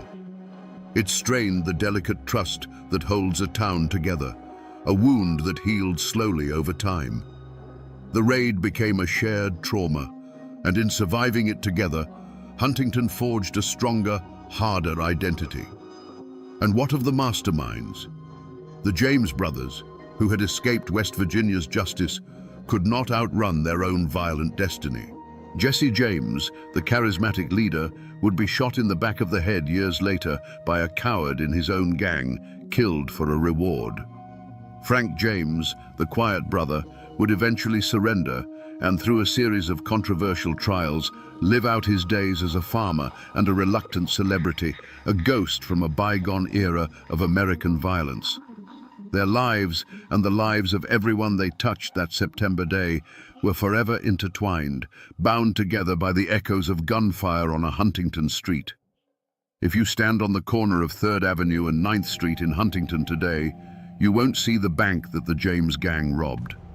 That building is long gone, replaced by the glass and steel of the modern city. But while the bricks have vanished, the story has soaked into the very ground beneath your feet. The memory of that day doesn't live in a monument. It lives in the whispers that still drift through the Appalachian air. This is a story that has become a permanent part of the region's folklore. Ask an old-timer about it, and their eyes will light up. They'll tell you the enduring legend of Cole Younger, wounded and barely clinging to his horse. The tale goes that he was secretly taken in by a Confederate sympathizing doctor deep in the hills of Wayne County, nursed back to health in a hidden cabin while the posse searched fruitlessly. There's no hard proof, of course, but in these mountains, a good story holds its own kind of truth, a truth about loyalty and the old codes that never really die. And then there's the gold. Like a promise whispered on the wind, the legend of buried treasure persists. For over a century, people have believed that in their frantic escape, the gang was forced to bury a portion of their heavy loot somewhere in the tangled wilderness between Huntington and the Kentucky border. Treasure hunters, armed with folk tales and a stubborn hope, still comb the creek beds and scour the hillsides, searching for Jesse James's Appalachian gold. The most tangible trace of that day is a void. Somewhere in Huntington, in an unmarked pauper's grave, lies the dust of Tom McDaniels, a permanent silent resident from Missouri. And the bridge they crossed is gone, replaced by a modern span of concrete. But the real echo through time isn't made of stone or bone. It's the hollows and creek beds of Wayne County, the very landscape of the escape. The city's memory may fade with each new generation, but the mountains themselves hold the story, etched into their ancient, silent faces. They remember the thunder of hooves, and they've kept the secret of that desperate ride ever since.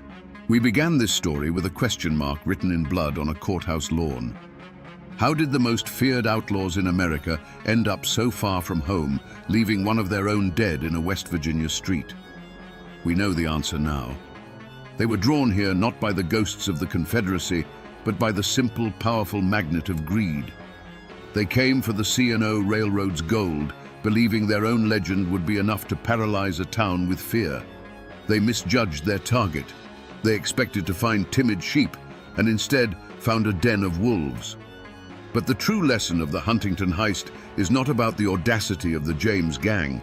It is about the ferocious courage of ordinary people. This is a story of how a young Appalachian city, barely 4 years old, refused to play the part of the victim. It's a story that proves that history isn't just written by famous men with guns. It's forged in the split-second decisions of nameless citizens who decide that enough is enough.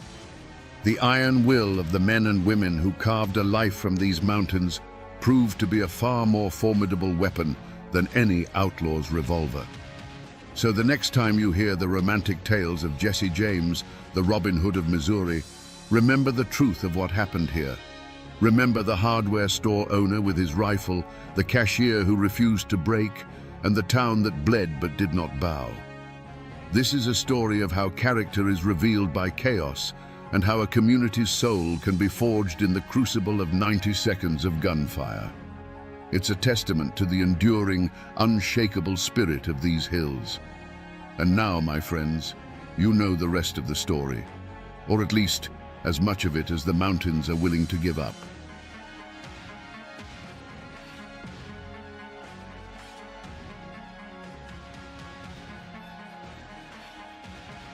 They say that on the day of her trial, the air in the Russellville courthouse was thick with hate. The good people of Kentucky wanted a hanging. They saw Sally Rice Harper not as a woman, but as a demon's consort, the bride of a monster whose bloody deeds had terrorized the frontier. Yet when she spoke, frail and broken, her testimony of the horrors she'd endured was so chilling it swayed a jury sworn to convict her. She walked free, a survivor who looked a devil in the eye and lived. But the question that haunted the courtroom that day still echoes through the hollows. Was she the ultimate victim or the ultimate performer? To understand the woman in that courtroom, you have to travel back, before the blood and the fear, to the hard-packed dirt floor of a minister's cabin in Knox County, Tennessee. This was Sally Rice's world, a tiny island of order carved out of a vast, chaotic wilderness. Her father, John Rice, was a Methodist minister, a man who fought the frontier's savagery not with a long rifle, but with the Holy Bible. He built her a life fenced in by scripture and piety, where the days were measured by chores and prayer, and a woman's virtue was her most precious possession. Life on the edge of civilization was a brutal teacher. Every day was a lesson in hardship. Winters were lean, sickness was a constant shadow, and the threat of violence from man or beast was as real as the cold mountain wind. Sally was raised to be tough, resourceful, and obedient. She knew how to mend clothes, tend a garden, and stretch a meal to feed one more mouth. But more than anything, she was taught the rigid morality of her father's faith, that the world was a clear battle between good and evil, and a righteous path was the only shield against damnation. But a fence, no matter how strong, can't stop the sounds from the world outside. Through the cracks in her father's rigid world, Sally would have glimpsed another life. She saw the rough-hewn hunters and trappers who passed through, men who lived by their own code, their eyes holding a freedom and a danger she couldn't comprehend. She heard the whispers of tavern brawls, of land disputes settled with a knife, of fortunes made and lost on the turn of a card. These were glimpses of a world that didn't fit neatly into her father's sermons, a world painted in shades of grey. The code her father preached was one of forgiveness, community, and the rule of law. But the mountains had an older, harsher code. It was a code of absolute self-reliance, where an insult to your honor was a debt that could only be paid in blood. It was a code where family was paramount and survival was the only true law. Sally stood with a foot in both worlds. She was her father's daughter, raised in the light, but she was also a child of the frontier, surrounded by an encroaching darkness she was taught to fear, but must have also been secretly curious about. We don't have a record of one single event that defined her youth, but you can imagine a moment that planted a seed of restlessness in her soul. Perhaps it was a traveling merchant, his saddlebags full of colorful cloth and even more colorful stories of cities like Charleston or New Orleans. As he spoke, he might have painted a picture of a world so vast and vibrant that her father's small congregation seemed like a cage. In that moment, the righteous path might have started to feel less like a shield and more like a tether. And so, Sally Rice was a paradox long before the Harps ever laid eyes on her. She was a woman of God, taught to be meek and obedient, yet possessed the quiet resilience that only the frontier can forge. She was steeped in a morality of black and white, but lived on the border of a lawless land where the only color that mattered was the deep red of blood. This internal conflict was the fault line running through her soul, and when the Harper brothers arrived, they were the earthquake that would finally tear her world apart. History doesn't give us a diary from Sally Rice, no collection of letters detailing her hopes and dreams. But we can piece together the life she must have lived, the world that was stolen from her. In the years before the storm, she wasn't a legend or a ghost. She was simply a daughter, a neighbor, and a cornerstone of her father's small, devout community. Her life was one of quiet, relentless purpose. Her hands were rarely still, whether kneading dough for the Sunday communion bread, stitching a quilt for a neighbor's newborn, or tending to the sick with a poultice of herbs her mother had taught her to find. In the eyes of her community, Sally was the very picture of respectable frontier womanhood, pious, diligent, and modest. Young men, clearing their own patches of land and dreaming of starting a family, would have looked upon her with a deep and sober respect. She was the kind of woman you could build a life with, one who would stand by you through harsh winters and uncertain harvests. She was a promise of stability in a world that offered very little of it. Her relationships were woven into the very fabric of this small settlement. There was the deep, if perhaps demanding, love for her father, a man whose approval was her guiding star. There was the easy camaraderie with the other women, a bond forged over shared labors at the washing creek and whispered conversations by the hearth. This wasn't just a place she lived, it was an identity. She was John Rice's daughter, a good Christian woman, a future wife and mother. Her name was clean, her path was clear, and her future seemed as solid as the Appalachian mountains themselves. This was the world at stake. Not a great fortune or a vast tract of land, but something far more precious. A good name, a place in her community, and a future unburdened by shame. It was a simple, fragile world, built on faith and mutual reliance, where the sound of hymns on a Sunday morning could, for a little while, drown out the howl of a wolf in the woods. This was the life Sally Rice knew, a world of simple decency and hard-won peace. And it was about to be burned to the ground. But in every fortress, there is a weak point, and in every soul, a hidden crack. For all her piety and obedience, Sally Rice harbored a fatal flaw, one common to so many people trapped in a life they did not choose, a deep and restless curiosity. It was a yearning for a world larger than the one she could see from her father's doorstep, a hunger for a story that wasn't already written for her in the pages of a hymn book. She was a good daughter, but a part of her spirit chafed under the bit of rigid righteousness. There's a story, a piece of local law that never made it into the official records, that speaks to this hidden side of Sally. They say that sometimes, when she was supposed to be gathering firewood or checking rabbit snares, she would instead climb the highest ridge behind her family's cabin. Up there, clinging to the rocky outcrop, with the wind whipping her hair, she could see the world unfold. Valley after valley, painted in shades of blue and green, stretching out to a horizon that seemed to promise everything and nothing all at once.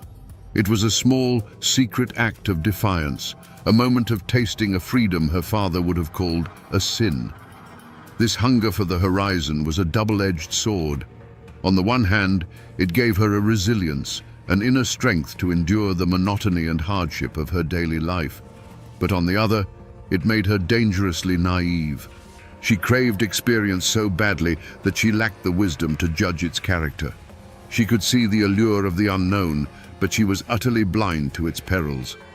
Her father had built a wall of faith around her to protect her from the world's evils, but in doing so, he had left her with no weapons to fight them should they ever breach the walls. And so the crack in her armor was not malice or wickedness, but a deep and dangerous yearning. She was a bird in a well-made cage who spent her days dreaming of the sky, never once considering that the sky was also home to hawks. When the Harp brothers eventually rode into her life, they were not just men. They were the embodiment of that wild, untamed horizon she had only ever glimpsed from the top of a mountain. And her flaw, her desperate curiosity, would prevent her from seeing the shadow of the hawk until its talons were already sunk deep into her flesh. They didn't arrive like a storm, but like a low, unsettling rumble on the horizon. Two men emerging from the deep woods on horseback, their figures dark against the tree line. They approached the rice cabin not with the caution of strangers, but with an unnerving ownership, as if the entire frontier belonged to them. The smaller man, Wiley, was wiry and watchful, but it was the giant Mikaja Harp who seemed to suck the very air from the clearing. He was a mountain of a man, his face a mask of hardened leather and dark scowls, and he carried himself with the predatory grace of a bear. Minister John Rice, bound by the sacred frontier code of hospitality, met them at the door. He offered them water and a place to rest their horses, his voice steady with the authority of a man of God. But Big Harp's gaze passed right over him. His eyes, dark and possessing, settled on Sally. And in that moment, the unforgivable affront occurred. It wasn't a shouted threat or a drawn weapon. It was in the way Harp looked at her, not as a person, but as a prize, a piece of property he had just discovered and intended to claim. In his stare, all of her father's laws, all of God's commandments, were dismissed as meaningless. For Sally, this should have been a moment of pure terror. Her father's world was being challenged by a raw, masculine power that was its complete opposite. But her fatal flaw, that restless curiosity, flared to life. This man was not like the shuffling, deferential farm boys from the congregation. He was the wilderness given human form. He was dangerous. He was chaos. He was real in a way that felt more potent than any sermon she had ever heard. The fear was there, a cold knot in her stomach, but beneath it was a terrifying, exhilarating flicker of fascination. This was the spark. The choice that history has debated ever since wasn't really a choice at all. The myth says he seduced her with promises of adventure. The official record says he dragged her screaming from the cabin. The truth likely lies in the murky space between. Perhaps he spoke a few words to her, his voice a low growl that promised to show her that horizon she'd always dreamed of. And perhaps for one foolish, fatal second, she listened. Her curiosity, for the briefest of moments, outweighed her fear. That hesitation was all the opening Big Harp needed. The seduction, if there ever was one, ended there. The instant she was within his reach, the mask of the charismatic rogue fell away to reveal the monster beneath. The affront that began with a look was completed with an act of brutal possession. He grabbed her, and the spell was shattered. The dream of the horizon instantly became the nightmare of a cage on wheels. Her father's shouts, her mother's screams, they became the fading sounds of a world she had just lost forever. The fuse had been lit, not by a grand battle, but by a single damning look and a young woman's naive hunger for a life she was never meant to know. The romance of the horizon, if it ever existed, died within the first mile. Sally Rice's new world was the sweaty flank of a horse, the hard ground at night, and the constant suffocating presence of Big Harp. The warnings were not whispered words from concerned friends, they were actions, each one a brutal lesson in the nature of the beasts who now owned her. The first time Big Harp backhanded her for being too slow to make camp, the shock of it was a deafening bell toll, signaling the end of her old life. This was not an escape. It was a new and more terrible cage. The first door to a life she might have salvaged slammed shut on the banks of a Kentucky river. They had fallen in with a traveler, a man named Langford, who shared his meager rations with them. For a few hours, the conversation was almost normal, a fleeting reminder of common decency. Sally might have felt a flicker of hope. Then, without a word of warning, little Harp's tomahawk came down. The sound, a wet, sickening crack, echoed in the sudden silence. Sally watched, paralyzed, as they looted his body and casually rolled it into the brush. In that moment, she learned the most important rule of her new life. Any kindness shown to her was a death sentence for the one who showed it. To cry for help was to murder the helper. Opportunities to flee must have presented themselves, each one a poisoned chalice. Perhaps one night, with the brothers passed out from a jug of stolen whiskey, she stood at the edge of the firelight, the dark woods promising escape. But where would she go? The wilderness that had once seemed a symbol of freedom was now an accomplice to her captivity, an endless maze of shadows filled with predators, both animal and human. To run was to choose a different, slower death. So she stayed, banking the fire, her inaction a choice made for her by the absolute certainty of what lay in wait, both in the woods around her and in the sleeping forms of the men behind her. With every passing week, her old self, the minister's daughter, began to die a quiet death. The path of no compromise was not a refusal to back down from a fight. It was a total submission to the logic of survival. She learned to read Big Harp's moods in the set of his jaw, to anticipate Wiley's twitchy violence. She learned to make herself small, to be useful, to become a piece of the scenery. Her prayers at night, if she still dared to offer them, must have changed. She no longer prayed for rescue, but for the strength to endure another sunrise. She was not alone in her misery, but the presence of the other women, Susan and Betsy, offered no comfort. They were not sisters in arms, planning a rebellion. They were three separate souls trapped in the same hell, each one a rival for the sliver of tolerance that might spare them a beating. Their shared glances were not of solidarity, but of mutual, desolate understanding. They were a tribe of the damned, and their silence was a pact of survival that isolated each of them completely. The warnings had all been ignored because they were impossible to heed.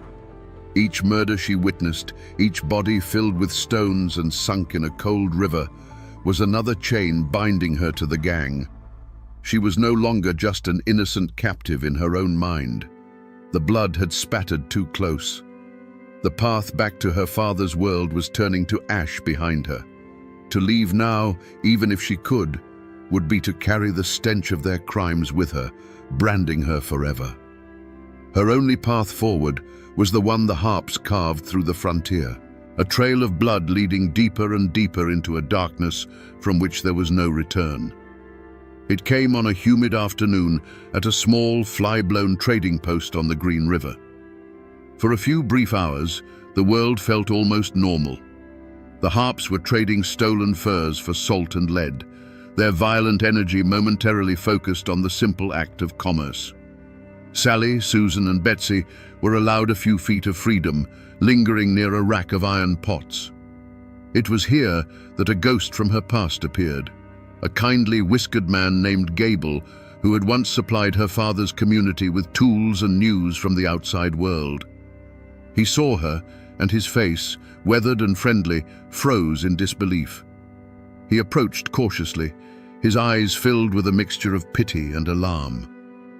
"Sally," he whispered, his voice barely a breath. "Sally Rice. Child, is that you?" For a heartbeat, the sound of her own name, spoken with kindness, was a physical blow. It was the name of a girl who was dead, a ghost she had long since buried. Hope, a feeling so dangerous she'd forgotten what it felt like, flickered in her chest. Mr. Gable saw the flicker. He leaned closer, his words a desperate, urgent plea. "Your father has been sick with worry. Everyone thinks you're dead. My wagon is just behind the storehouse. I'm leaving at first light, heading east. I can hide you under the canvas. I can take you home, Sally. We can get you home." It was the off-ramp, a clear, well-lit path leading directly out of hell. All she had to do was take his hand, and in that moment, she saw it all play out. She would run. The harps would notice. Their good mood would curdle into volcanic rage. They would catch the wagon before it cleared the next ridge. They wouldn't just take her back.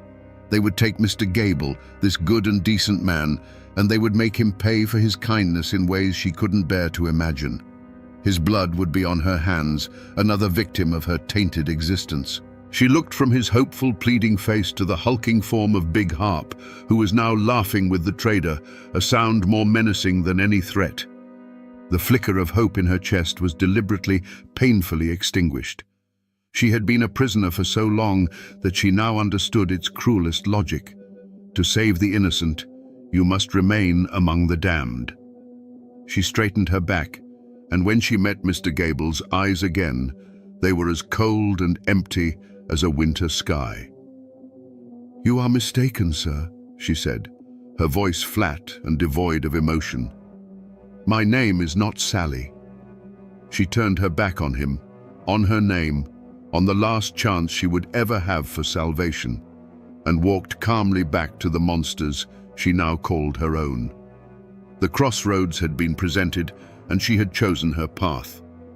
The reckoning came not in a hail of gunfire or a clash of knives, but in a miserable, rain-soaked camp on a cold night. The world had shrunk to the size of a weak, sputtering fire, casting dancing shadows that looked like grasping claws.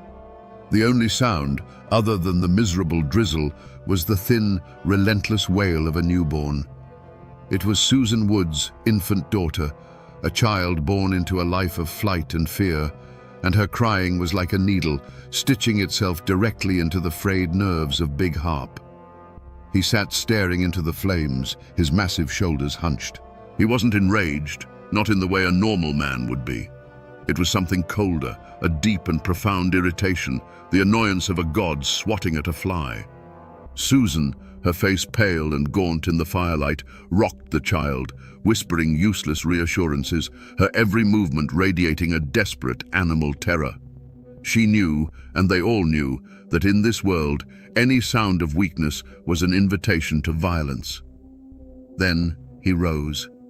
He moved with a terrifying economy of motion, a hulking shadow detaching itself from the others. He walked over to Susan, not looking at her, but at the source of the noise. Sally's breath caught in her throat, a cold stone lodging itself in her chest. The world seemed to slow down, every detail sharpening into painful focus. The glint of firelight on his wet hair, the dead expression in his eyes, the way Susan flinched, trying to make herself and her child invisible. He reached down. A shot of motion, too quick to comprehend, cut through the night. The crying, which had been the constant pulse of the camp's misery, stopped. It didn't fade. It was just gone. It was replaced by a single sickening sound that the rain almost swallowed. And then, an absolute, profound silence that was 1,000 times louder than the baby's wail had ever been. In that silence, the world had fundamentally and irrevocably changed. Susan Wood's face, which had been a mask of fear, simply collapsed. Her mouth opened in a perfect silent O of horror, but no scream came out. She had seen an act so far beyond the boundaries of human cruelty that her own body couldn't even process the sound it demanded. The tiny bundle she had been desperately trying to quiet was no longer in her arms.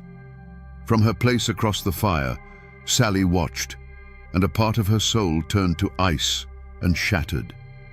This was the ultimate truth of her captivity. This was not a man driven by greed or revenge. This was a force of nature, a void where a soul should be.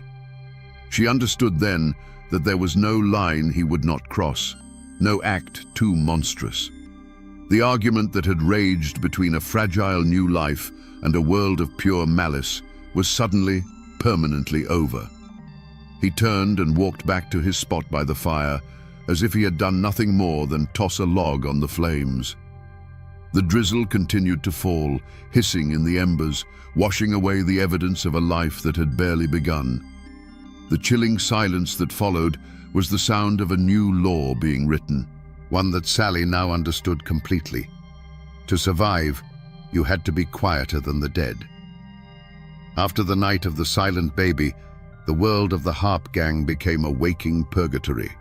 The air was thick with a new kind of fear, a brittle, silent dread. The women moved like ghosts, their faces hollowed out, their eyes vacant. Even the harps seemed to feel it. Their brutal confidence was curdling into a cornered animal's paranoia. They were no longer hunters, they were prey. The entire frontier had become a vast posse, and every rustle of leaves, every distant dog's bark, was the sound of the world closing in. For Sally, the terror was no longer about what Big Harp might do to her, but about the violent end she now knew was coming for all of them. The final chase was a grim, exhausted flight through the dense canebrakes of western Kentucky. They were running not to escape, but just to delay the inevitable. Then, one hot August morning, the inevitable arrived. It came as a shout from the woods, followed by the thunder of hoofbeats and the crack of long rifles.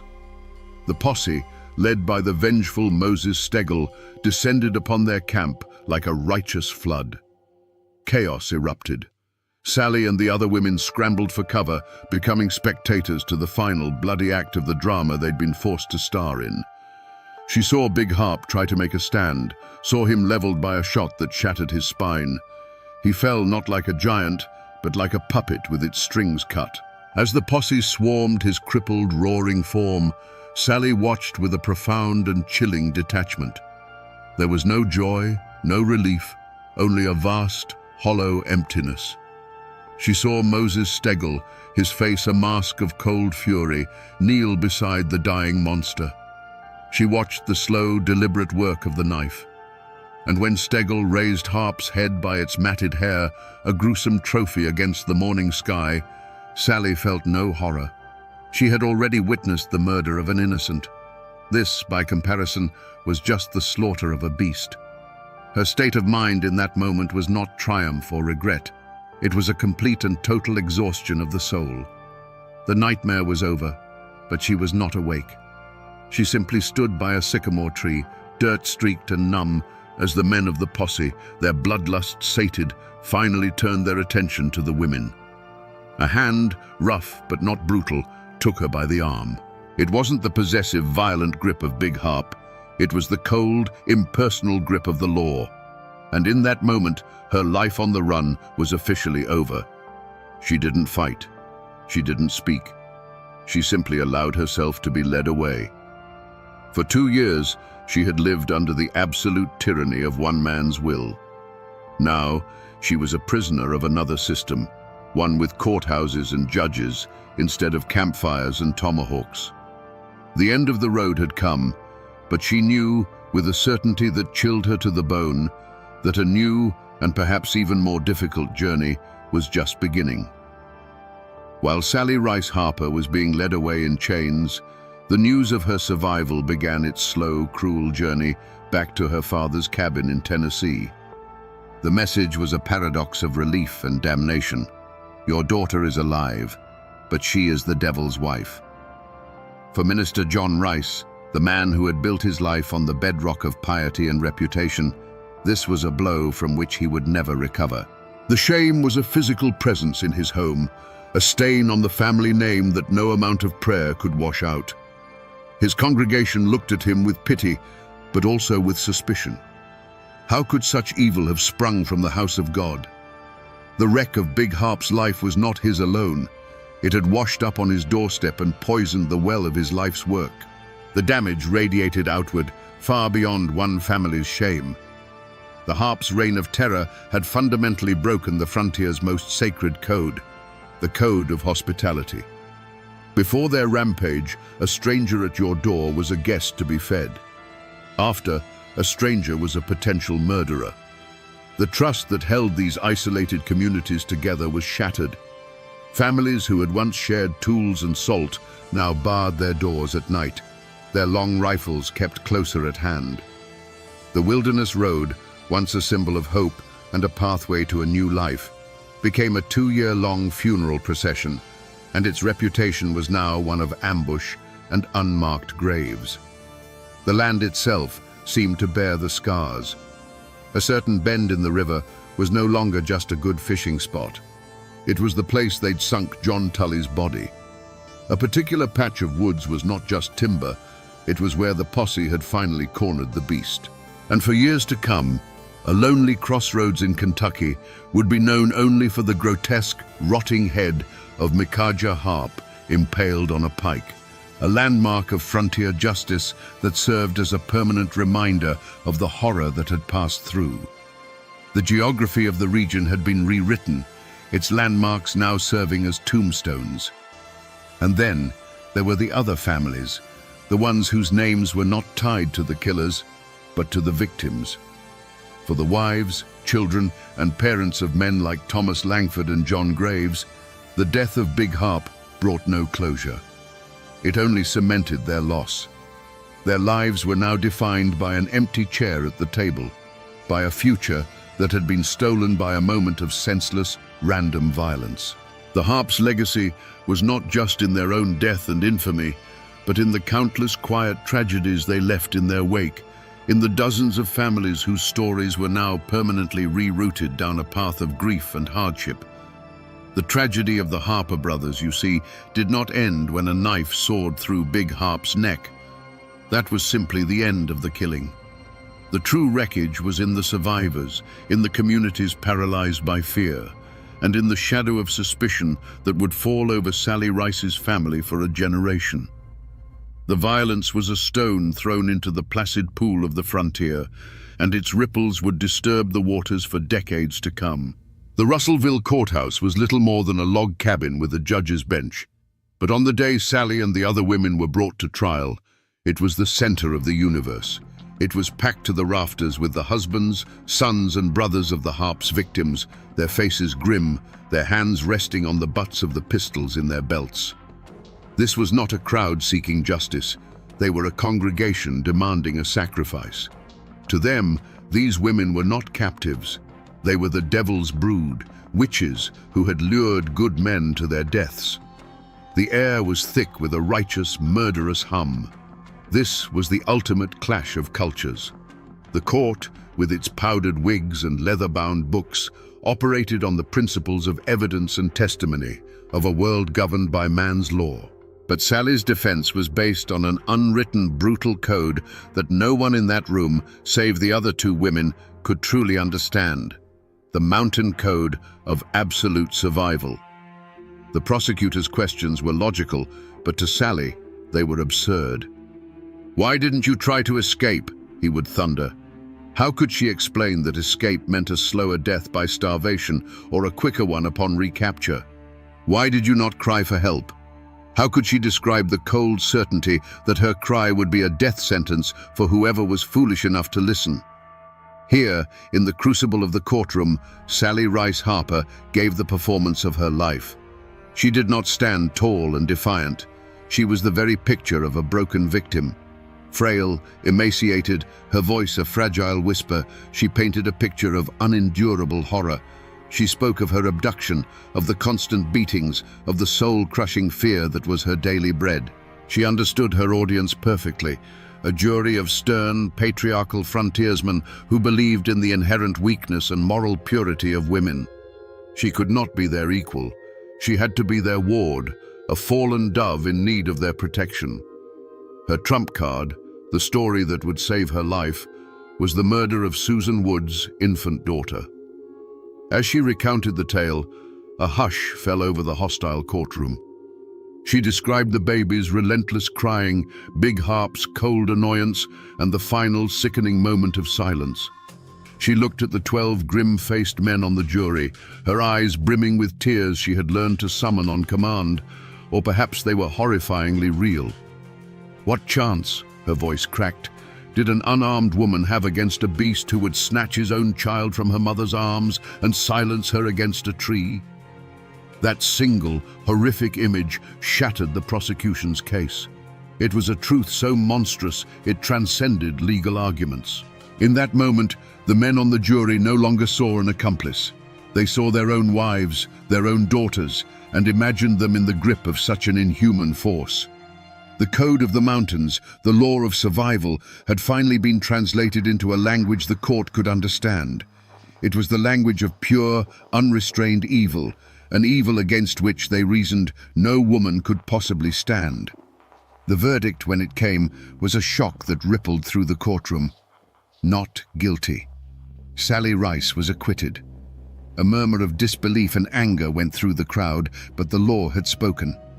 True justice, however, remained an open question.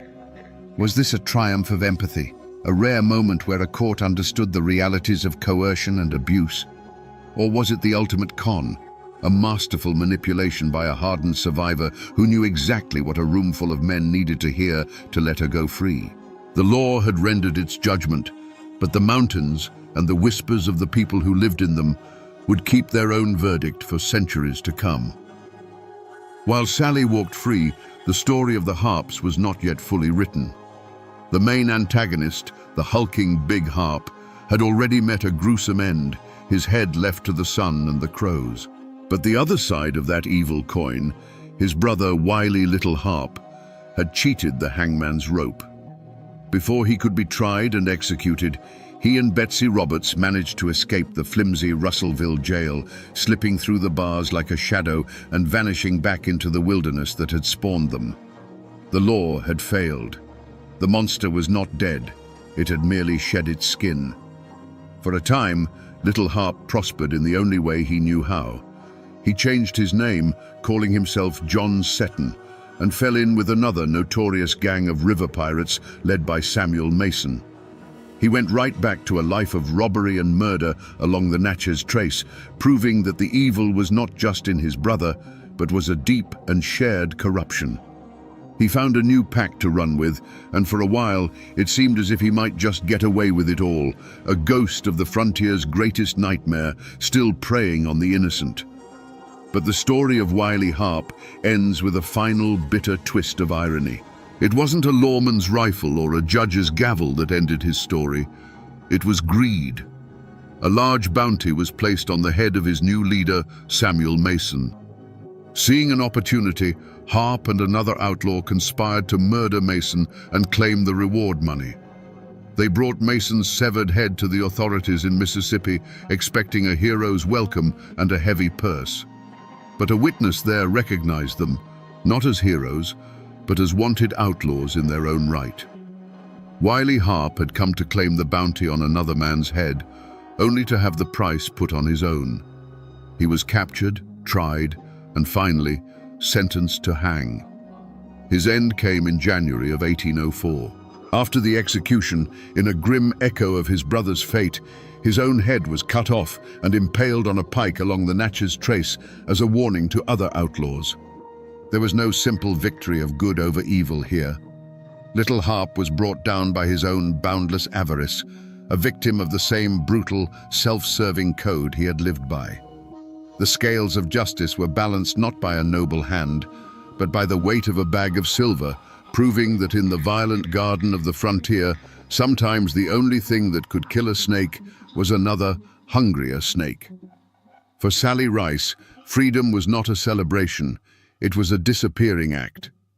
She walked out of that courthouse and straight into the arms of a man named John Davis, a farmer who, for reasons lost to history, was willing to take a chance on a woman with a past as dark as a Kentucky cave. She became Mrs. Davis, a name as plain and sturdy as a split-rail fence, and settled in Logan County. She had more children, raised them, and worked her fingers to the bone, trying to build a wall of ordinary days high enough to block the view of the horrors she had seen. But you can't outrun your own shadow. She could change her name, but she couldn't change her face. For the rest of her life, she must have lived with the sideways glances at the market, the conversations that stopped when she entered a room. Every new friendship was a risk, every question about her past a carefully navigated minefield. Her life was a performance of normalcy, an endless effort to prove she was just a farmer's wife, not the woman who had shared a campfire with monsters. Her descendants, the Davises, grew up under the weight of a story that was never fully told, a quiet, unspoken tension in their family's foundation. The most haunting legacy, however, was a ghost. During her time with the Harps, Sally had given birth to a daughter, a child fathered by one of the brothers. What became of this baby, this innocent soul born of such a demonic union? History offers no answer. Did she die on the trail, another forgotten victim? Did Sally, in an act of desperate love, give the child away to a stranger to grant her a life free of the Harp name? Or did she raise the child in secret, constantly looking for the father's darkness in her daughter's eyes? This lost child is the true, aching heart of Sally's tragedy, a life that began and ended in a question mark. The community, too, sought to heal itself through a deep and profound silence. The Harp affair was not something to be discussed in polite company. The facts were too sharp, too painful, so they were smoothed down into a scary story to frighten children into behaving. People rebuilt, they planted crops, they raised families, but the memory of the Harpers became a part of the landscape, a permanent scar hidden just beneath the surface. They didn't heal by confronting the past.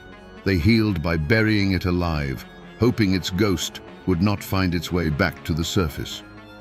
But of course, it always does. Time has a way of smoothing the sharpest edges of history. In Webster County, Kentucky, there is a quiet country lane called Harp's Head Road. Today, it's just a stretch of asphalt where people drive to work and kids ride their bikes. But the name is a deep and permanent scar on the map, a physical reminder of the monster who was brought to justice nearby. His evil was so profound it literally branded the land. His name is a shout, an eternal warning. But if you go looking for a monument to Sally Rice Harper, you won't find one. There is no Sally's Ridge or Rice's Run. She is buried somewhere in Logan County, under a simple weathered tombstone that likely bears the name Davis, a name that was not her curse, but her shield. Her greatest monument is her own successful disappearance, her deliberate fading into the background of history. She ran from her own name, and in a way, she succeeded. Yet her story never truly died. It didn't become a heroic ballad sung by firelight. It became something darker, a piece of grim local folklore, a cautionary tale told to young women about the charismatic danger that can hide behind a handsome face, or the terrifying speed at which a life can come undone. She became a ghost in the machine of the Harp legend, the most haunting and ambiguous figure in a story filled with simple, brutal men. And so, her spirit haunts those mountains in a way that is far more subtle and unsettling than that of the Harps. Their evil is a known quantity, a black hole of violence. Her ghost is the question that lingers in the quiet places. When you stand on a high ridge overlooking those old hills, you can almost feel it. While Big Harp's name is a shout of infamy, Sally's is a whisper in the pines, the ghost of a choice, a question that the wind still asks in the high, lonely places. Was she the innocent dove or the clever serpent? So we return to the question that hung in the air of that Russellville courthouse. Was Sally Rice Harper the ultimate victim or the ultimate performer? The truth, as it so often does in these old mountains, refuses to be so simple. She was undeniably a victim, a young woman stolen from her world and subjected to 2 years of unimaginable horror. But to survive the judgment of men, after surviving the cruelty of monsters, she had to become a performer. She took the most traumatic event of her life, the murder of an innocent baby, and fashioned it into a key to unlock her own cage. Her performance was not a lie, it was the horrifying truth, weaponized. In the end, this is a story about the terrible, soul-altering cost of survival. It's a lesson in what happens when an ordinary person is thrown into a world of absolute evil and is forced to learn its brutal logic to see another sunrise. To live, Sally had to bury a part of herself so deep it might never have returned.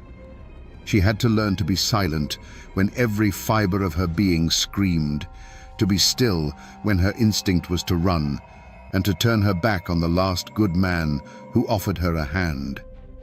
Her survival was not a clean triumph. It was a messy, painful, and morally ambiguous victory won on the monster's terms. The ghosts of the Harper brothers are loud and bloody.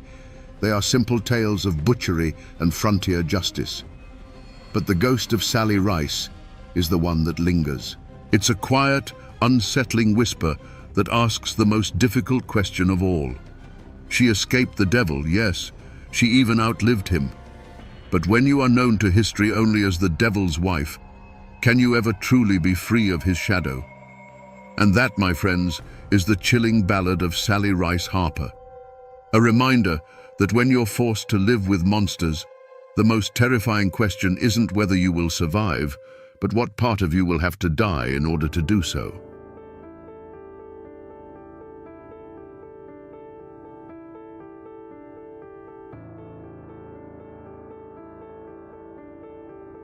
Here, on the banks of the Nolichucky River, the water still speaks in the old tongue of the mountains. It tumbles over rocks that have seen empires rise and fall, and it whispers through trees that remember a time when this was the very edge of the world. It was here, in this misty East Tennessee valley, that a man came and took the river's name for his own, branding himself into the landscape forever.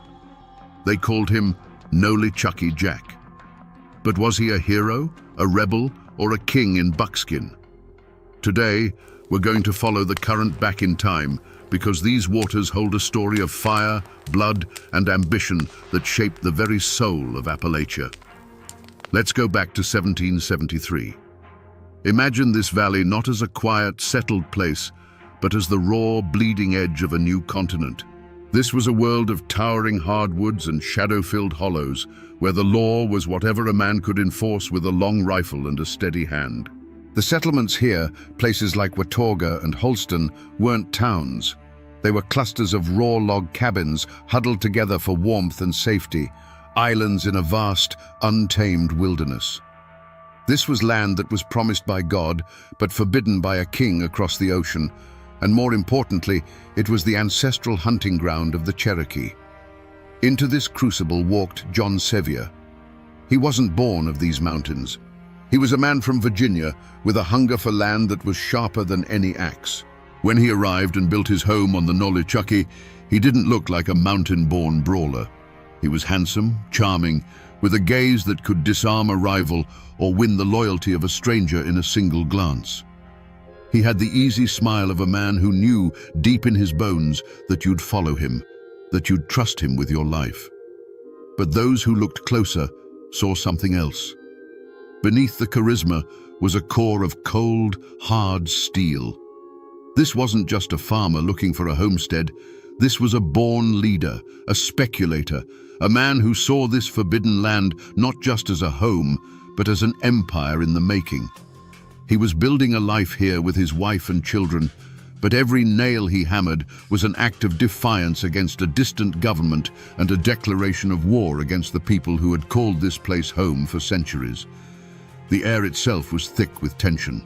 To the west, Cherokee leaders like Dragging Canoe watched the endless stream of settlers and swore a blood oath to drive them back across the mountains. To the east, the whispers of rebellion against the British Crown were growing into a roar.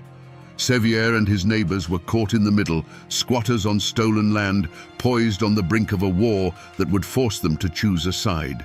They had come seeking freedom, but they had found themselves in a powder keg, and John Sevier was the man holding the match.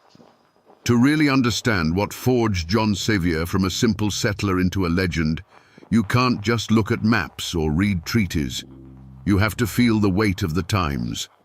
I'm holding a piece of that weight right here in my hands. It's a trade tomahawk, the kind that were mass-produced in English foundries. The iron head is simple, brutal, and efficient. The hickory handle is smooth from a century of handling. It feels cold, balanced, and deadly. But this isn't just an antique weapon. This is a political document written in steel. When the revolution began, the British had a strategy for their southern frontier: turn the mountains red. They funneled weapons like this one to the Cherokee and other tribes, encouraging them to attack the rebellious settlements. For the British, it was a calculated move in a global war. But for the families living in those isolated cabins, it meant this object became a symbol of their worst nightmares. It was the face of a war that didn't happen on distant battlefields, but on their own doorsteps. This simple tool forces us to ask a visceral question, one that cuts through the pages of history. What happens when the world outside your thin wooden walls is consumed by fire and screams?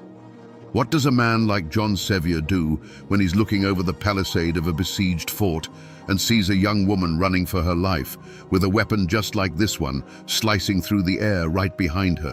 When the revolution finally broke, it wasn't a glorious affair of flags and cannons on the frontier. It was a wave of pure terror.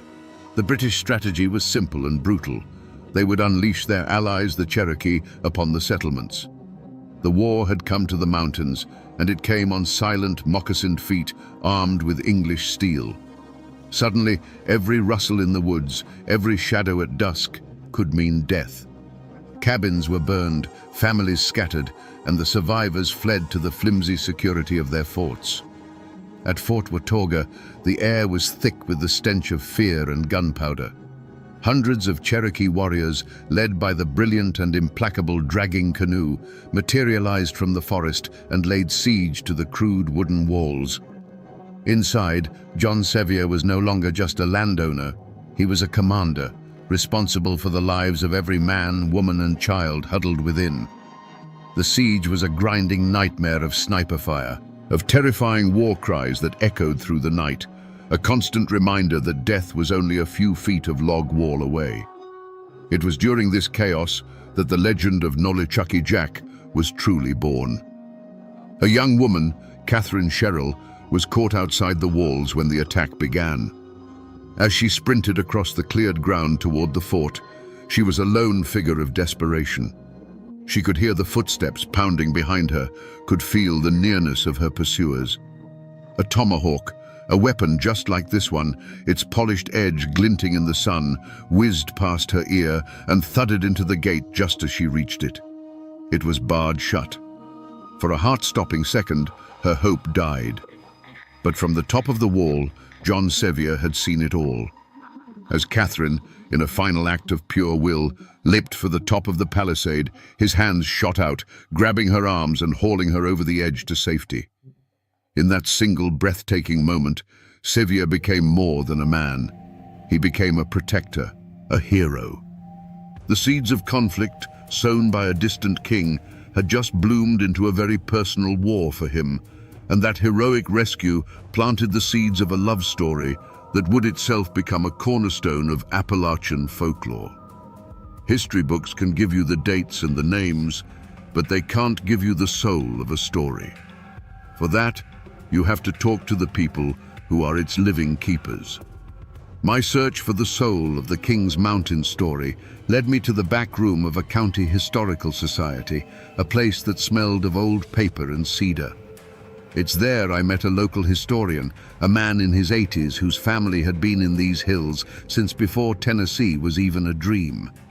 His name isn't important. What is important is that the stories of this place run in his blood. I asked him about Major Ferguson's threat. Why did it light such a fire? Why march over a frozen mountain on what looked like a suicide mission? He leaned back in his creaky wooden chair and gave me a look that said I was asking the wrong question entirely. "You have to understand," he said, his voice a low Appalachian rumble. "Ferguson didn't threaten an army. There was no army. He threatened their hearthstones." He explained that these weren't soldiers who answered to a distant general. They were clans. They were families. Their loyalty was to the man whose land bordered their own, to the neighbor who helped them raise a barn. When Patrick Ferguson promised to hang their leaders and lay their country waste with fire and sword, it wasn't a threat of war. It was a promise of annihilation aimed directly at their wives, their children, and their homes.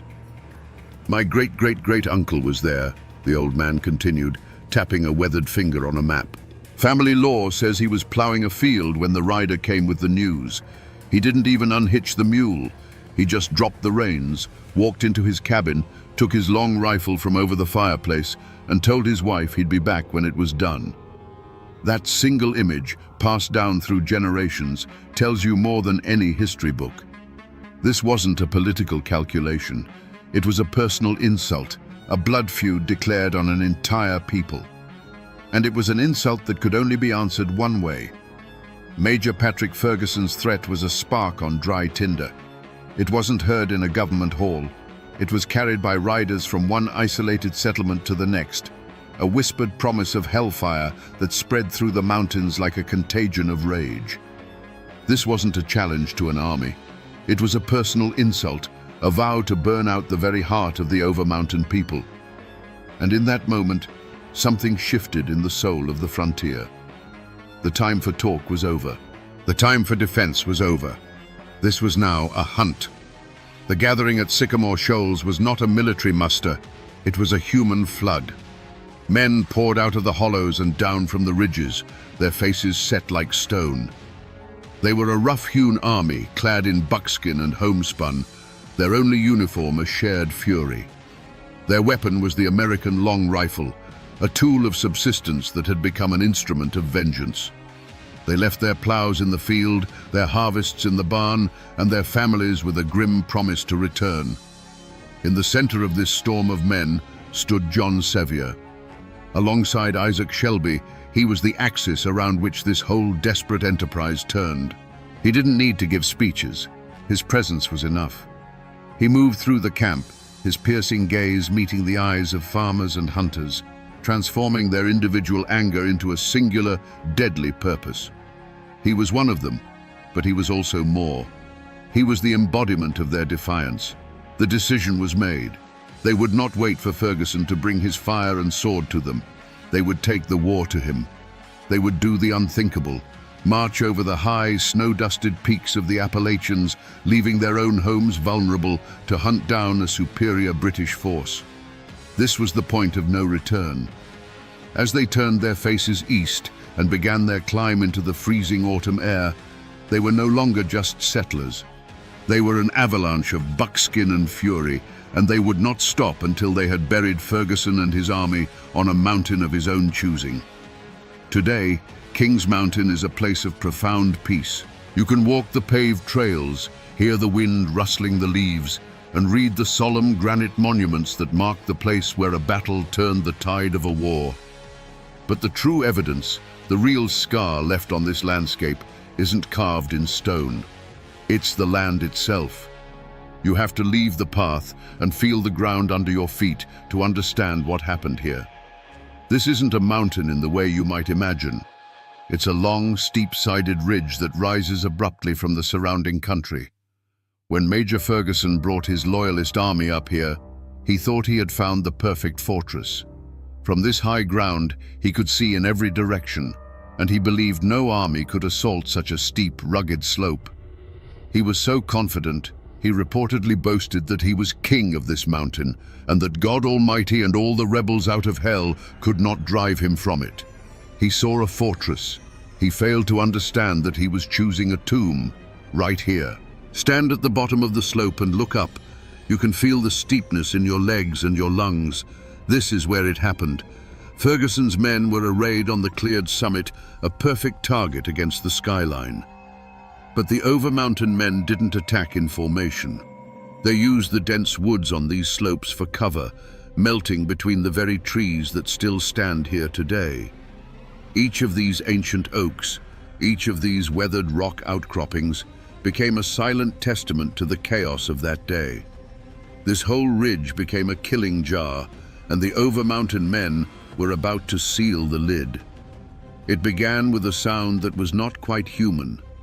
From the base of the mountain on all sides, a terrifying chorus of whoops and yells erupted from the trees, the sound of panthers, of wolves, of men who had become something primal.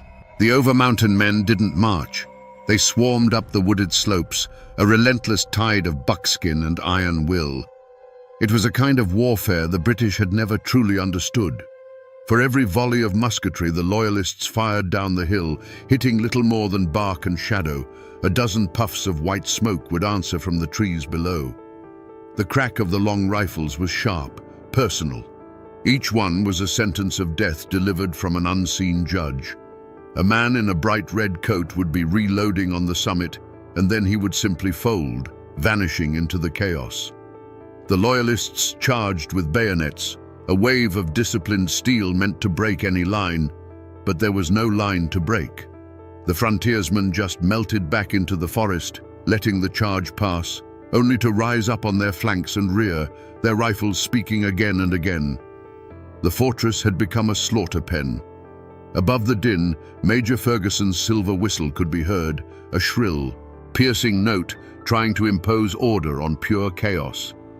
He rode his white horse back and forth across the summit, a magnificent, defiant target rallying his crumbling lines. For an hour, the mountain was consumed by a storm of lead and fury. The air grew heavy and acrid with the smell of gunpowder. The roar of battle was continuous, a deafening drumbeat of rifle fire, screams and war cries. Then, suddenly, the silver whistle fell silent. The man on the white horse, who had seemed invincible just moments before, reeled in his saddle. He swayed for a moment, a stunned look on his face, before sliding to the ground. With his fall, the last bit of fight drained from the Loyalist force. White handkerchiefs began to appear, tied to the ends of ramrods and held aloft in surrender. The shooting didn't stop immediately. The raw fury that had carried them over a frozen mountain demanded a final terrible price. But soon, a new sound replaced the gunfire, the triumphant, breathless roar of men who knew they had just broken the back of the British war in the south. After the gunsmoke clears, the ink begins to flow. This is a copy of the official report on the Battle of King's Mountain, written by the commanders and sent to the Continental Congress. It's written in the formal, looping script of the 18th century, and its language is as detached as the battle itself was intimate and brutal. It talks of troop movements, of casualties, and of objectives secured. It describes the battle in a single, sanitized phrase: a sharp conflict. A sharp conflict. Those three words are the cold ashes left over from a raging fire. There is no mention in this dry report of the war cries that echoed through the trees, or the raw fury of men avenging a threat against their homes. The official record doesn't tell you about the terror in the eyes of the Loyalists as they were swarmed from all sides, or the grim satisfaction of the frontiersmen as they won. The paperwork of war is always a ghost of the real thing, a sterile summary that strips away the blood and the humanity. And this is where the story of John Sevier takes its most important turn. In this document, he is a hero of the new United States, a loyal officer serving the cause of liberty. But what this paper trail doesn't show is what was happening in Sevier's own mind. He had just seen how power was won, not in distant congresses, but by the will of determined men with rifles in their hands. As he rode home over the mountains, a hero of continental fame, he wasn't just thinking about the war he had won, he was thinking about the kingdom he was about to build. The official record sealed his legend as a patriot, but it was a title he was already preparing to betray. The hero returned from King's Mountain not just to a home, but to a vacuum of power. North Carolina, broke and exhausted from the war, ceded its western lands to the federal government, effectively abandoning the over-mountain settlements. Left without courts, laws, or protection, the people did what they had always done. They took matters into their own hands. In 1784, they declared themselves a new, independent state, the state of Franklin, and there was only one man they would trust to be its governor, John Sevier. For a brief, shining moment, Nolichucky Jack was a king in his own right, ruling over a renegade republic carved out of the wilderness. But the law, however distant, has a long memory. North Carolina quickly regretted its decision and reasserted its claim, creating chaos. Two governments now claimed the same land. The conflict became a bitter personal feud between Sevier and a man named John Tipton, a former brother-in-arms from Kings Mountain who now led the North Carolina Loyalist faction. This wasn't a political debate, it was a civil war in miniature, a clash of two frontier titans who refused to bend. The breaking point came in the dead of winter. Tipton's faction, acting for North Carolina, seized some of Sevier's enslaved people as payment for back taxes.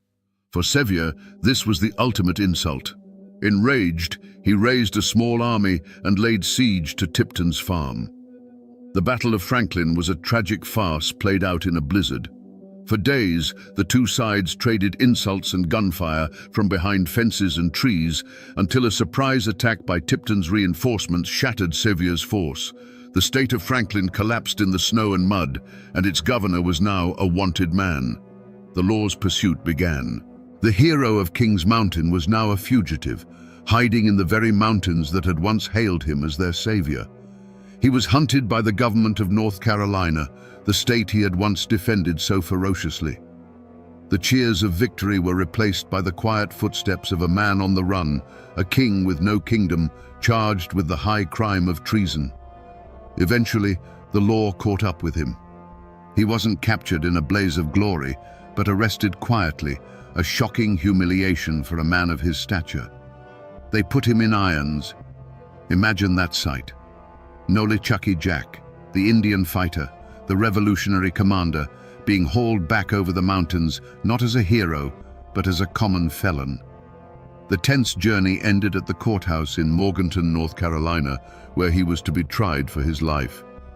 But as he stood before the court, a different kind of justice arrived. A mob of his armed followers stormed the building, freed him from his captors, and set him back on his horse. The official verdict was never delivered, because the people of the frontier had already delivered their own. John Sevier simply rode away, a free man, proving that in Appalachia, the loyalty of the people could be a law unto itself. To find the final chapter of this story, you have to visit two very different pieces of ground. The first is here, on the lawn of the old Knox County Courthouse, in the heart of the city he helped build. A grand stone monument marks the final resting place of John Sevier. It proclaims him a hero, a patriot, the first governor of the state of Tennessee. He lies here in a place of ultimate public honor, celebrated as a founding father. But as you stand here, you can't help but feel the paradox. This is the grave of a man who was once arrested, put in irons, and charged with high treason. To understand the other side of that conflict, you have to travel a few miles away to a quieter place. Here, on the rolling farmland that was once his home, lies John Tipton. His grave is simple, solid, unyielding, much like the man himself who stood for the law when it was unpopular and faced down the most famous man on the frontier. He rests on the very land he defended, the homestead that Sevier himself once besieged. They lie just a county apart now, enemies in life, neighbors in death. The man who upheld the law rests on his private farm, while the rebel who defied him is enshrined in the town square. This stark contrast, written in granite and soil, is the final, silent testament to their long and bitter feud. It forces us to ask the most crucial question of all. What happened in the years after the guns fell silent? How did the fugitive Nolichucky Jack not only escape justice, but rise from the ashes of his failed state to become the most powerful man in Tennessee? The long shadow of his failed state hung over John Sevier, but he was a man who thrived in the half-light. After his dramatic rescue, he was still technically a fugitive, a traitor in the eyes of North Carolina. But in the mountains and hollows of his homeland, he was simply Nolichucky Jack, their leader, protected by a fierce loyalty that no law could penetrate. He was a political ghost they couldn't exorcise. So what does a man do when his kingdom has crumbled and his enemies hold all the legal cards? He finds a new game to play. And this is where Sevier's story takes a dark, secretive turn. A desperate man, he began a clandestine correspondence with Spanish diplomats. He hinted that the frustrated people of the frontier, feeling abandoned by the United States, might be willing to secede entirely and place themselves under the protection of the King of Spain in exchange for free navigation of the Mississippi River. Was it genuine treason? Or was it the shrewdest political bluff in American history? A move designed to force the young United States to finally pay attention to its western frontier. The truth is buried with him, but it shows a man willing to risk everything to protect his interests and regain his power. Meanwhile, North Carolina faced a dilemma. They couldn't arrest Sevier. His followers would simply free him again. They couldn't ignore him. His influence was too great. They couldn't defeat him, so they did the only thing they could. They embraced him. In a stunning act of political pragmatism, they issued a full pardon for his treason. Then, they went a step further. They elected the rebel leader to their own state senate. It was a masterstroke. By bringing him into the system, they neutralized him as an outlaw. But they had underestimated Nolichucky Jack. He wasn't neutralized. He was legitimized. He took his seat in the government that had once hunted him and used his new position, combined with his undiminished popularity back home, to fight for the one thing he always wanted, a new state. But this time, done the right way. He outmaneuvered every opponent, trading his buckskin jacket for a politician's coat without ever losing the grit of the frontiersman. When Tennessee was finally granted statehood in 1796, there was no debate, no question about who would lead it.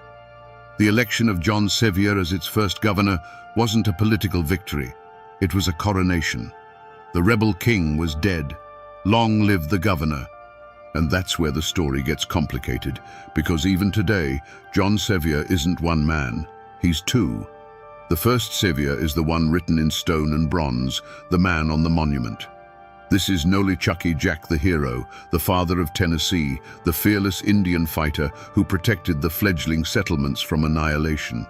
To this day, if you ask the descendants of the Overmountain men, they will tell you he was a patriot who risked everything at Kings Mountain and a statesman who carved a civilization from a savage wilderness. This is the Sevier of public record and popular legend. But then there's the other John Sevier. This is the man whose story isn't written on monuments, but whispered in the shadows of history. To understand this Sevier, you have to stand on the other side of the Nolichucky River, on the land that was once the sovereign territory of the Cherokee Nation. From that perspective, Sevier wasn't a hero. He was the leading edge of an invasion. He wasn't a protector. He was a conqueror. Every acre of land he settled was an acre of land he took. His 35 battles weren't heroic skirmishes. They were a relentless campaign of ethnic cleansing. And it wasn't just about land for a home. The second Sevier was a ruthless speculator, a man whose patriotism and personal profit were always tangled together. His renegade state of Franklin looks less like a noble experiment in democracy and more like a massive land grab, an attempt to secure his and his cronies' illegal claims. His flirtation with Spain wasn't a bluff. It was the act of a man whose ultimate loyalty was to his own ambition. So who was the real Nolichucky Jack? Was he the courageous patriot or the greedy opportunist? The community builder or the dispossessor of a people? The truth is, he was all of it. He was a man who contained the violent, contradictory, and deeply flawed soul of the American frontier itself. And to this day in Appalachia, the version of the story you hear still depends entirely on which side of the mountain your family came from. When a man's life is as large and loud as John Sevier's, it doesn't just end when he's laid in the ground. It seeps into the soil. It becomes part of the mist that hangs in the hollows. The hard facts of his life, the battles, the politics, the betrayals, began to soften over the decades, smoothed over by time like river stones, until a new shape emerged, the shape of a legend.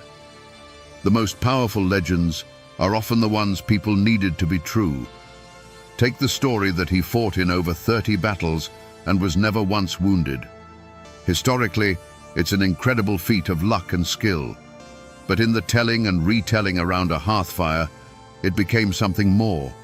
It became proof, In a world of constant, random violence, where a snake bite or a fever could kill as surely as a tomahawk, the belief that their leader was untouchable, that he was shielded by Providence itself, wasn't just a story.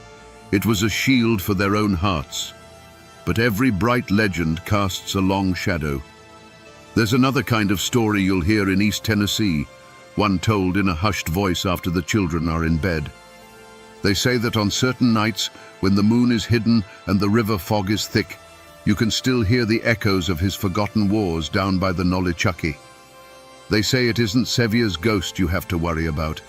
It's the ghosts of those he fought, the Cherokee spirits still bound to the land he took, their whispers of anger and loss carried on the water. It became a cautionary tale, a way for the mountains themselves to remember the price that was paid for the state he built. And so, the man became a myth. He is both the invincible hero protected by heaven and the haunted figure whose deeds left unquiet spirits in his wake. The history books tell you what John Sevier did, but it's the folklore, the ghost stories, and the tall tales whispered from one generation to the next that tell you how the mountains remember him. So we find ourselves back where we started, here on the banks of the Nolichucky. The river still speaks its ancient language, tumbling over the same stones, but we hear it differently now. We can no longer see this as just a quiet valley. We see the ghosts. We see the raw frontier, the smoke of the cabin, and the determined figure of a man who took the river's name and made it his own, bending a wilderness to his will. The journey to understand John Sevier is to understand that our heroes are never simple. It's easy to want the man on the monument to be the whole story, a flawless patriot cast in bronze. But the Appalachian frontier was no place for simple men. It demanded men who were as complex and contradictory as the land itself, men who could be both courageous and cruel, builders and destroyers, heroes and villains, sometimes all in the space of a single day. Sevier wasn't a good man who did bad things, or a bad man who did good things. He was a man of his time, and his time was a storm. So the next time you pass a forgotten ruin on a lonely road, or see an old name carved into a county courthouse, remember that it's not just a pile of stones or a word on a map. It's a library filled with stories of love, loss, and the brutal choices that define us. The story of Nolichucky Jack is a reminder that our history is not a clean, straight line. It's a tangled, bloody, and glorious thicket, and it's in those shadows and contradictions that the truest stories are found. The people are gone. The houses are gone. The world they fought for has vanished. But the story remains.